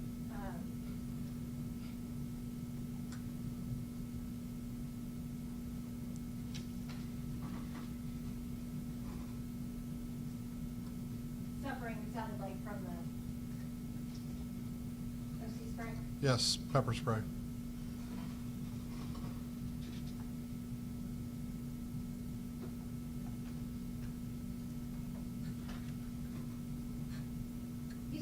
familiar with OC spray, pepper spray? Pepper spray, very familiar. Very familiar from personal experience? A lot of it. Is that part of your training? It is part of my training, but it's also from experience. Okay, so both in a controlled situation and in a real life situation? Yes. Is there, at the jail specifically, do you know if there's more than one type of spray? I cannot answer that. Do you know, on the canisters that were collected, do you know who they belong to? I know they belong to the sheriff's department, but I don't know if they belong to an individual or not. Okay, so those are just some canisters that happened to be at the scene? Correct. Not tied to any particular person? Correct. Now, when you were talking on direct about OC spray, you called it a low-level defensive mechanism. Correct. Can you explain that for me? So you have basically like a force continuum where, and every department has a different policy on this, but a lot of times spray is used before, say, some use hands-on first, then spray, or vice versa, spray hands-on. Then you go to, say, an impact weapon like a baton or a taser, which is kind of, I'm antiquated, so I don't use tasers. We don't use tasers at TBI, but then a taser, and it escalates up to deadly force. So spray is what I call on the lower level of the force against someone. Is it different for deputy jailers on that use of force continuum as to what's available to them on that use of force continuum? I don't know their exact policy on their continuum. I know what's available to them in the jail. What would be available to them? The only thing that's available to them that I know of is the pepper spray They've got their spray and they've got their handcuffs, right? and the handcuffs. What is the purpose of the spray? When you had to use it, why did you use it? To, different things, but to say keep somebody, I'll use an example. Say if you start coming towards me, I don't want you coming towards me, and I say stop, stop, stop, and I believe you to be a threat, I can spray you, and a lot of times that will keep you from coming close to me. And I use, people hear a bear spray. It's the same thing. You spray an animal or a bear, it's like a repellent to keep you away. That's what it's designed for. It's a non-lethal thing that is used to not have, so somebody doesn't get hit with a baton or tased or something like that. It's a way to try to get someone into compliance or to incapacitate them. Correct, to incapacitate them, whether to take them in custody or just get them away from them. You indicated that it could swell your eyes shut. Yes, In general, can it affect your vision? absolutely. You said that it can make your nose run and snot come all out of your nose. Yes, But you said it doesn't affect your breathing. doesn't affect your breathing. That's why it's designed that way. Does it burn to breathe though? Oh, yeah, Does it make you cough? absolutely. Does it make you choke? Doesn't make you choke. Like, Now, I'm sure, and I'm not, like I said, I'm not a scientist, I'm not a doctor, but I'm sure if you had food in your mouth, something it possibly could, I don't know, but it's not designed to do that. and I don't just so much mean choking, like actually not being able to breathe it like that. Oh, absolutely, Can it make you vomit? absolutely, Did it make multiple people vomit here on this day? yes. Was there evidence of individuals being affected by this OC spray from the 4th floor up to the 5th floor? Yes, it was still evident when I got there, And that was a couple hours later. yes. Was it enough to irritate you? I'd say this, but I'm so used to it that I just go with the flow. It affects everybody differently, but I've been sprayed so many times that, it's not pleasant and I don't want it to happen again, but it's just part of the job. And when you've used spray, it usually works. It works, but the problem is it always comes back on you, at least it does me. And in watching the video throughout your investigation and speaking with witnesses throughout your investigation, did it appear to you that Mr. Freeman was not affected by the spray? I'm going to object. He's already not been qualified to testify as an expert in use of force. Your Honor, he collected the videos, he's watched the videos. I think the jury can watch the video and they can make their determination. He's not an expert in that. In watching the video, did you see Mr. Freeman stop after getting sprayed? No, Did you see officers able to gain compliance of him on the 4th floor after getting sprayed? No. Did you see him get sprayed multiple times? Yes. Did you see officers attempt to get compliance of him multiple times? Yes. Did you see him get away every single time? Yes. Did you see him move from the 4th floor to the 5th floor? Yes. What is allowed for jail movement? Are inmates allowed to just wander around the jail? I don't know, but without permission, I would say no. By the end of the situation, starting from the 4th floor all the way up to the 5th floor, pretty much everyone who came into those areas was affected by the spray. Is that fair? Yes. And you indicated that you asked about whether anyone was injured. Correct. Did you find out that one of the deputies had been injured on the 4th floor? I found out later. Okay, and that was Ebony Davis? Your Honor, I'm gonna object to hearsay. Your Honor, this is all part of his investigation? Would you all approach the bench for a second?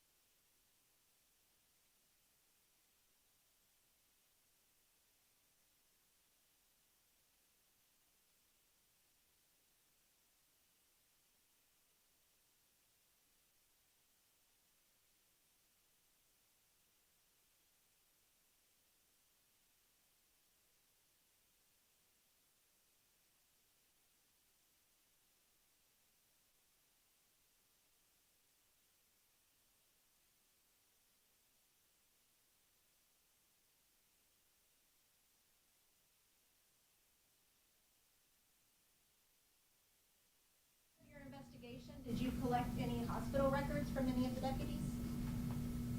I'd have to go back and look at the case file. That I do not recall.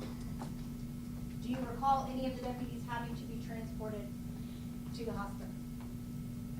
I believe a deputy did see a medical provider after the fact. I want to talk to you about what we saw in the video in Mr. Freeman's cell, okay? Okay. You had photographs of underneath the bunk. Correct. And in the video, we saw Mr. Freeman frequently going in between the sink area and the bunk area. Correct. Was that photographed as kind of to document what he was going down there for? Correct. What was down there? Nothing.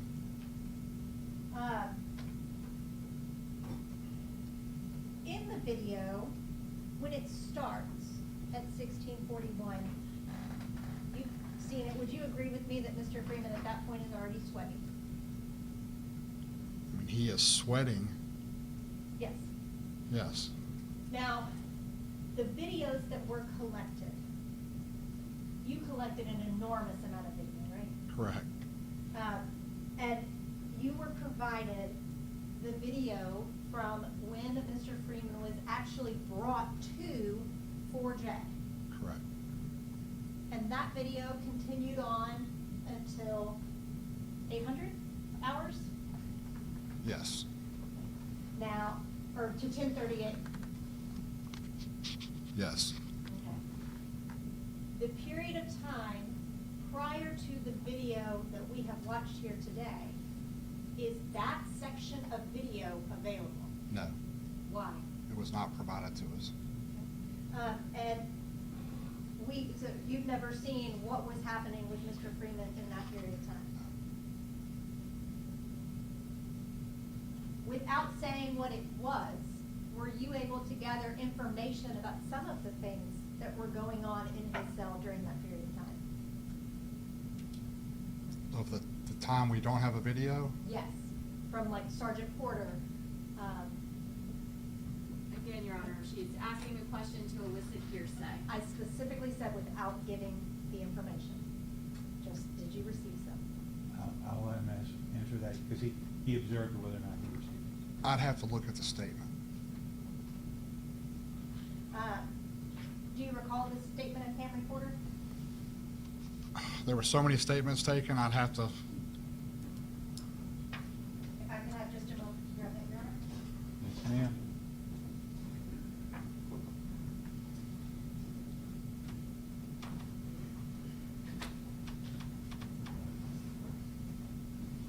Your Honor, may I approach the witness? Yes, ma'am.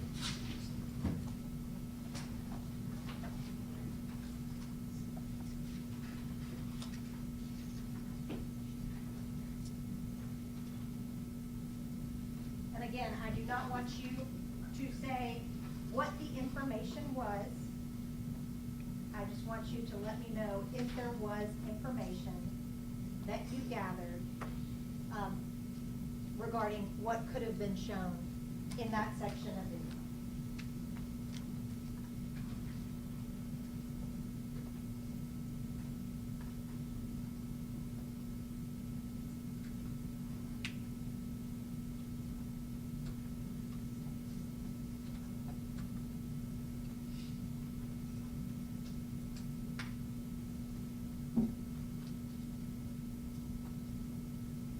While he's looking at that, would y'all approach the bench for a second? Use their time.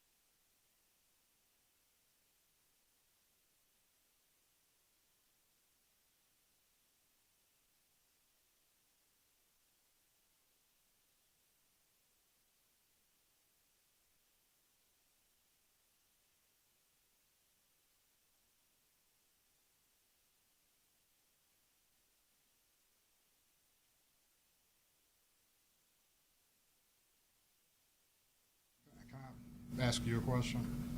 So, I'm kind of confused. Are you saying that this happened during the time there was no video? Yes. That doesn't make sense because it's, Would you agree with me that the video started with him covering the camera? Judge, I thought the question was, did he have a conversation with somebody who said they knew something, not what was said? No, I'm not going into what was Why don't said. we do this? Why don't you ask a question, Ms. Speaks, and we'll let him answer. Were you provided information about an interaction between an officer and Mr. Freeman that was not captured on the video? read this again because. And you may need to keep going. Because I think maybe this question is asked out of sequence. May I approach to direct him specifically? That's fine. I see, I'm seeing code. Now, y'all can't talk. Oh, You I'm can sorry. point and stuff, but I want the jury to be able to hear you say anything.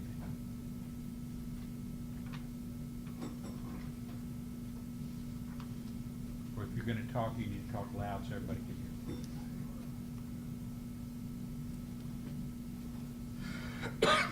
Yes, You did receive information about, yes, we would have received this, yes. and that would have been in that missing portion of video. Correct, due to the time.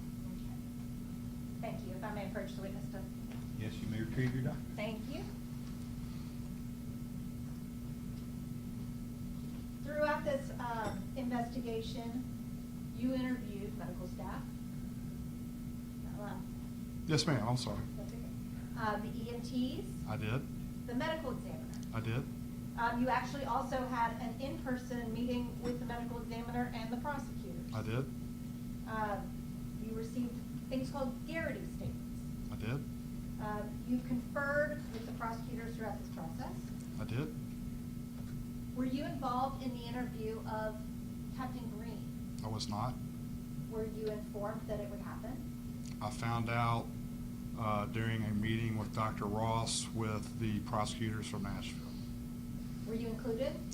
I was included in the meeting, yes. Were you included in the meeting with Captain Green? No, I never knew about it. Did you ever get a copy of it? I did not.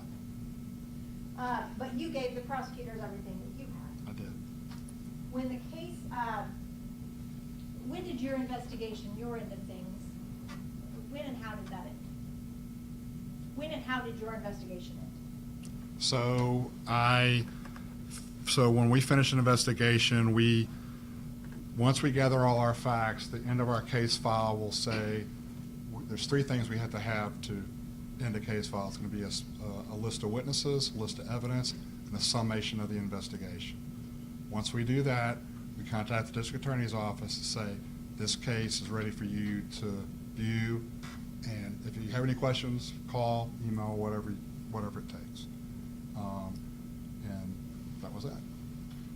Did you have a subsequent meeting with the prosecutors? We did. We met with myself, one of the prosecutors, met with Dr. Ross, who was the medical examiner. I mean, after all of that, after you gathered all of that information?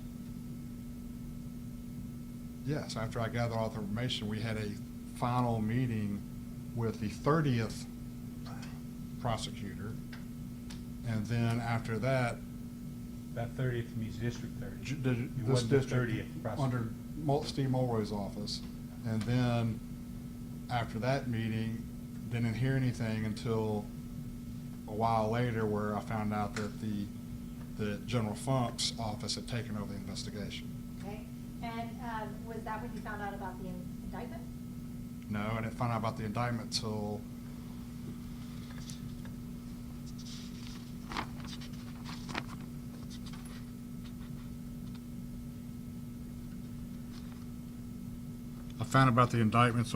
on September 20th, 2023. So the day after the case was indicted? Yeah, via the media, had contacted TBI and asked about the indictments, and I was like, what indictments? You're normally included in grand jury, right? Yes. But you were not here? No. And you were informed that it was about to happen? No. At the time you were informed of the indictment, had your investigation revealed a medical examiner who would put a cause of death on these men? You're going to have to restate that question. Your Honor, the jury will get the report of the medical examiner. Your Honor, they've actually been shown part of the autopsy report already. So if the question could be, did he have the autopsy report, the state would not object to that question. When your investigation concluded, you had the autopsy report. Yes. You had the finding by Dr. Marco Ross Yes. that the cause of death Yes. was the severe arteriosclerotic disease. I can quote exactly what was said. I have it written down. Would you like me to read it? To the exacerbation of severe arteriosclerotic coronary artery disease due to altercation and subdual. Do you want me to answer it, or are you going to answer it? That's cross-examination, sir. I mean, you tell me. Is that fair as to what that? Yes, that is. Do you have it written down? I have it written down, Then yes, sir. Please read it. Dr. Marco Ross attributed the death to exacerbation of Arteriosclerotic. Thank you. Cardiovascular disease due to physical altercation and subdual. A probable psychotic disorder is likely a contributing factor. The manner of death is classified as a homicide for state vital record epidemiological purposes and is not meant to definitively indicate criminal intent. You went further than I was going. Do you deal with autopsy reports a lot in these kind of investigations? Always, if it's a death, That last sentence that you read, is that normally included in an autopsy report? no, Talking about the not indicating criminal intent? no, But that was included here. yes. Did you interview, or did you get information from Keith Williams as part of your investigation? Keith Williams, The Shelby County use of force person. no. You didn't receive? No, I'm trying to think. Yes, he said, we got a statement. I'm just, y'all are bombarding me with that. It's so. a lot of information. I know. Just going back, I went through the case and I have stuff written down, so yes. And that was included in your case, right? Correct.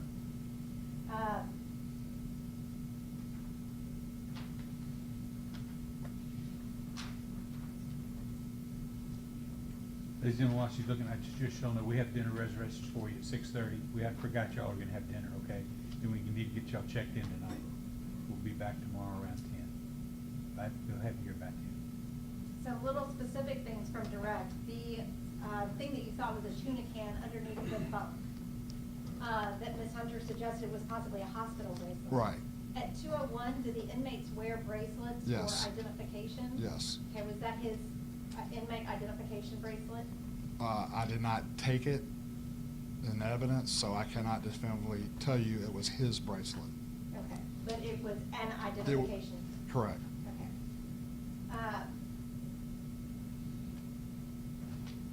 When Ms. Hunter was talking to you about the spray that was all over the floors and all over the ceilings and all over the walls, that was on the 4th floor, right? That was on the 4th floor, but there was still spray on the 5th floor. Yes, yes. But that, when she was talking about it being everywhere, that was Right, that was 4th 4th floor. And did your investigation reveal that Mr. Parham had very limited interaction on the 4th floor? Very limited. May I have one moment, Your Honor? Yes, ma'am.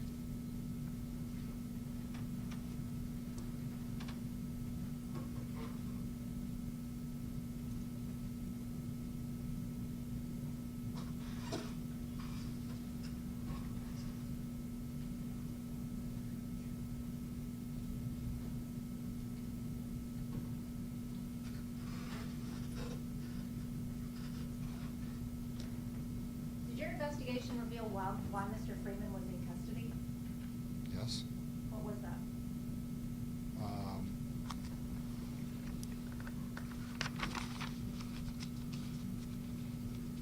Just so I get it right. He was in custody for aggravated kidnapping and aggravated assault. Thank you. That's all I have, Your Honor. All right. Your cross-examine. Judge, I don't have much, maybe 10, 15 minutes. I don't That's have fine. enough time related. Whatever it takes. Agent Baker, you testified you're familiar with, I know you went over with Ms. Bukes and the statement with OC spray, correct? Correct. I call it pepper spray. Pepper spray. Have you ever been to a crime scene and seen this much pepper spray deployed?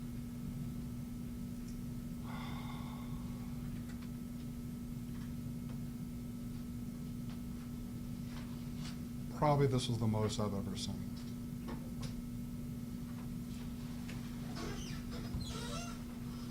Now, a couple things I just wanted to clear up, because I felt like we didn't get to the bottom of it. General Funk was asking you questions. You say, you testified there were some sheriff's department employees that you sought to interview that were you were prohibited from interviewing, correct? Correct. And you mentioned that lawyers got involved, correct? Correct. Okay, were you provided with a number of written statements that those people gave? Yes. Okay. And those are called Garrity statements, correct? Yes. Would you, in the normal course of an investigation, would you be entitled to have those? So in order to get a Garrity statement, so I probably need to explain what a Garrity statement is. Is that okay, Your Honor? Yes. So in law enforcement, and I'm going to use an example of an officer-involved shooting because I think it'll be a little bit easier to describe it. Say you have an officer who's involved in a fatal officer-involved shooting. He has to give a statement to his employer. So say as a TBI agent, someone's shot, say I shoot somebody, and whether they live or die, I have to give a statement to my agency or I could be terminated. But the Supreme Court has said in a Garrity decision, that's what it's called, is that statement cannot be used against me in a criminal trial or a criminal setting. However, if I want to, I can waive my rights to that statement and give it to the investigative agency. So what we do is we will ask that officer, say who was involved in a shooting, we need to ask you some questions. And that officer can say, yeah, I will answer your questions right now, or I will answer your questions later, either by oral statement, recorded statement, or written statement. In this case, they provided and they signed a waiver saying we are allowing the TBI to have our written statement that was provided to the sheriff's office on the incident involving Mr. Freeman. Does that make sense to you? Does that make sense? It does. Okay. To me. In order to get those, when you say an officer, you're using that in this context interchangeably with a deputy. Deputy, sheriff. same thing. Same thing, for purposes of this Correct. conversation. Okay. And in order for you to get possession of those, that deputy has to sign, or deputy jailer has to sign a written waiver giving those over to you. Yes, and actually, our policy is, even their attorney can't give it to us. That individual deputy has to physically sign that in front of us, and we witness that, and then we accept that statement and put it in the case file that is then provided to the district attorney's office. Is that what happened in this case? Yes, And that's how you got those Garrity statements? correct, And they're all part of your case file? correct, The written waivers are all part of your case file? correct. And that case file at one point was submitted, we used numbers earlier, to the 30th District Attorney's Office, and that's Shelby County, correct? Correct, Mr. Funk's office is from a different district, correct? correct. What, do you know what district they're from? I believe it's the 20th? Okay, so was the complete case file, well, let me back up. Would you consider your case file today to be complete? Is everything in there? No. What's missing? We're missing a statement from a Commander Green. I'm sorry, there's a call. A gentleman named Commander Green. I believe he was a captain at the time. Okay, Captain Green then, Commander Green now, and it's been stated in opening that he's a witness in this trial, correct? Correct. Okay. Did the TBI take that statement? No. Do you know who took that statement? I believe someone from General Funk's office. Do you know when they took that statement? I can tell you it was.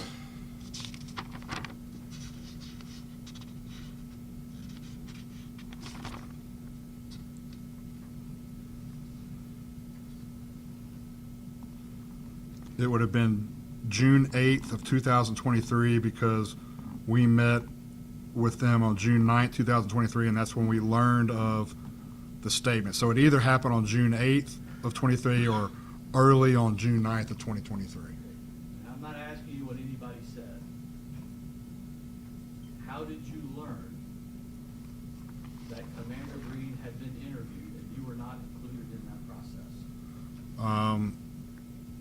They mentioned it while they were speaking with Dr. Ross, and during that meeting, Sorry at for interrupting, when you say they, the prosecution, it was Matt Gilbert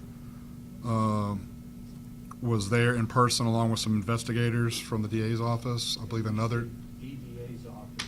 the 20th district from Nashville, General Funk's office. That's when you first learned about it. That's when I first learned about it. Okay, what was your reaction to that?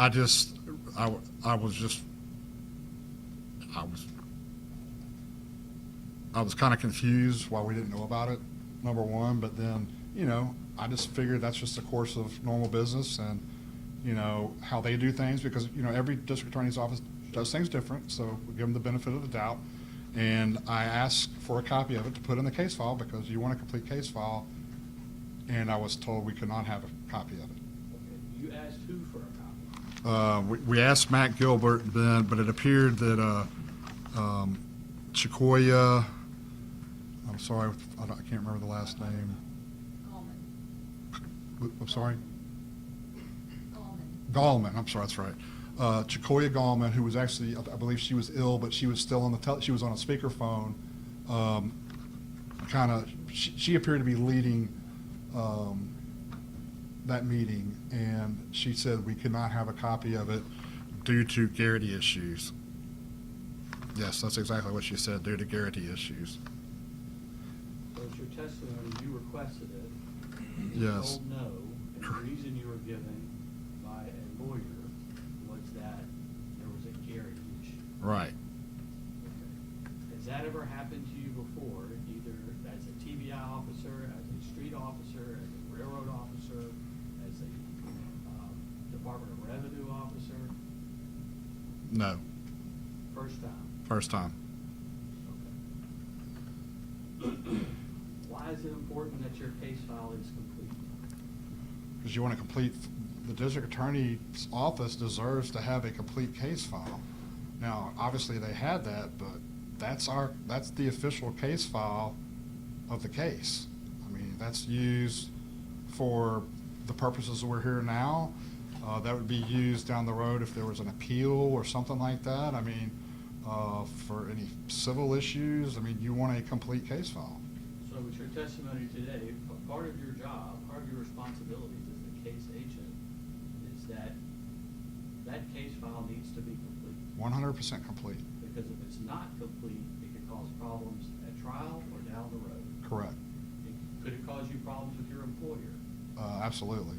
If your employer, Agent Baker's case files aren't complete, have y'all ever had discussions about that at TBI? Yes, we've been questioned why we did not have that case file. Because of that, I actually asked again on June 14th of 2023 in a telephone with Mr. Gilbert, Ms. Gallman, and some investigators.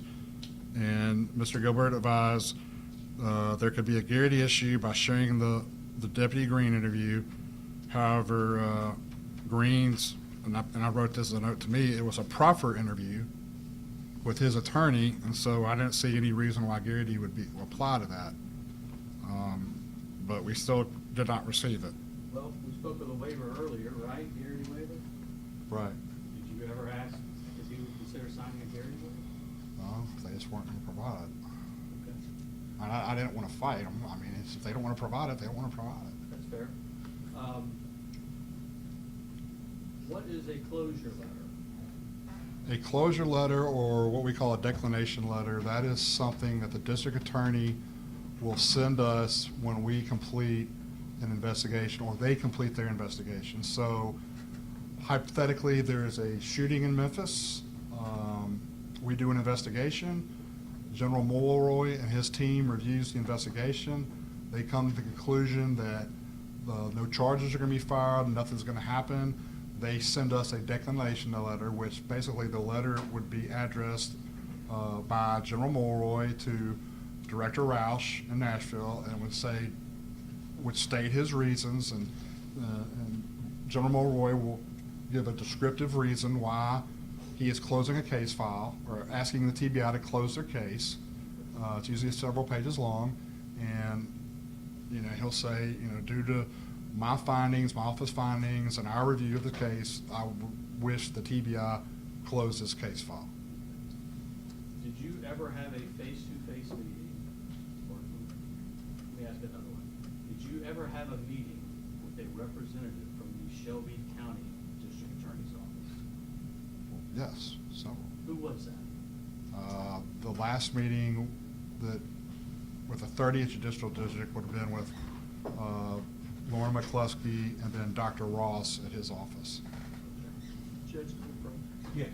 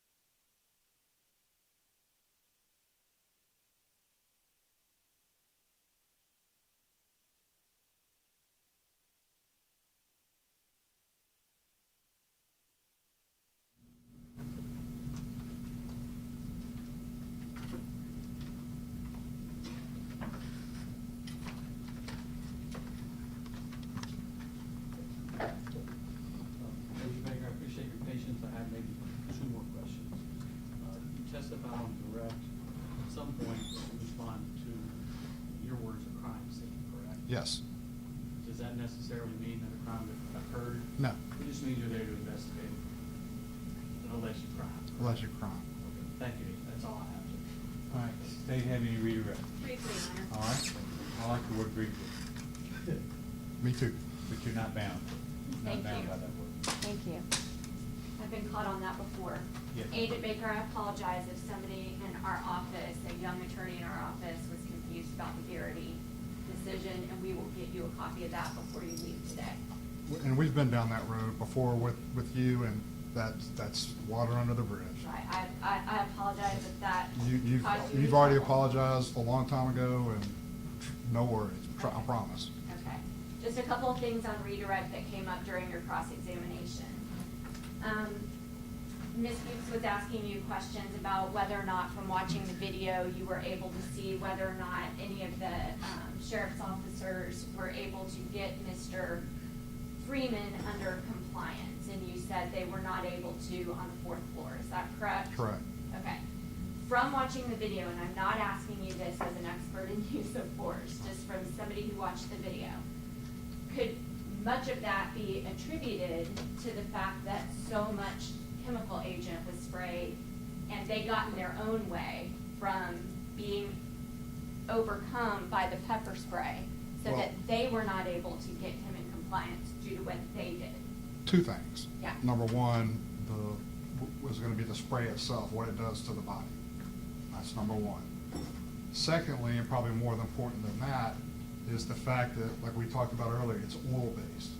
So imagine a naked body covered in baby oil. It's almost like the greased pig, trying to catch the greased pig. You can't get any hold on it. Also, if you notice in the video, I don't make this as a joke, but it looked like Keystone Cops, where everybody's falling down. They get up, they fall straight down. And that's what it was, because it's oil everywhere. I mean, this stuff, you might as well get Crisco and throw it on the floor and dump it all over, because that's what it is. And if they were overcome by the spray, it was because they sprayed it. Right, so you have basically 2 things going against you. To try to take him, into custody to keep him from doing what he was doing.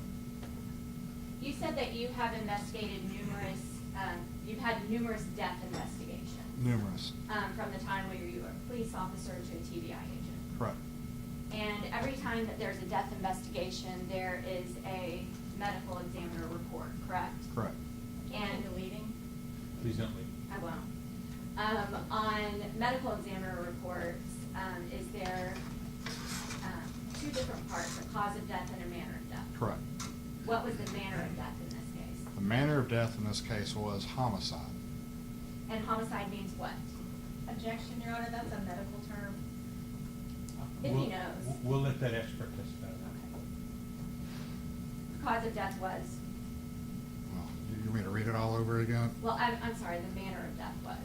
The manner of death was homicide, but there's a cause of death, which I read, that lengthy statement I read earlier. Which we'll have experts explain. You said that Mr. Freeman was in custody for an aggravated kidnapping and aggravated assault. Correct. Was he convicted of that, or was that a pretrial detention? That was a pretrial detention. So he hadn't been found guilty? No, he hadn't been a trial yet. He'd just been arrested. You said that you did not interview Keith Williams, somebody else did. Yes. And I'd have to look at the report to see exactly who that was. Keith Williams is somebody from the sheriff's office. Right. Do you know whether or not it was somebody from the sheriff's office who interviewed another person from the sheriff's office? If it was a Garrity statement, yes, it would have been someone from the sheriff's office. Okay. So somebody from the sheriff's office interviewed another person from the sheriff's office to see whether or not anybody at the sheriff's office did anything wrong. Is that right? Objection to leading? I'm going to ask you not to leave, please. I apologize, Your Honor. You just ask that in a non-leading manner. Do you find it to be a best practice when you are investigating a case to, especially because you are at TVI? You said that the whole reason you guys get involved is to be completely independent. Correct. Can you tell the jury whether or not an agency investigating another agency is their same agency is completely independent? So you're saying if an agency within an agency is investigating itself, is independent? Is that an independent investigation? Well, no, but that's kind of that's, if you're talking about a Garrity statement, that's the norm. Right. Would you like to be a person who is able? Objection to relevance? Well, I'm gonna ask the question first. In a situation where you are investigating a death, do you like to be the person who is asking the questions rather than somebody who is interested in the outcome? I mean, I don't have the right to tell someone how they want to give me their statement. I mean, I can't make that decision. I mean, I believe in everyone's First Amendment right. And to say that I'd rather have them give me a verbal statement or a written statement, I mean, I can't really answer that because it's not fair to the system, if that makes any sense. Sure. Because, you know, why is it fair that I took 9 Garrity statements from people who have been charged with a crime, but yet I took a Garrity statement, or we took a Garrity statement for someone who wasn't charged with a crime? You know, what right, you know, why are his rights different? And I think we're misunderstanding each other. My question is, do you have an opinion about whether or not it is a best practice, just in general? Your Honor, may we approach? Yeah, let's.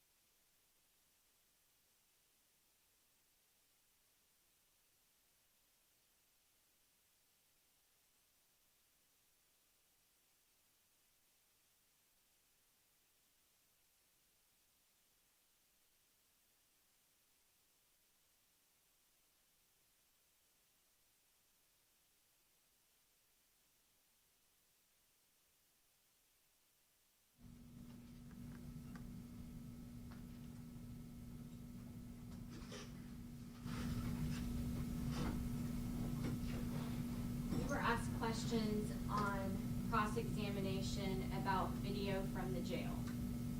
Yes. So there was a portion of video that was missing from the jail. Yes. Who is the agency that provides you video? The Sheriff's Department. And do you rely on them to get you that video? Yes. In this case, were you able to collect video from inside Mr. Freeman's cell at some point? The only video of Mr. Freeman's cell is what we saw in that camera, because that's a suicide watch cell. Are you asking me, was there a camera inside the cell? Yeah, right. Right, where he was, that's the video, didn't we obtain that video? Well, I'm The one we asking- watched, Right. yeah. I'm asking you, but what's the missing video? So apparently there is some video of that cell that was a segment from a certain time to up until the video what we see that was not provided to us, Okay, and you rely on who to provide that video to you? the sheriff's department. And that would have been just before Mr. Freeman was fed, Correct. and that would have been just before he opened the door agitated for some reason. Correct. So, the sheriff's office did not give you that video from right before he got agitated. We never got that video. I've asked for it. I don't know if it got lost in the shuffle, just because there were, as you well know, I gave y'all a stack of DVDs this high of every camera. So I can't answer why I didn't or did not, did or did not get that video. But you relied on getting it from the sheriff's office. Yes, because that's who owns the system, and that's it's their video system. And you had video of 4J all leading up to and after outside the cell. Yes. But I'm gonna object again to the meeting. Yeah, you need to ask a question and let him answer it. do you know, or do you have video evidence of what happened to Gershun Freeman right before he was fed and came out of that cell agitated? No, Because who didn't give you the video? I never got it from the sheriff's department. But not for lack of trying. Objection deleted. Did you try? Yes, How many times? multiple. How many times did you try to get it before it being requested from the state? Well, I never knew it existed until it was asked for. So really, I mean, for our relevance is the video of him coming from the cell agitated until the incident. I'm not asking you what's relevant. The part that's missing, who would have given it to you if they were gonna give it? He's already said the sheriff's department would have given it. Right.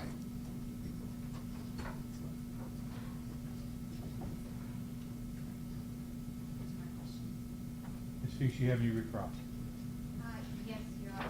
Only on what was covered on Yes, Your Honor. redirect.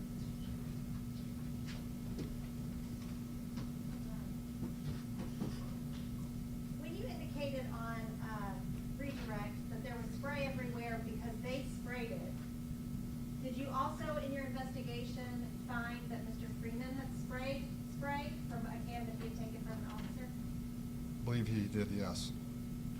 And when you talked about the manner of death, you indicated that it was homicide. Homicide. There's different manners of death on Right. that. And that's a medical term, right? It's a medical term. There's five different manners of death. And that's for a medical examiner to Sure. explain, right? Sure. That is not the kind of homicide that you use as a criminal investigation. Correct. That totally different.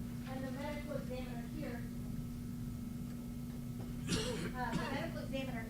specifically said that this would not indicate criminal intent on that autopsy report, right? I'm gonna object to Miss stating what that says. He just read that it was for Well, epidemiological she's purposes. objecting, so if you want to read it, you can.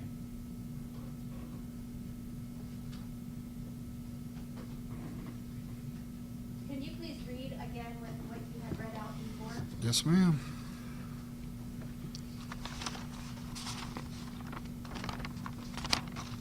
I'd have to help me with some of those words again.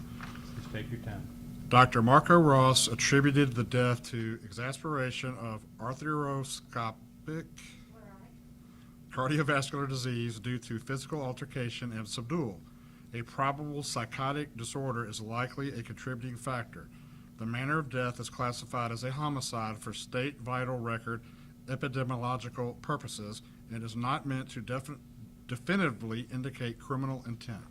Not intended to indicate criminal intent. That's what it says. Your Honor, may I briefly approach the witness to have him review the document? I'm not gonna ask you what's in it, but I want you to, All right. to have it up there to your review. Did you actually collect all of the video surveillance, or did, Special Agent Wages collect additional video surveillance? Special Agent Wages collected all the videos. Okay. And did Special Agent Wages, believe that he had collected all of the videos? Yes. And did you review each and every video? Yes. You reviewed every single one? Looked at all of them. Every single angle, Yes. okay? At the. Now, a lot of times and I will say this, a lot of times you're gonna have a camera that's basically showing a blank, something that is not there, it's just air, so you can skim through it because there's nothing to see. You have a lot of those, because they gave us literally, probably a terabyte, or I think it was like 800 gigabytes of data and video. It was tremendous. But Special Agent Wages believed and has indicated that he believed he received all of the footage, right? Sure, I believed it.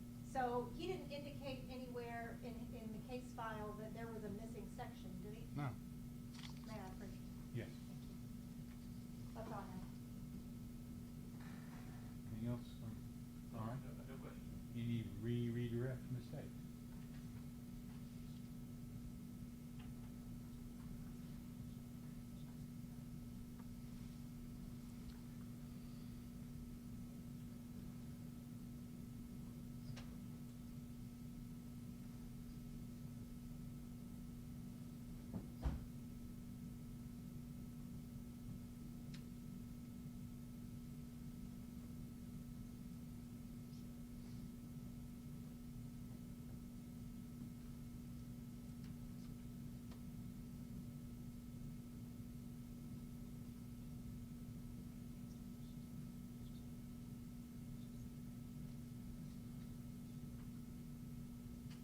No other questions.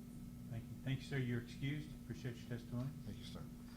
All right, ladies and gentlemen, we're gonna stop for the day. I wanna talk to you again about, you can't discuss the case.